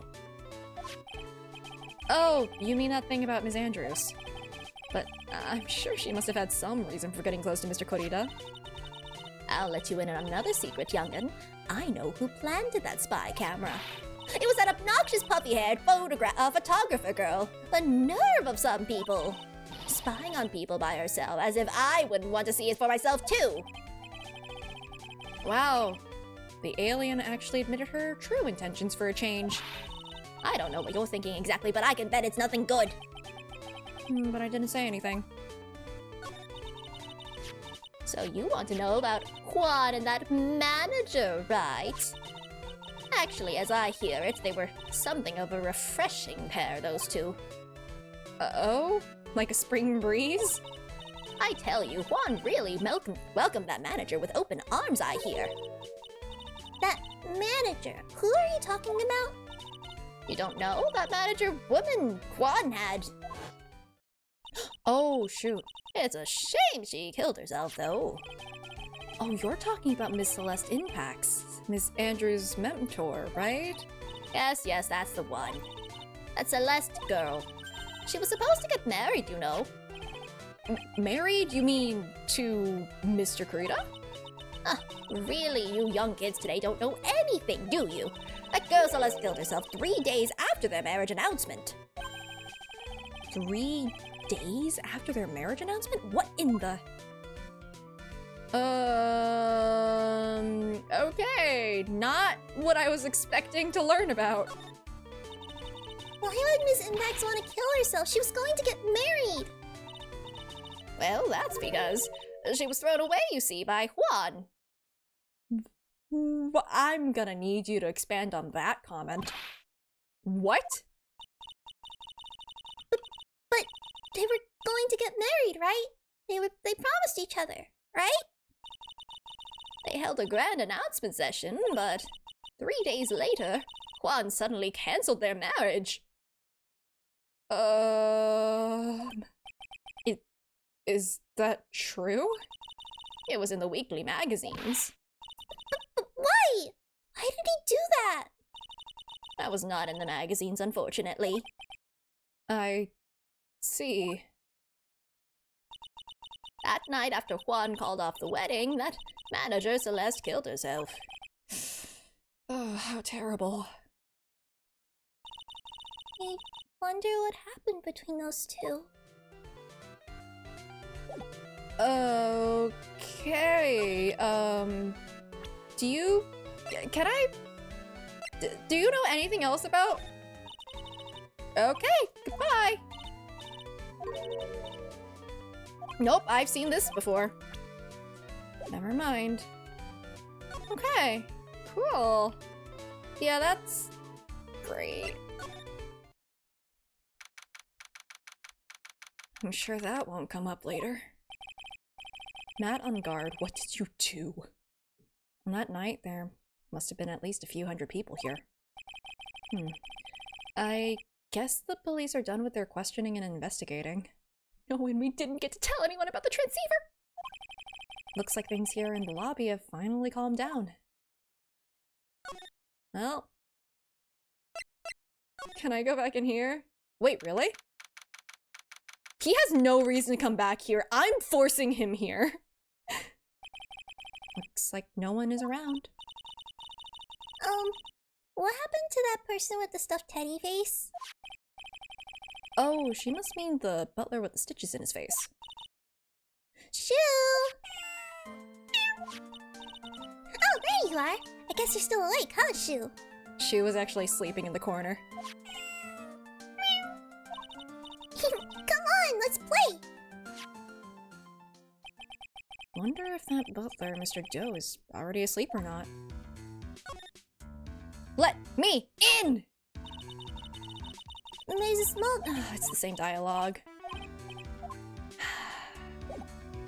It's fine. It's fine. It's fine. We can go and try to visit On Guard, and maybe he'll give us a reason to go back in there. Hopefully. It doesn't look like Mr. Scruffy Detective is here. Well, he's out there with that camera asking around at all the electronics stores. Then I'll make some salad for him for dinner. Looks like Pearls really appreciates what Gumshoe's doing for us. Shh, no, that's just the lights from the hotel. It's just obnoxiously bright. Mr. Nick? Yes? Where's the lettuce? I, don't think I've ever bought lettuce before. Oh, She's just looking at him in disgust. guess I have to give up on making a salad then. I guess the lack of lettuce is kind of a problem. Okay. Let's go here. Can we get in? Break into the building. Visiting hours ended a few hours ago. Looks like we're not gonna get a chance to talk with Mr. On Guard tonight. But isn't what we had to ask very important? Yeah, but I don't think that matters to the guard. The wax statue of one, anyway. I bought lettuce, but it bought it 3 hours ago, so it's already gone bad. I don't think the guard is conscious. Visiting hours ended hours ago, so what's he watching over now? Maybe I did something bad and he's standing there as punishment. Somehow I don't think that's it. Yeah, I don't... Wow. I don't think that's actually a guard. Okay. Visiting hours ended hours ago, so what's the camera watching over now? Maybe it's watching the Mr. Policeman who's standing over there. Somehow I don't think that's it. I mean, it's just that's just a machine. It lives there. That guy, though, I don't know, maybe he lives here too. Maybe I can get permission here? Hello, knock knock, police! It feels sort of tense in here, doesn't it, Mr. Nick? Yeah, it does. Wonder if something happened. You're Mr. Unguard's lawyer, right? Yes, sir. Well, we finally found the person we've been looking for. A real decisive witness. Why are you telling me this? Decisive witness? You mean for the Unguard case? We're taking the witness's statement right now. Gotta hand it to Mr. Edgeworth. What's Edgeworth up to now? Who is this witness? I think you know this person quite well, Mr. Lawyer. Mr. Nick? Between the kidnapper's demand and how this, I can't see any way to win here. Oh, yeah. Mr. Edgeworth wanted me to tell you something. He did? Even though visiting hours are long over at the detention center, he wanted me to grant you special permission, so there you go. What? $10 on Lada? $10! It's, our friend Teddy the Killer. I've already called them so they know. Go on, go talk to your heart's content. Wow, I can't believe when we went earlier they didn't, okay. Maybe he just made the call now. Thank you very much. This is such good news, Mr. Nick! Go talk to your heart's content. Sounds like the police are pretty sure they have tomorrow's trial in the bag. I'm not making 10 Monopoly dollars. I don't make bets anymore. Not since that time. Anyway. It's nothing so dramatic. Sure they must have transferred Ms. Andrews here by now. So that means that both Mr. Unguard and Ms. Andrews are in this detention center. Ooh, we can talk to both of them. Now then, whose story do I want to hear? Unguard, explain yourself. Dude, it's Mr. Wright! Hope you can get me off the hook tomorrow. I'm counting on you. I hope so too. Ask better questions, right? Edward just dropped a bombshell on me by saying... Well, who are you calling now? That Juan Corrida was killed by an assassin and that the assassin's client is... this man, Matt Unguard. What's wrong? Mr. Unguard, there is something I must know with 100% certainty. You seem kinda different. You're totally not like your usual lawyer dude self. Okay. About the press conference. You mean the one where Juan was gonna dress up as the Nickel Samurai? Yeah, I heard a little more about it from Ms. Andrews. It looked like somehow Juan had in his hands a secret so powerful that it would destroy Matt's acting career had it been revealed. Could you please fill me in on what the secret is? Please? Ooh, K5! I knew this was coming. Mr. Nick? Don't tell me! Psyche locks. You said a secret, right? But I don't have any idea what it is. Do you, dude? Okay. I'm surprised we can't I mean, I guess the killer thing is top secret, so... Did you know about Mr. Corrida and Ms. Andrews' relationship? Well, it's all over the tabloids, dude. But I don't know any of the details, if that's what you mean. Look, how many times do I have to tell you? I don't care what Juan did with his life. Ms. Andrews. She had a purpose in mind when she started seeing Mr. Corrida. Her mentor was Mr. Corrida's manager, and Ms. Andrews was going to get Ms. Celeste Impax's suicide note from him. Celeste? Does that jog any memories? I swear, is it gonna be more psyche locks? Who are you calling? Dude, I suddenly just got totally hungry. You up for a pizza? My treat! Mr. Nick, what's a pizza? Is it a kind of pea, like green peas? Well, let's go eat one later, okay? I got cut off by the pizza dude at the shop. It's too bad. Well, how about we get our minds off of this topic and talk about something else, okay? Uh-huh. Mr. On Guard, that was the worst way to redirect the conversation.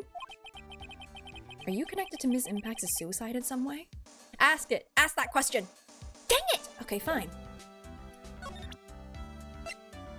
I don't think there's anything else we can...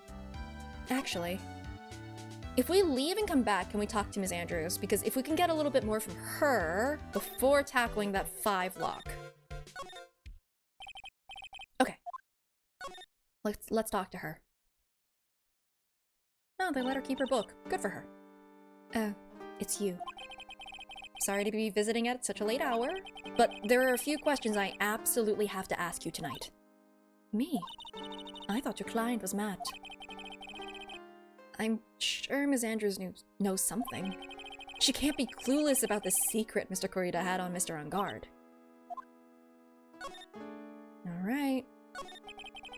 It's gonna be locked too, I have no doubts. I'd like to ask you about Mr. Matt On Guard, if you don't mind. Mr. Wright, you still don't know, do you? The real him, I mean.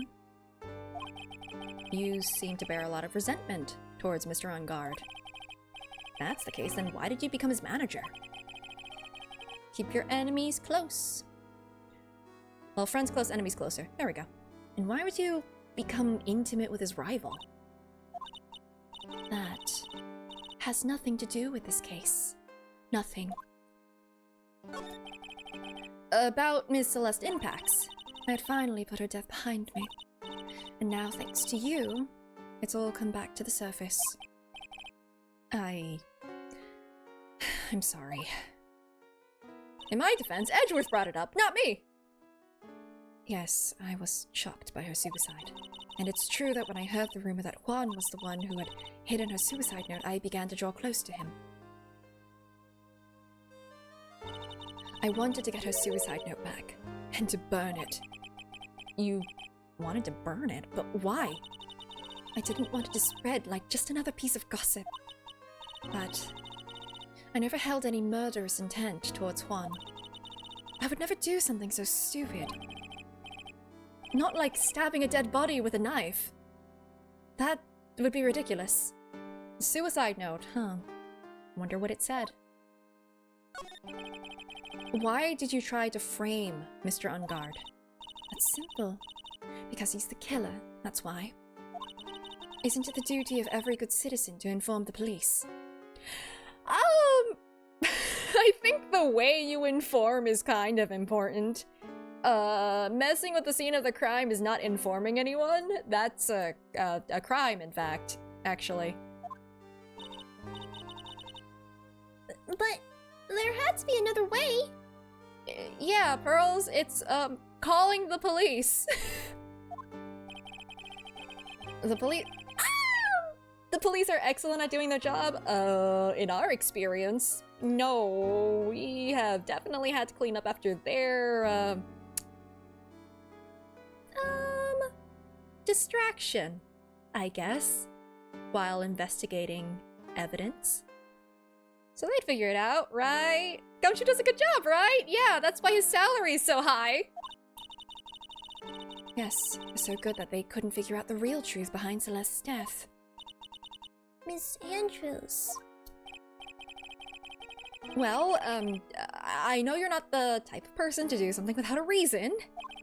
So, please, tell me why you did what you did. Revenge. Huh? Did you say something just now? Dang it! Okay, how many? One? Okay, I think we can handle this one. A psyche lock, huh? Don't you understand yet? You're not my lawyer. To be honest, you're more like my enemy. But... I'm sure I just heard Ms. Andrews say... revenge. Okay. I'm gonna save first because I don't remember if they refilled my penalty bar and I didn't have much left. But... less locks. Unless I need the evidence from the other one, but we'll figure it out. Can you please tell me why you framed Mr. Ungard for the murder? I've already told you countless times. It's because I thought Matt was the killer. No, that's not it. I know you have a personal reason to dislike Mr. Ungard. Ms. Andrews, you may think I didn't hear it, but I know you said something earlier. You said revenge. So you're saying I was taking my revenge out on Matt, and that's why. But what an absurd idea. I don't have anything I want to take revenge for. Ms. Andrews, a woman who lives by being dependent on other people. There is something or someone in her past that would make her take revenge. Yep, it did not refill my bar. Anyway, we all know who this is, right? John Doe! No, not you. At least this one's pretty obvious. Celeste. There's only one catalyst that could cause such strong feelings, and even revenge. And that is Ms. Impax's suicide. Oh my god, is her name Impax because she had a strong impact on her? Oh my... I hope not. But what are you trying to say? Celeste was Juan's manager. On top of that, the one who hid her suicide note was also Juan. What does all this have to do with Matt? You're right, you haven't mentioned him. Yet. For you to hate Mr. Ungard, it would mean that he must have had some relation to Ms. Impax and her suicide. Can you explain to me this relation between Celeste and Matt? Can I? At this point? Oh no.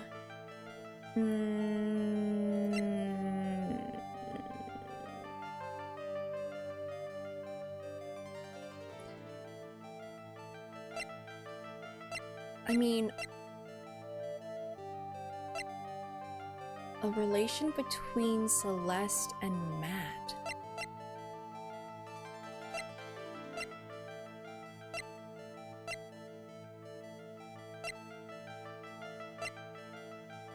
I mean, I don't think so. Because she was Juan's manager, and was Andrews his manager at that point? I don't think so.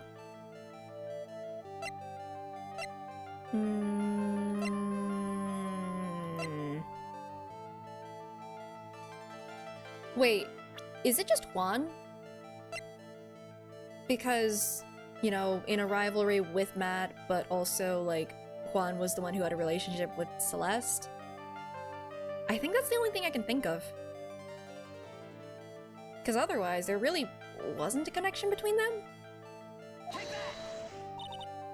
Shoot. Shoot. Oh no, shoot. I think I need to back out real quick. If I lose at any point, just let it play out. Really? Even here? I would have thought that that was the case during the trial because, like, something interesting would happen with, like, I don't know, Edgeworth or something. Alright. That's it. Yes? And what sort of relation is this supposed to explain? Well, Ms. Impax and Mr. Ungard's... Before you start, Mr. Wright, perhaps I should first request to see proof that your brain is wired correctly. I can't afford to mess up something as big as this. I need evidence that clearly shows a connection between Ms. Impax and Mr. Ungard. If I can find that, I can finally get the real story. I wonder if you'd like to try again, Mr. Wright. I'm gonna back out, actually. Because... I think that I need to get this from Matt.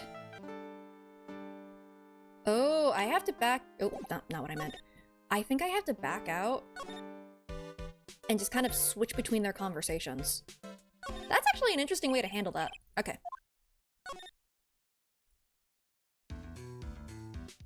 Oh, wait, really? Huh. I had no idea. Also, I didn't realize how bad the backlash on the Magatama thing is.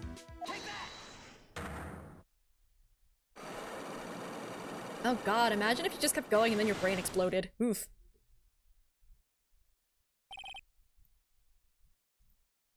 Okay, let's see what we can do. Now let's hear what this secret of yours is.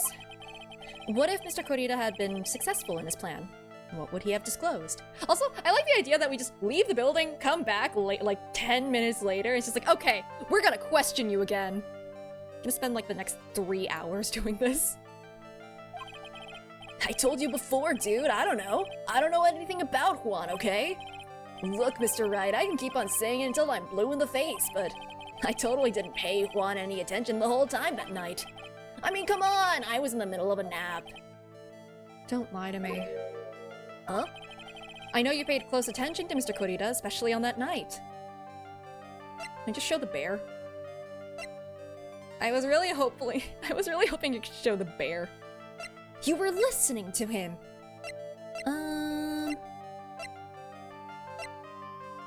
What is the proof? I mean... No, not that. Because I was thinking like the award ceremony... Well... I don't know, because they're like rivalry thing. Edgeworth did in fact steal the bear, that's true. So it was sitting in our pocket, that huge bear, and then he just yoinked it and just walked off with it. Incredible.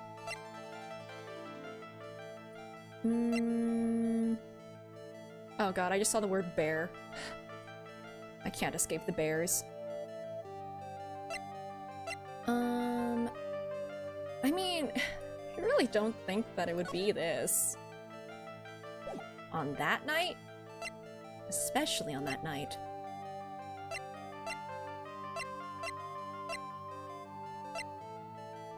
I mean...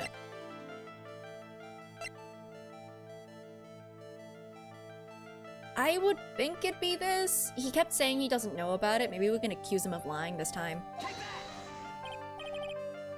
Dang it. Okay, we back out. Well, Mr. Engard? Yeah, okay, I can't accuse him of lying about that. Hold on a sec, I'm gonna consult my friend, okay? He said I should snort while I give a good laugh. Okay, here I go. Mr. Nick, if you push yourself anymore, your soul will shatter. Please calm down, collect your thoughts, and try again. Made too many mistakes. I love how this implies, by the way, that the judge inflicting penalties on us during the trial is inflicting damage on our souls. Okay. Still. Because, like, I don't think there's anywhere else I can go, right? Just in case? To pick up some more okay, maybe there is something we can do. Oops. Oh, Mr. Wright, please, you have to help me? Oh, Mr. Wright, please, you gotta help me! Uh-oh. No, it's Powers, really? Hi! Been a minute. Mr. Powers?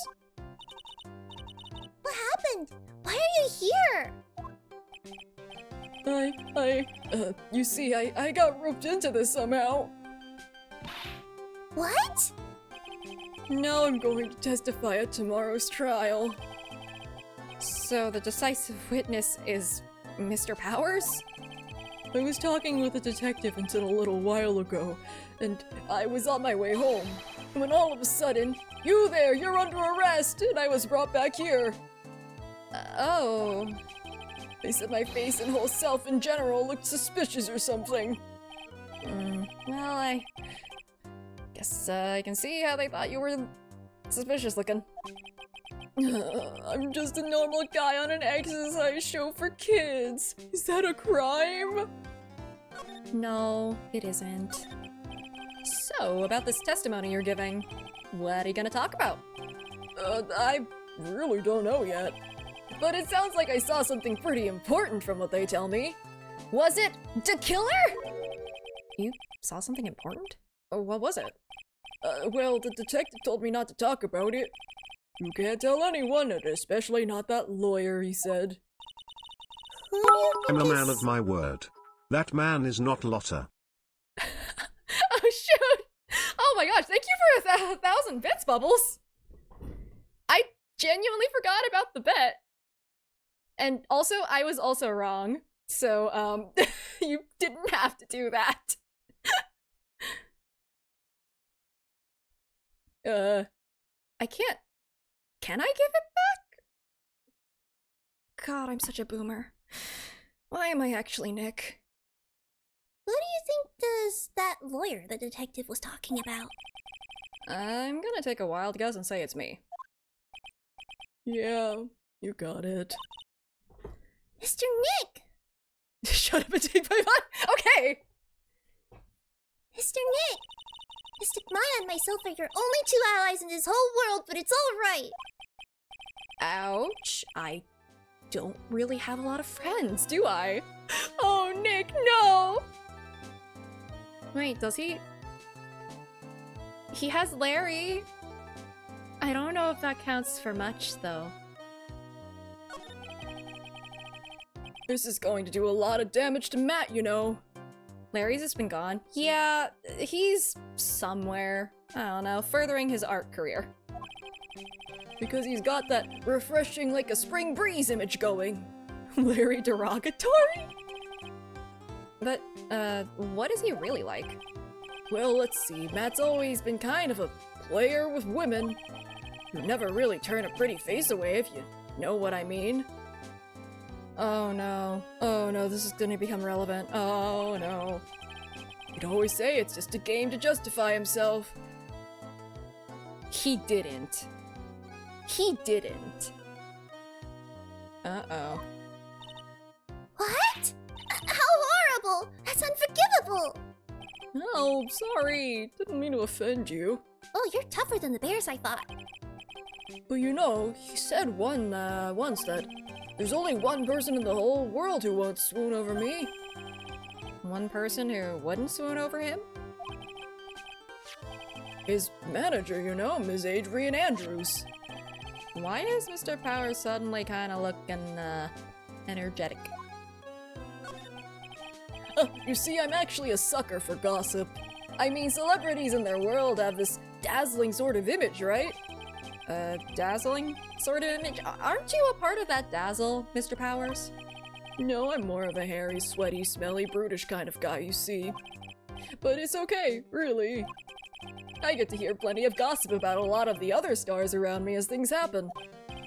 Well, that's true? Oh, hey, so did you hear about this yet? About Ms. Andrews' mentor and her— Wow, okay! and her suicide? Immediately into this gossip, huh? You mean Ms. Impex? Wait, I heard something about how her wedding was cancelled. Yeah, that's what I'm talking about. Although I thought about it a little the other day, about that mysterious death. Hey, Mr. Wright, why don't you ask me about that? Go on, go ahead! Mr. Powers is so charged up, his skin is practically glowing with electricity. Okay. People really like just bringing this up out of nowhere, huh? Hey, so have you heard this? Celeste left a suicide note. And they say that Juan went and hid it. We heard about that in court today. But there wasn't any actual proof that she had left a note. Well, there was ink on her hand, but, I mean... Well, this is what I think. I think that something bad was written on that note. Something bad for Juan, that is. Something bad for Mr. Kurita? Why do you figure so? Well, before she died, Celeste talked with a few of her friends. And she said, "It looks like I got caught up with a truly insidious man." Oh my god, I think it's on guard, actually. A truly insidious man. Did she mean Mr. Kurita by that? I don't think so! Well, there's no one else that fits the bill, right? And that would be reason enough for them to hide the suicide note. I see. Well, that's some good info. Thank you. You're welcome. Mr. On Guard and Ms. Andrews are both at the detention center right now. There's still things I don't understand or know about, I'm sure. I have to get the two of them to tell me everything. Huh? Mr. Nick, your phone! Hey, that's the Steel Samurai theme song, isn't it?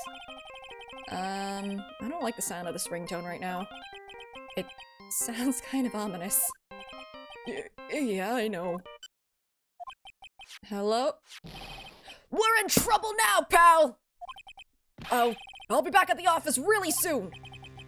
What's wrong? Something really unexpected just happened. Mr. Edgeworth, No! No! The killer did not. He did not. Edgeworth? Anyway, hurry up and get back to the office, pal. I don't know what's going on anymore. It's no good. The end, Hello? He got cut off. What's going on, Mr. Nick? She said we need to go back to the office right away. Then we should hurry back. I'm scared to go back.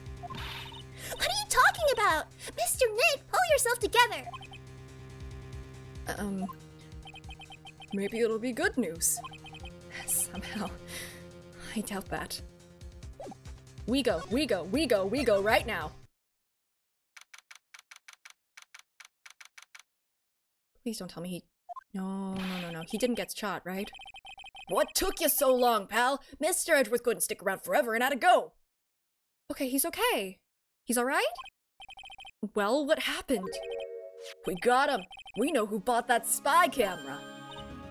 Huh? This quickly? And this bear's what gave him away, pal. The bear. I figured it out, pal. Figured that we should have been looking into the bear instead of the camera. But wasn't it Mr. Edgeworth that figured— Shh, Pearls. And go on. Just give him this. There's only one person who bought one of those bears who's related to this crime. Who is it? Who would be so rude as to spy on another person in their room?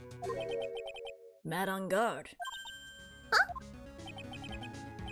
Matt on guard, your client, that's who, pal. And here I thought things couldn't get any worse. Oh boy. Are you sure you heard right? That the person who bought this bear was... I heard it from the department store clerk, pal. This is the credit card receipt for the purchase. It's for $3,800, pal. That's an exact match to the price of that stuffed bear. That is an expensive bear. Receipt? That's all you have? Nah, it's not just the receipt, pal. Store clerk said so himself. He told me, I'm sure I sold that bear to Mr. Ungard. I mean, the clerk even got Mr. Ungard's autograph out of it, pal. So I'm sure the person that bought the stuffed bear was Mr. Ungard himself. My sight is failing me. This can't be. Well, glad we have that now. So, what about the spy camera we found? That was a dead end, pal. I mean, you can get this kind of thing from anywhere. But for now, I guess I can give these back to you for you to file away into evidence. Thank you! Oh, thank you for the... Thanks for the bear! The bear's bigger than me. I know you don't want to give up, pal. Never thought. I didn't think it was possible. The person who put the spy camera in Juan Corrida's room was Matt Ungard. Why? Why would Mr. Ungard do something like this? I bet it was to catch Miss Andrews and Mr. Corrida in one of their rendezvous. I bet is not good enough for me. I have to know the absolute truth behind this camera. You gotta see him? Mr. Ungard, I mean. Yes. I'm scared, Mr. Nick. I wonder what we will find out next. I'm scared myself, but I have to put on a good face for Pearls. Matt Ungard, what in the world have you done? Oh, didn't I say that, like, exact thing, like, an hour ago? I mean, different circumstances, to be fair, but... Is that enough now? I'm gonna double check. Let me see. Just gonna double check that there isn't any more dialogue. Okay.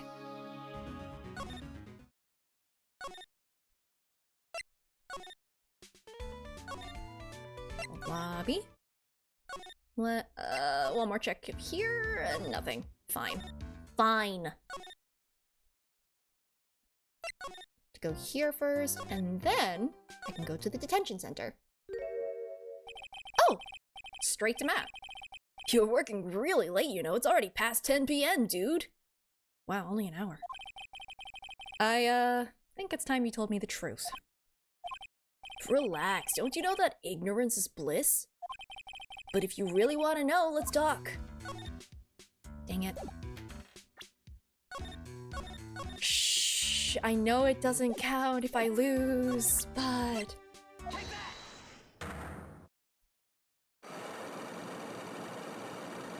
I think I have you this time.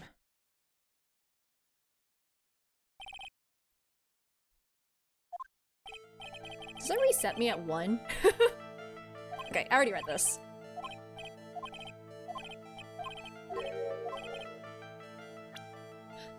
Oh! That's like... Wow! I am on life support! Okay. I know you were, because there's a camera. Either of these work, right? Well... yeah. Someone used this camera to secretly film Mr. Kurita's room the night of the murder. That's like 0.25. Yeah, life support. We only have 0.25 of our soul left. Soul's cracked as Ami's urn. No! Secretly film, what? And then sent the images. Images? Jeez. Images the camera took with this transmitter. Wow, but dude, where was this camera you're talking about hidden? Okay. Bear. It bears repeating. The spy camera was hidden in this bear's eye. A bear that was supposed to be a present from a fan. One down. I guess Juan had a few of those kinds of fans too, huh, dude? Actually, I wouldn't say this bear was a present from a fan. You sure, dude? Who else could it be from? The person who gave this bear to Mr. Kurita was... you. I am's urn. Oh shoot, you're right. Mr. Ungard. Don't you know this bear from somewhere? I don't think I've ever met Mr. Bear before, dude. Oh, but he says he knows you. How could you forget such a great friend? I love Phoenix. I love how sassy he can get. What else did the bear tell you? I don't know, that you hired a contract killer and- sorry. He says that the one who put the camera in his eye was you, Mr. Ungard. If I didn't know how you work in court, I'd think I was in some serious trouble. Come on, this is all a joke, right, dude? You're just pulling my leg. Looks like you're not ready to give up your secret yet. Well, do you have any proof you want to show me first? Here's proof that it was you who put the camera inside the bear. Guess what I have? I have here 1 credit card receipt, Mr. Ungard. It's from when you bought that stuffed bear. Dude, all you can tell from this is that I spent $3,800. I go to the department store all the time, okay? Is $3,800? This could be the toothbrush I bought that one time.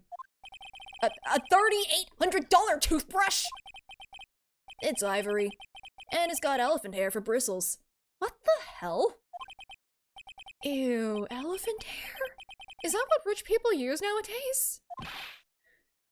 Anyway, the store clerk clearly remembers you and your purchase. It's a weird purchase. After all, you even gave him an autograph, did you not? Dude, you should have said that earlier. Then I wouldn't have had to admit my elephant toothbrush. Rin saying that she's looking? No! Rin, don't perceive! No! Not the 0.25% penalty! No! Not even percent, just 0.25 of a percent. I'm cooked. I'm done. So can I ask you one thing? Yes? You're my lawyer, right, dude? So if you are, then why are you looking into stuff like that? Because if I don't know the truth, I can't help you. Sounds more like stupid lawyer talk to me. Hey, let's stop talking about this, okay? No. Not yet. I haven't asked why you set up the camera yet. Ooh. And what your secret is. Of course, it would be strictly confidential. Until I reveal it in court, but confidential for now. So, what are you gonna do now? I'm going to find out what I want to know. Because I must. The reason you hid this camera in Mr. Korita's room and filmed it in secret is... Okay... Now I can look at the, Now I can do the press conference, right? I hate it here. Come on! Admit it! Admit you know what the press conference is! I hate it here. Oh wait, this is new dialogue. Dude, how about you take that bear home with you and talk to it? I'm sure Mr. Bear will talk with you about as much as I will, which is not at all. Okay. At least that was funny.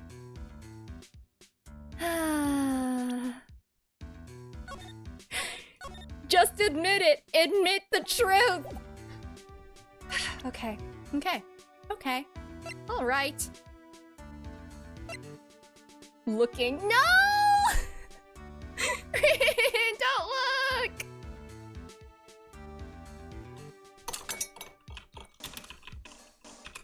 There we go. No!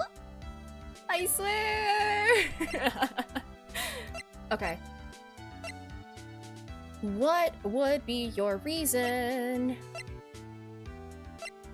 Because, like, it's worse if I accuse him of hiring a contract killer, right? It can't be this, right? Because that's not because you wanted to record what he was going to say, because you wanted to know what secret he was gonna tell? I could try that, actually. Do I have to go through all of it again? I hate it here. Alright.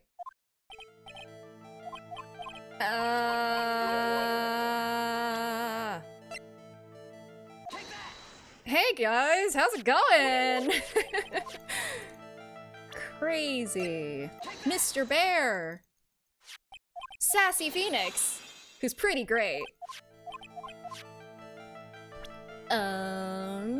It was you. If I accidentally slip up while picking something, I'm gonna be so sad. Nope. Here, this, present. Okay. Also, he really doesn't want to talk. It's crazy.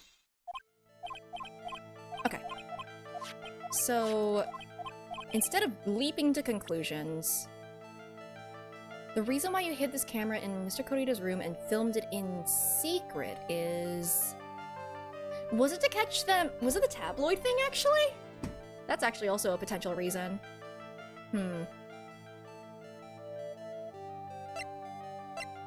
Actually. Because the press conference reason is the one that, Adrian Andrews proposed, but if he's curious about the one person he says that doesn't swoon over him... No shot, was it really because of this?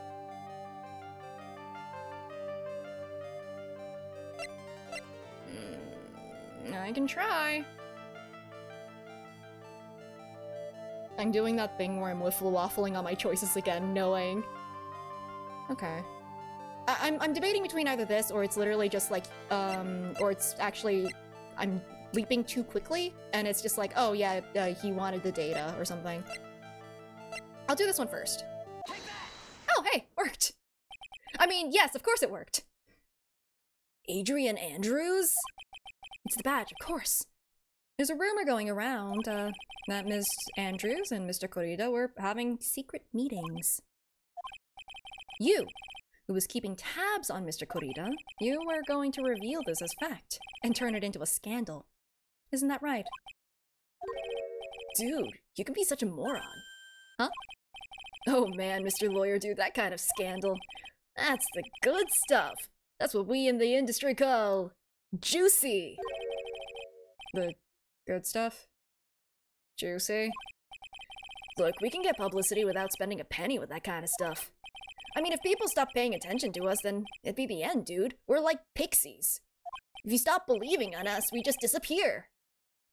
Too bad that wasn't your intention. What are you talking about? I wish your reason for spying was something so innocent, but it wasn't. You didn't spy on Mr. Kurita because of Ms. Andrews. Then there's only one reason I can think of for you to do such a thing. Wait! Did I have the right answer before, but I had to get it wrong on purpose first? The real reason you set up that camera in Mr. Kurita's room was... If it's this, I'm gonna be a little mad. Okay, good. I did that mostly to prove a point to myself, by the way. I wouldn't have set it up in Hua's room. It'd be in your office, dude. Huh? My office? Well, dude, you're always saying really absurd things, right? Hope it was worth it. It was, because I needed this to be incorrect. To make myself feel better. The tabloid claim is optional? Wait, there's option- oh. Huh. Be like getting the Comedy Channel for free. Oh, I didn't realize. Sure. No, genuinely. I didn't want that one to be right, okay? That was for me. That one was for me. Okay, so that... I can just skip the tabloid thing then. Huh. Okay.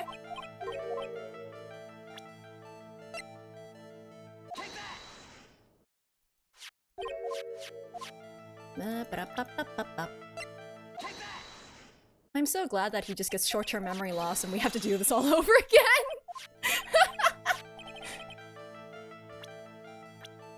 Okay, thinking. Little over here.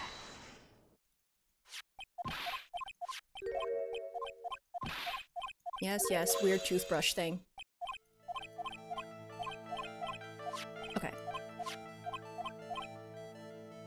So, I don't have to present the tabloid thing here. I can just go immediately into wondering why he did it. Then should I present this one?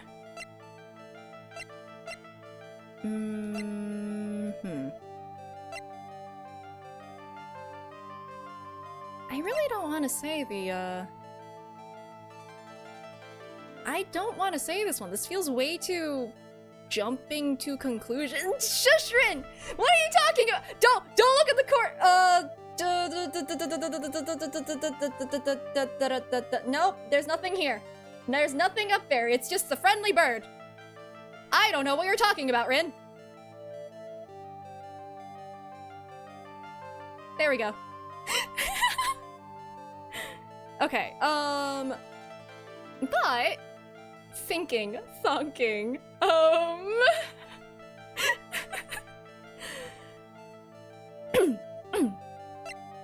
don't want to jump to conclusions too quickly is the thing. Which is, I think, what I'm already doing.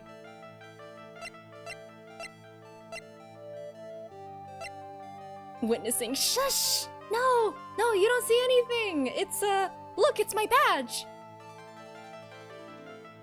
Yeah, I think I'll just present the tabloid thing just to make sure. I mean, I'm sure it is actually optional, so I'm just gonna... just to cover my bases, don't worry. It'll make me feel better. Okay, something juicy. Juicy meme.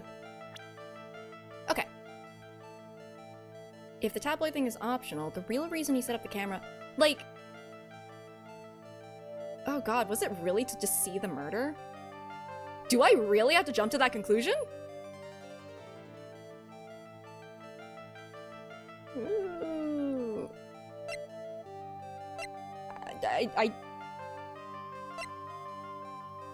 I mean...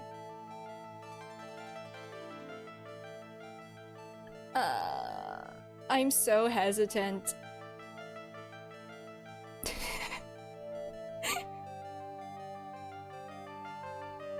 I am so hesitant to click this now.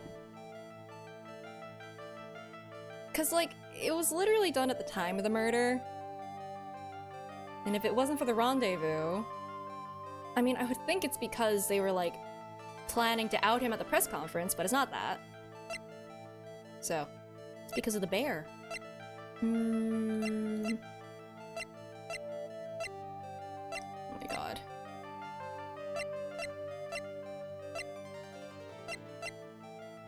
Because of the murder? Really? Yeah, it doesn't mention anything about the setup or anything, so... You know what? I'm just gonna do it. I'm just gonna present it, I guess. Oh my god, really? Right to it then. Okay. I thought we were gonna have to build up to that. What is this card? Maybe he doesn't know about this card. This is a certain man's calling card. Man's name is Shelley the Killer. And I'm sure you know of him, don't you? Shh. Oh, never mind. I guess we're on break. That's because my brain is on break. Aha. It's the break bird. Oh, I'm losing it. I think my brain is genuinely losing it. Ugh.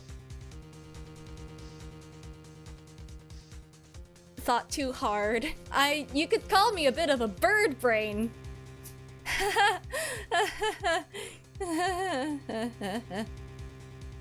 Yep. No, that's not a tit. That's a, that is a Gloucester canary, the bowcut bird. They genuinely have bowl cuts, and I think that's hilarious. Ugh.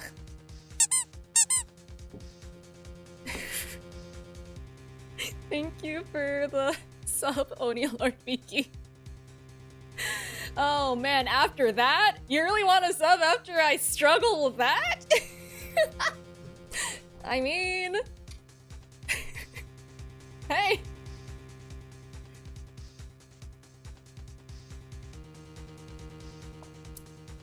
Should I run and grab more tea?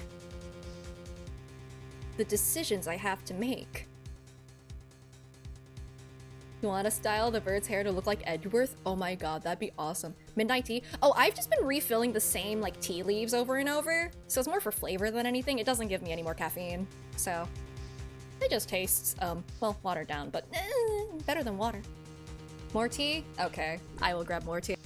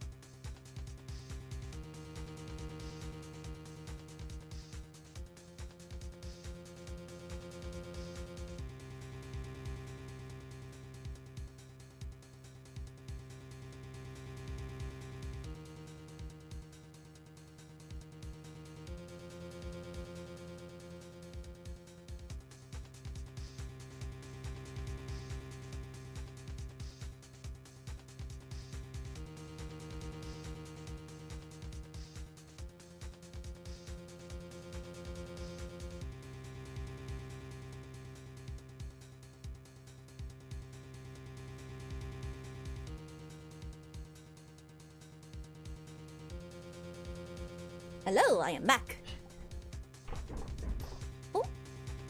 Thanks for the luck, Ruru. I'm gonna need it. I will retire the bird for right now. Boy. Let's break those last 3 locks, shall we? Shelly the Killer. That's ridiculous. Why would I know some shady scumbag like him?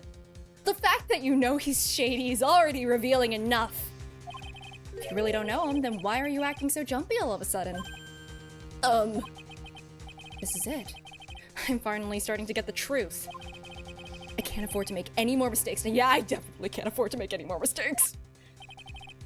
Mr. Matt on guard. I know why you know Mr. DeKiller. It's because you're a star! Look out, world, here you are. Well, that actually grammatically works. Beside the point.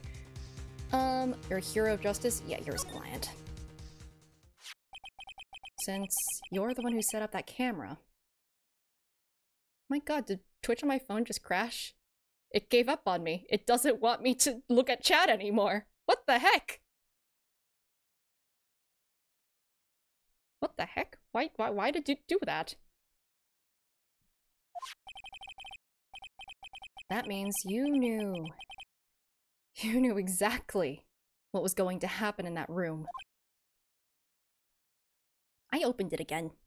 You're being perceived. So, how would you know something like that? It's because you're his client. That's why. You hired Shelly DeKiller to assassinate Mr. Juan Corrida. The real mastermind behind this whole murder is you, Matt on guard.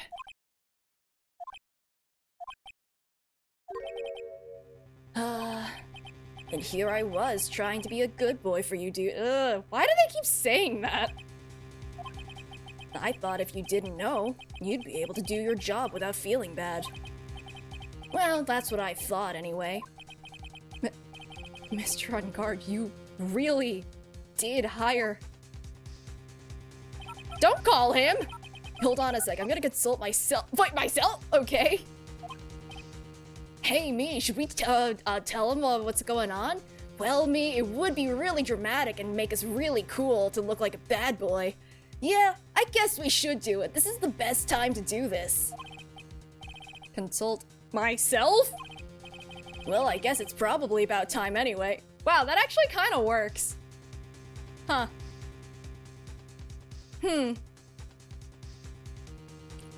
I don't like how well my joke conversation actually kind of melded into this.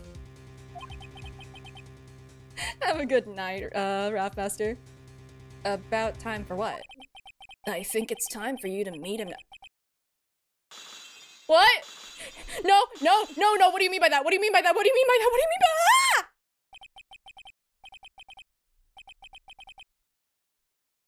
What in the fresh hell? Huh? Are you like Von Karma? That's a Von Karma hairstyle. Just saying. Are you a vampire? No, werewolf. Are you a werewolf? Like... How do you do, Mr. Lawyer? I'm Matt on guard. Am I sure I didn't spoil myself? Well, here's the thing. I technically saw this case, like, over a decade ago. So my memory is, spotty. I don't know what you're referring to, and I'm glad I don't know. Why does he look like Von Karma? Or a werewolf. Werewolf Von Karma. Like, vampire Zeeks. Yeah. Shu really does not like him. Oh wait, that's the real tell. Does your cat like you or hate you? That's how you know if this person's a good person or not. He just has a bit of resting evil face. Where did he get- yeah, actually, where did he get this glass from? Isn't this a prison?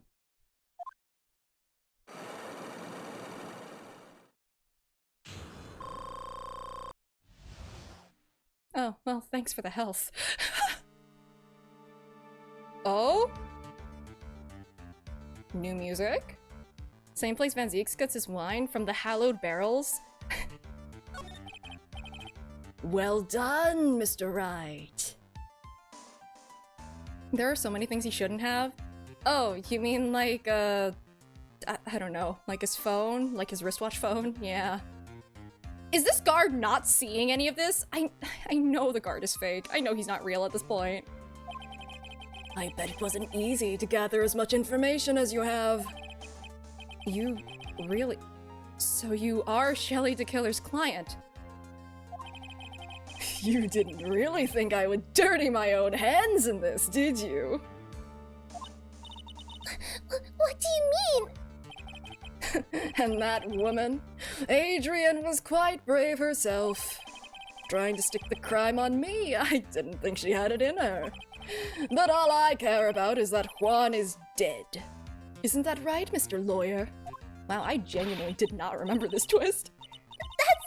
You're lying! What a terrible...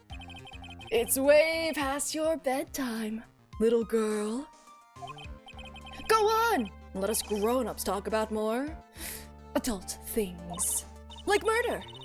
But why? Why did you hide the video camera and... The weakling soon believes the words of others. Just like that pathetic Adrian. He knew about Ms. Andrews' secret. But I'm no weakling. I don't believe anyone. Least of all assassins. What? Oh, come now, Mr. Wright. Assassins aren't above blackmail. Have some Actually, I think it looks more like orange juice. They turn their clients into cash cows by holding the sinful deed over their heads. And a superstar like me, how much do you think I'm worth? Care to guess? And that's why... Yes, that's where the video comes in. It's got his face and the crime scene recorded on it. Preserved for all time. With that, I can keep him at bay, and even blackmail him if I want. That's right, that video is my insurance. Isn't that what they call it, Mr. Wright? Why would you do something so wrong? Because I'm a grown-up, and I can. Good enough of an answer for you, little girl. Why? Why would you kill Mr. Kurita? Because he was about to sling so much dung onto my beautiful public image. Scandals are a little annoying, aren't they? This is all because of that press conference, isn't it? I mean, I was technically right earlier. Don't care how long your bangs are, there's no shot those eye scars have not been discovered. You got a point. Also, I don't know, covering one eye has got to be really annoying for, like, you know, peripheral vision and all that. If Mr. Kurita had been able to give it, then Mr. Unguard's secret would have... Well, that's what we call taking advantage of the situation, you know? I had no interest in doing it, really, but bit by bit, it crept up on me. And then the situation just presented itself perfectly. How beautiful, I thought. And that's how Mr. Kurita ended up dead. Let me tell you something, I'm not like Adrian. I don't depend on anyone. People are simply things to be used and thrown away. Put on a sweet, innocent face and people will swallow anything you feed them. Adrian fell for it. The assassin, too. Oh, how can I forget? Even you fell for it, Mr. Lawyer. Everyone all working their butts off for me. Matt on guard. Oh, did that leave you speechless? What a shame. What's wrong, Mr. Lawyer? You've grown awfully quiet. How could I have been so deceived by you all this time? When we first met, I asked if you had killed Juan Kurita. You answered very clearly that you hadn't killed anyone. Hey now, I never told you any lies. The person who did the killing was that killer guy. Right. All I'm guilty of is taking a cat nap in my room. You killed Mr. Kurita! I dare you to say that in court tomorrow. Oh, but too bad. You can't. You're my lawyer after all, aren't you? You could always drop my case and refuse to represent me. How does that sound? Oh, but you can't, can you? That would be the one thing you absolutely can't do. Mystic Maya! You wouldn't want to test to kill her. He's a man of his word. Or so I hear. You could end up getting a certain friend of yours rubbed out if you lose. You scoundrel! So if I were you, Mr. Wright, Esquire, I think I would give it my all tomorrow. Remember, everyone likes a happy win-win resolution. I'll get you for this. Oh, that's such a cliche phrase. Once it's something just like that, if memory serves. Of course, well, we all know how well things turned out for him, don't we? Good night, Mr. Lawyer. Maya, what am I supposed to do? Oh? And now you finally found it. Oh, hi! Were you just there? Behind us the whole time?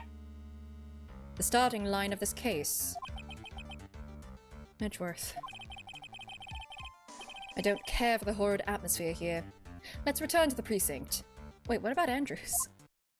Okay. Oh, that's great. He's the police guy at the corner there? Oh shoot, he was actually the camera hanging on the ceiling. Well, right. What are you planning to do? You plan on changing your strategy. No! I can't do that. Now that we're here, everyone can hear. Actually, I wouldn't be surprised. I feel like everyone kind of knows now about our situation. There is a rescue team looking for her. And we finally established, or maybe they already knew, that the killer is the one who kidnapped her. That's right. He's holding Maya hostage. What should I do? That's not something I can answer for you. Mr. Edgeworth. Right. Only you can decide where to go from here. 1 year ago, at that time, I didn't truly understand what a prosecutor was. And that is why I had to leave the prosecutor's office. I felt that I couldn't stand in a court of law until I knew what a prosecutor really was. And now, Wright, it's your turn. My turn? Your turn for the trauma train. What is this thing called a lawyer? What can you do as one? You must find the answer, and you must find it on your own. Alright. I'm a lawyer. But to fight for someone who's clearly a killer. That on guard, that man is really... Ugh. It doesn't matter who. Every person deserves a proper defense and a fair trial.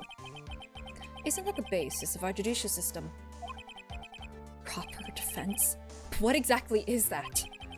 Is it where a lawyer forcibly and blindly gets an acquittal through shouting and trickery? Ironic that you, of all people, should say such a thing. Isn't that exactly how you have fought for your clients up until now? Well, that may be true, but that's because I believe my clients to be innocent from the bottom of my heart. If I were to get on guard an acquittal, that isn't a proper defense at all. I have a thought on that. I'll get to that after this conversation. I became a lawyer because I thought thought I could save people who were suffering and in pain. But when I look at this mess we're in, I can't even protect the person closest to me. Even if I win the case, I still lose in the end. It's past 1 a.m. and you must sleep? That is entirely valid. Oh god, it is past 1 a.m. I'll wrap up soon. But yeah, rest well, take care. I just don't know what to do. Right. Would you get a hold of yourself? You have it all wrong. Okay, before he says his thing, because I think he might actually tell him something. Personally, I feel like... Okay, so I think the whole thing of just like, even if Ungard is very obviously guilty, told us so, right to our face, right? The thing is, Edgeworth is still right. Everyone deserves, you know, a proper defense. In this case, it's more so that we need to trust Edgeworth. We need to trust the prosecution to do their job. Because in the end, if we both do our jobs correctly, then the truth comes to light and he would be found guilty. But we can't do it on our own. That's personally what I think. And I don't remember, and I don't know, maybe it influenced me and it's subconsciously coming up from my memories or something. But I don't know, that's how I feel about it. I think I've been sort of saying that too, I don't know. Huh? We aren't some sort of heroes. We're only human, you and I. You want to save someone. That's something easier said than done, wouldn't you say?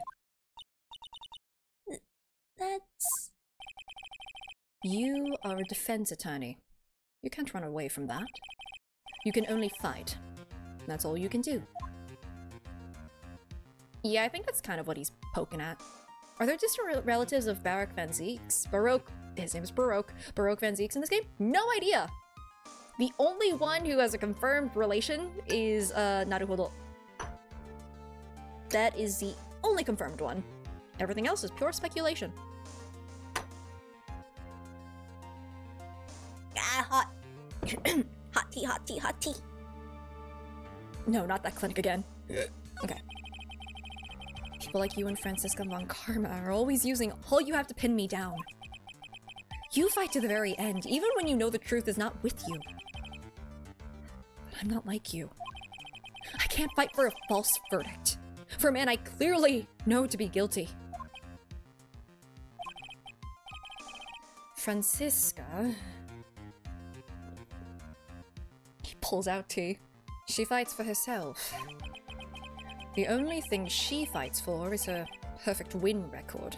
That's all. And? Isn't that the same as you? Isn't that why you ran away a year ago? Because your precious win record was destroyed.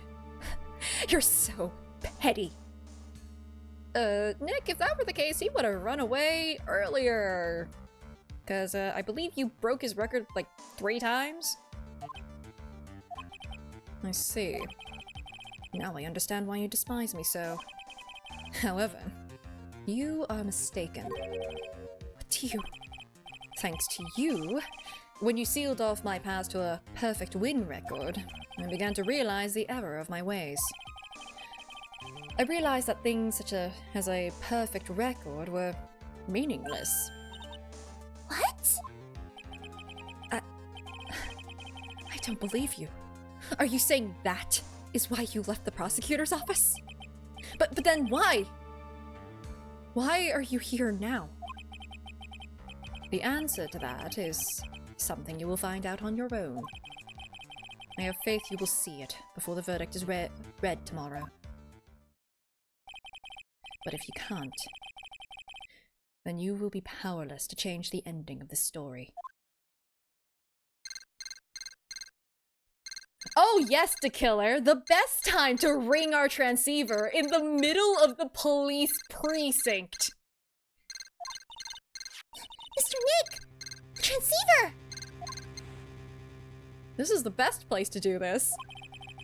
I'm sorry for what happened earlier. Oh, shoot, you're right. Alchi is... Yeah, I forgot the Payne family is actually... Whoops.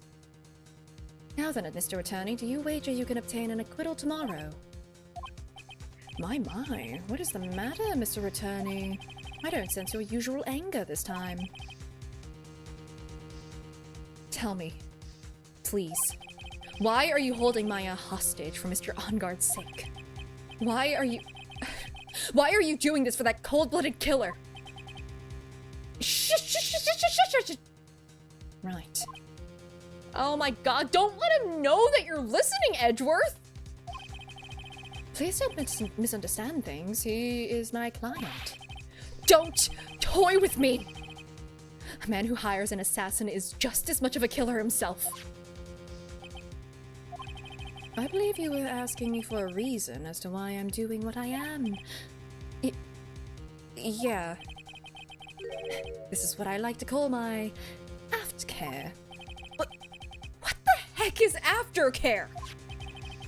My name carries a certain amount of honor and dignity, Mr. Attorney.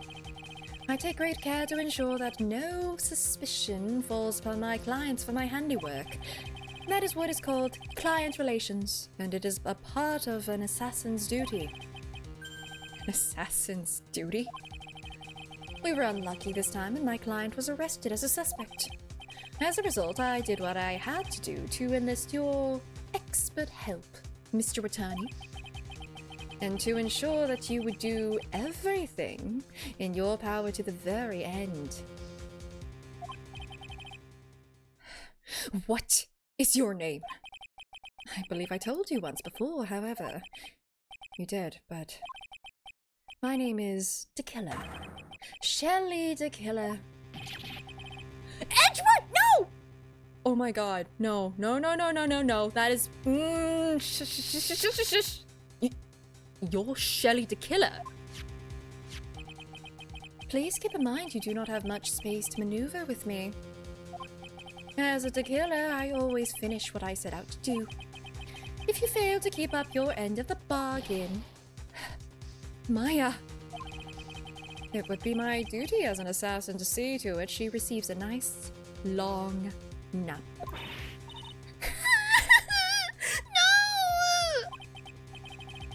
Now then, if you'll excuse me, if someone were to trace this signal back to me, it would be quite troublesome. Shoo! Please, let us put it together. Please let us put it together. Please let us put it together.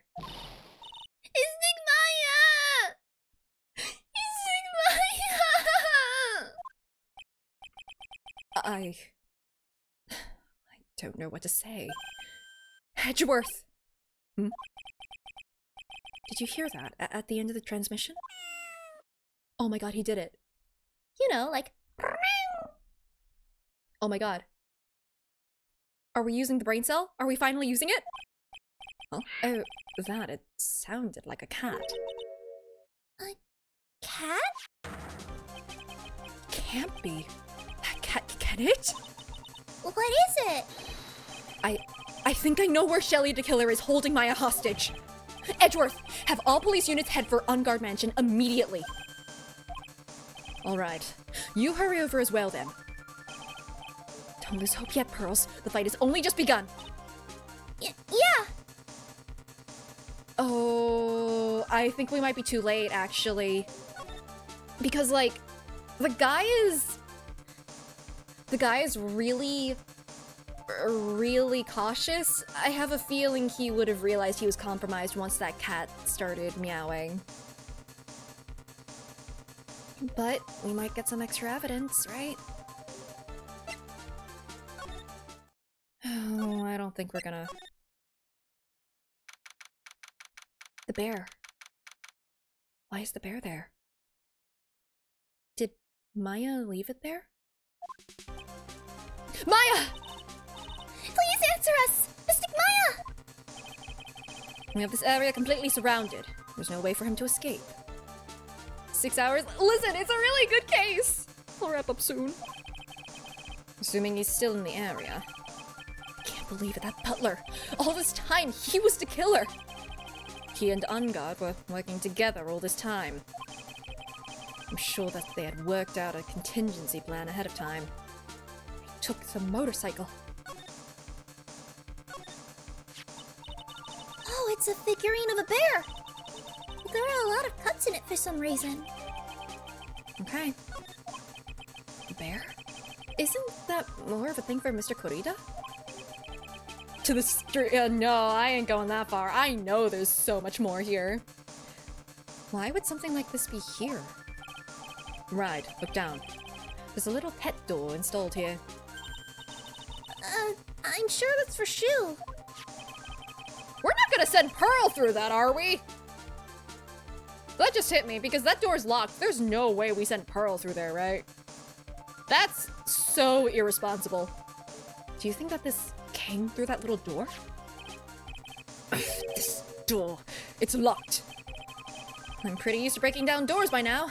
Let's go, Edgeworth. Please break open. Okay, never mind. There's no one here. From the looks of this room, I would say this is Ungard's private lounge. Look at this ride. An antenna for sending and receiving radio signals and a VCR. Check inside the deck. If there's a tape, it would be an important piece of evidence. If we're lucky, it'll have the moment the crime is committed recorded on it. I'm sorry, but the tape deck is empty. There's no tape to be found. No, But there's no mistake that someone used this to record something. Looks like someone took the tape we're looking for and escaped with it. I think we just move. We just go. Why did they bring the photo in there? We've searched all over, but it looks like you got away. I'm sorry. It looks like he slipped out of our grasp this time. Now, we've lost our only lead. Don't give up yet. Little girl is looking to you to be her pillar. Yeah, you're right. We're close. I can tell. We've already set up checkpoints along every route leading out of this district. Leave the rest to us.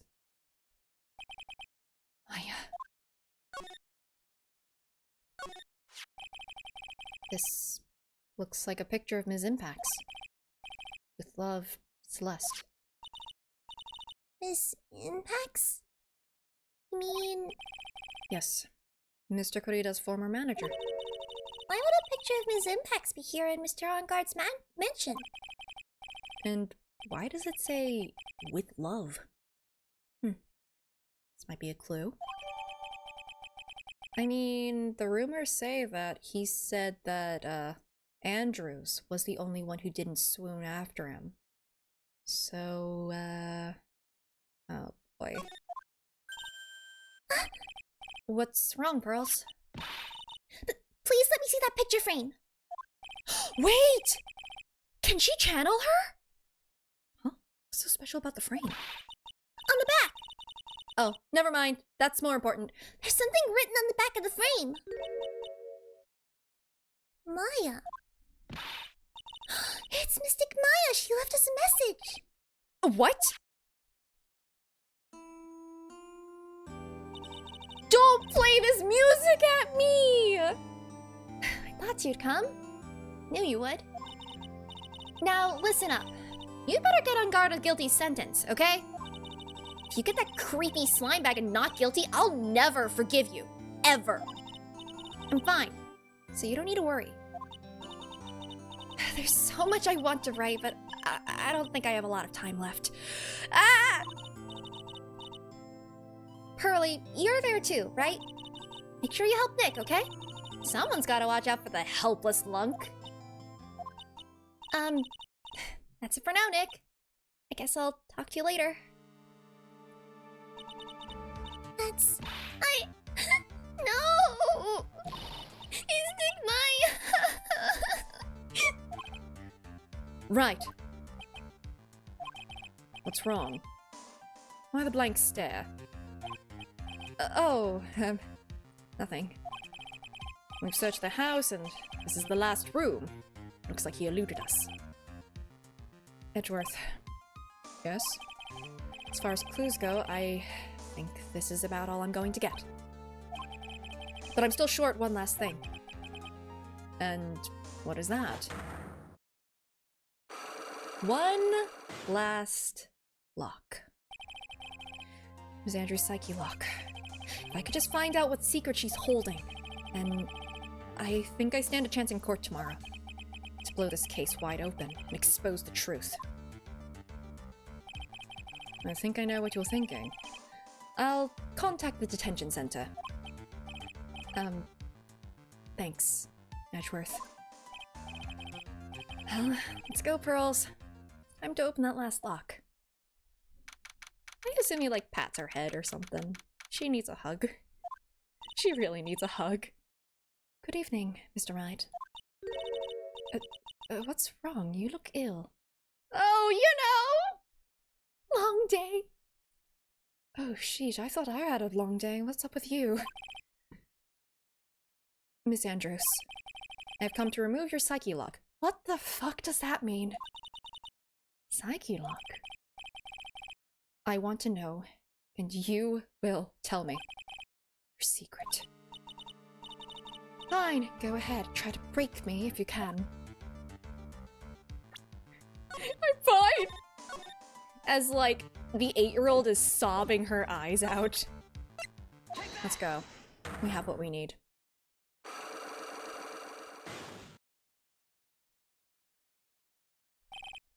Okay, we've seen this dialogue before. So, let's go. Revenge. Celeste, we know this. And we have something that connects them now.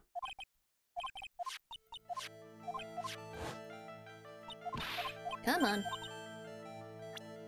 Now, I actually do have that evidence. It is over here.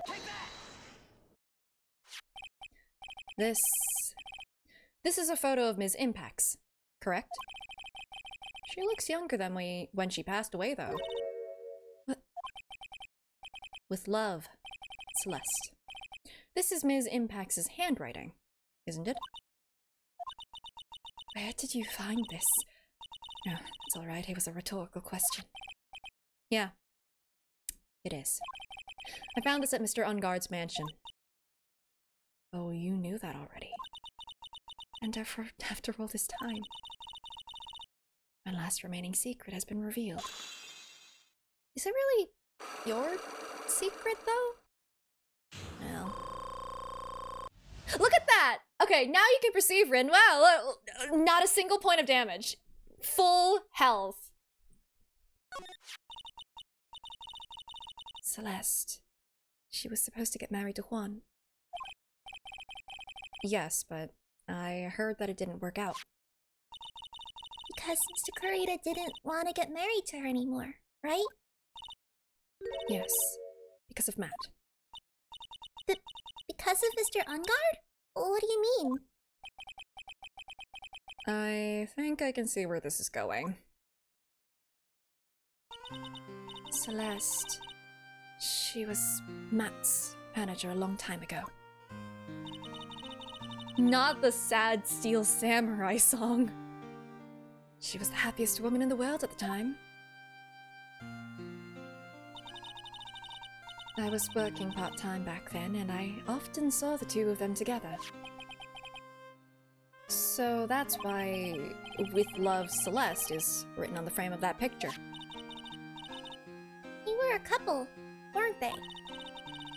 It wasn't anything as splendid as that. Celeste was being used, toyed with, until she was thrown away. That's so horrible.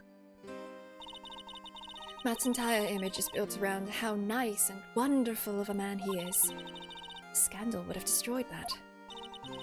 Which is why Celeste, in her kindness, moved over to Worldwide Studios. And that is where she met Juan. She seemed really happy with him, even happier than when she was with Matt. Celeste and Juan were such a good match that they were even planning to get married. And then it was suddenly called off. On the night Juan called their marriage off, Celeste, she killed herself. And that's why I framed Matt. It was revenge for Celeste and for myself. I'm sure even you can guess why Juan called the wedding off, right? Matt confessed to Juan about his relationship with Celeste. I see. So that's what happened. But then why did Mr. Kurita have to call off the wedding? I don't understand at all. It was probably because of his worthless male pride. Honestly, fair point. Cause like, it sounds like they broke up, so this is literally just because of pettiness. Oh, you were together with my rival? Oh, this freaking Juan and Matt were— oh my god, that actually is the reason Juan, okay. Juan and Matt were always fierce rivals. Matt waited for the wedding announcement and then unleashed the truth on Juan. He was aiming for when it would hurt Juan the most. Harm is impacts.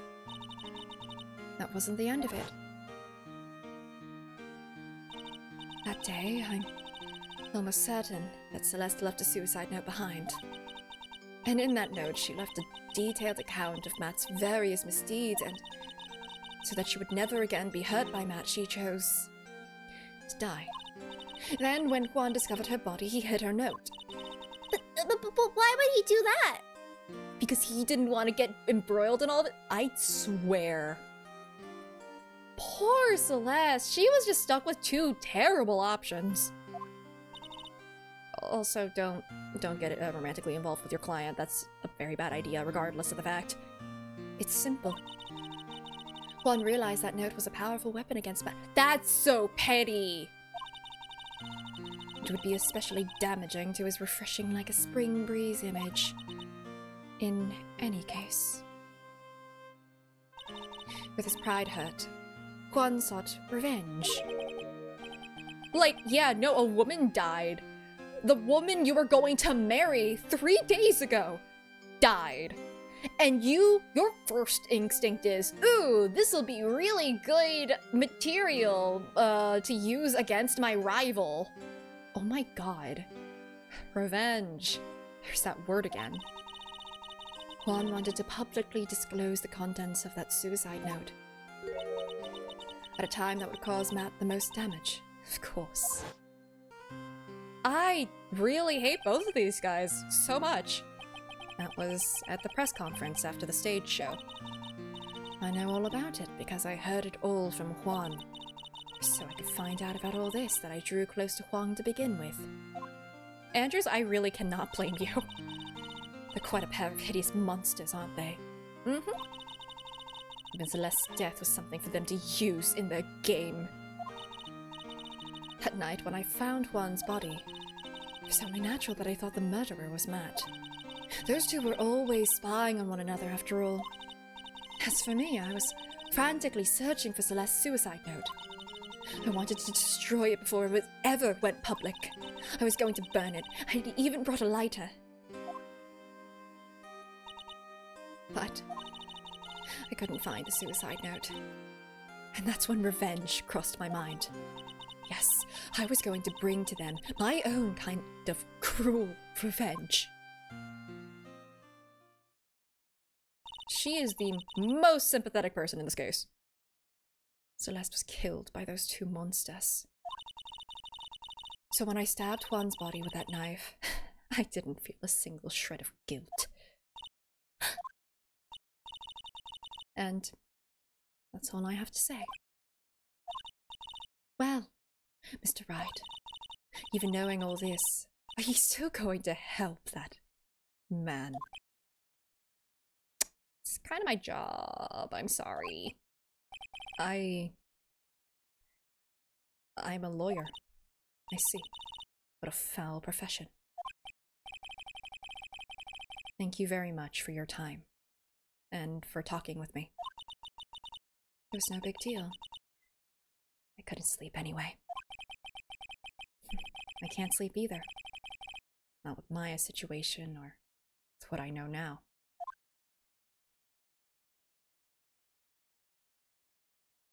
Dang. No, I'm not going any further. I think my voice would give up if I tried to do that, actually. Even with all that tea, my voice not very happy with me anymore. Oh. Ooh, from the wiki. Celeste is the French word for celestial. Pax is the Latin word for peace. In peace. Oh. The 2 stars. Oh, I thought it was like resting in peace from that point, which is a little bit cruel. I mean, this still sucks that her name is literally still just about these two's rivalry. That sucks. But still. Oh, I can see why people really like this case. It is really, really good. Boy, okay. Next stream I could probably finish it. Dang. And then we go into the 3rd game. Man, and like, I don't remember much about the 3rd game. I remember one thing about the very, very end, and that... Ooh, boy. Okay. Trials and tribulations, your go. Yeah, exactly. So... let's see who I can raid. Is anyone being degen right now? Aha! Porcelain Maid is streaming. Thank goodness, there's literally no one else right now. It's such degen hours, I've made a mistake. Alright. Thank you all for sticking around for this, 6 hours, huh? These cases have to stop being good. Except for the circus case, we don't talk about the circus case. Regardless! Thank you guys for sticking around. I will not be streaming this Friday because I am going to be out, but I will be back on Monday. Hey, that's another reason to stream for 6 hours, to make up for Friday, right? 3 hours for Wednesday, 3 hours for Friday. That's just how that works, right? As someone who's blind, this is very enjoyable. Ooh, yeah, no, that's totally fair. Ace Attorney is just... it's just so good. 10-hour stream on Monday, please no, have mercy. Like... it's... I'll give it that, like, it is a lot harder for me to burn out on it, but, like, I don't know. I think I'd be testing my limits if it was 10 hours. Like, I don't even think I'd do that for a subathon. I think I would simply expire.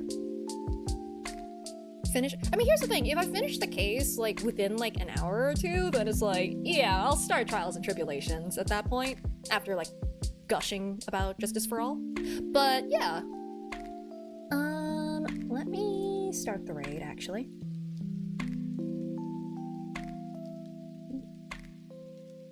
Actually.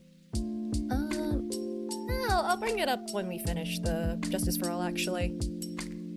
I'm just starting to do a little something for every time I finish one of these cases, but don't worry about it. Now you get to live with the suspense for, like, 3 days. Just like the suspense for this case, for, like, 3 days. Unless you look it up beforehand, in which case I can't stop you. What? I'm not suspicious. I swear it's only good things. Hey. Okay, anyway. Thank you for staying with me this late night. I have no brain cells. Shirley! Yeah, exact. Shirley is a name. But... yeah, nope. I have run out of things to say. I hope you guys have a lovely weekend. Nothing suspicious is going on. Not at all. And yeah, hope you guys have a good night. Oof. Bye-bye. Take care.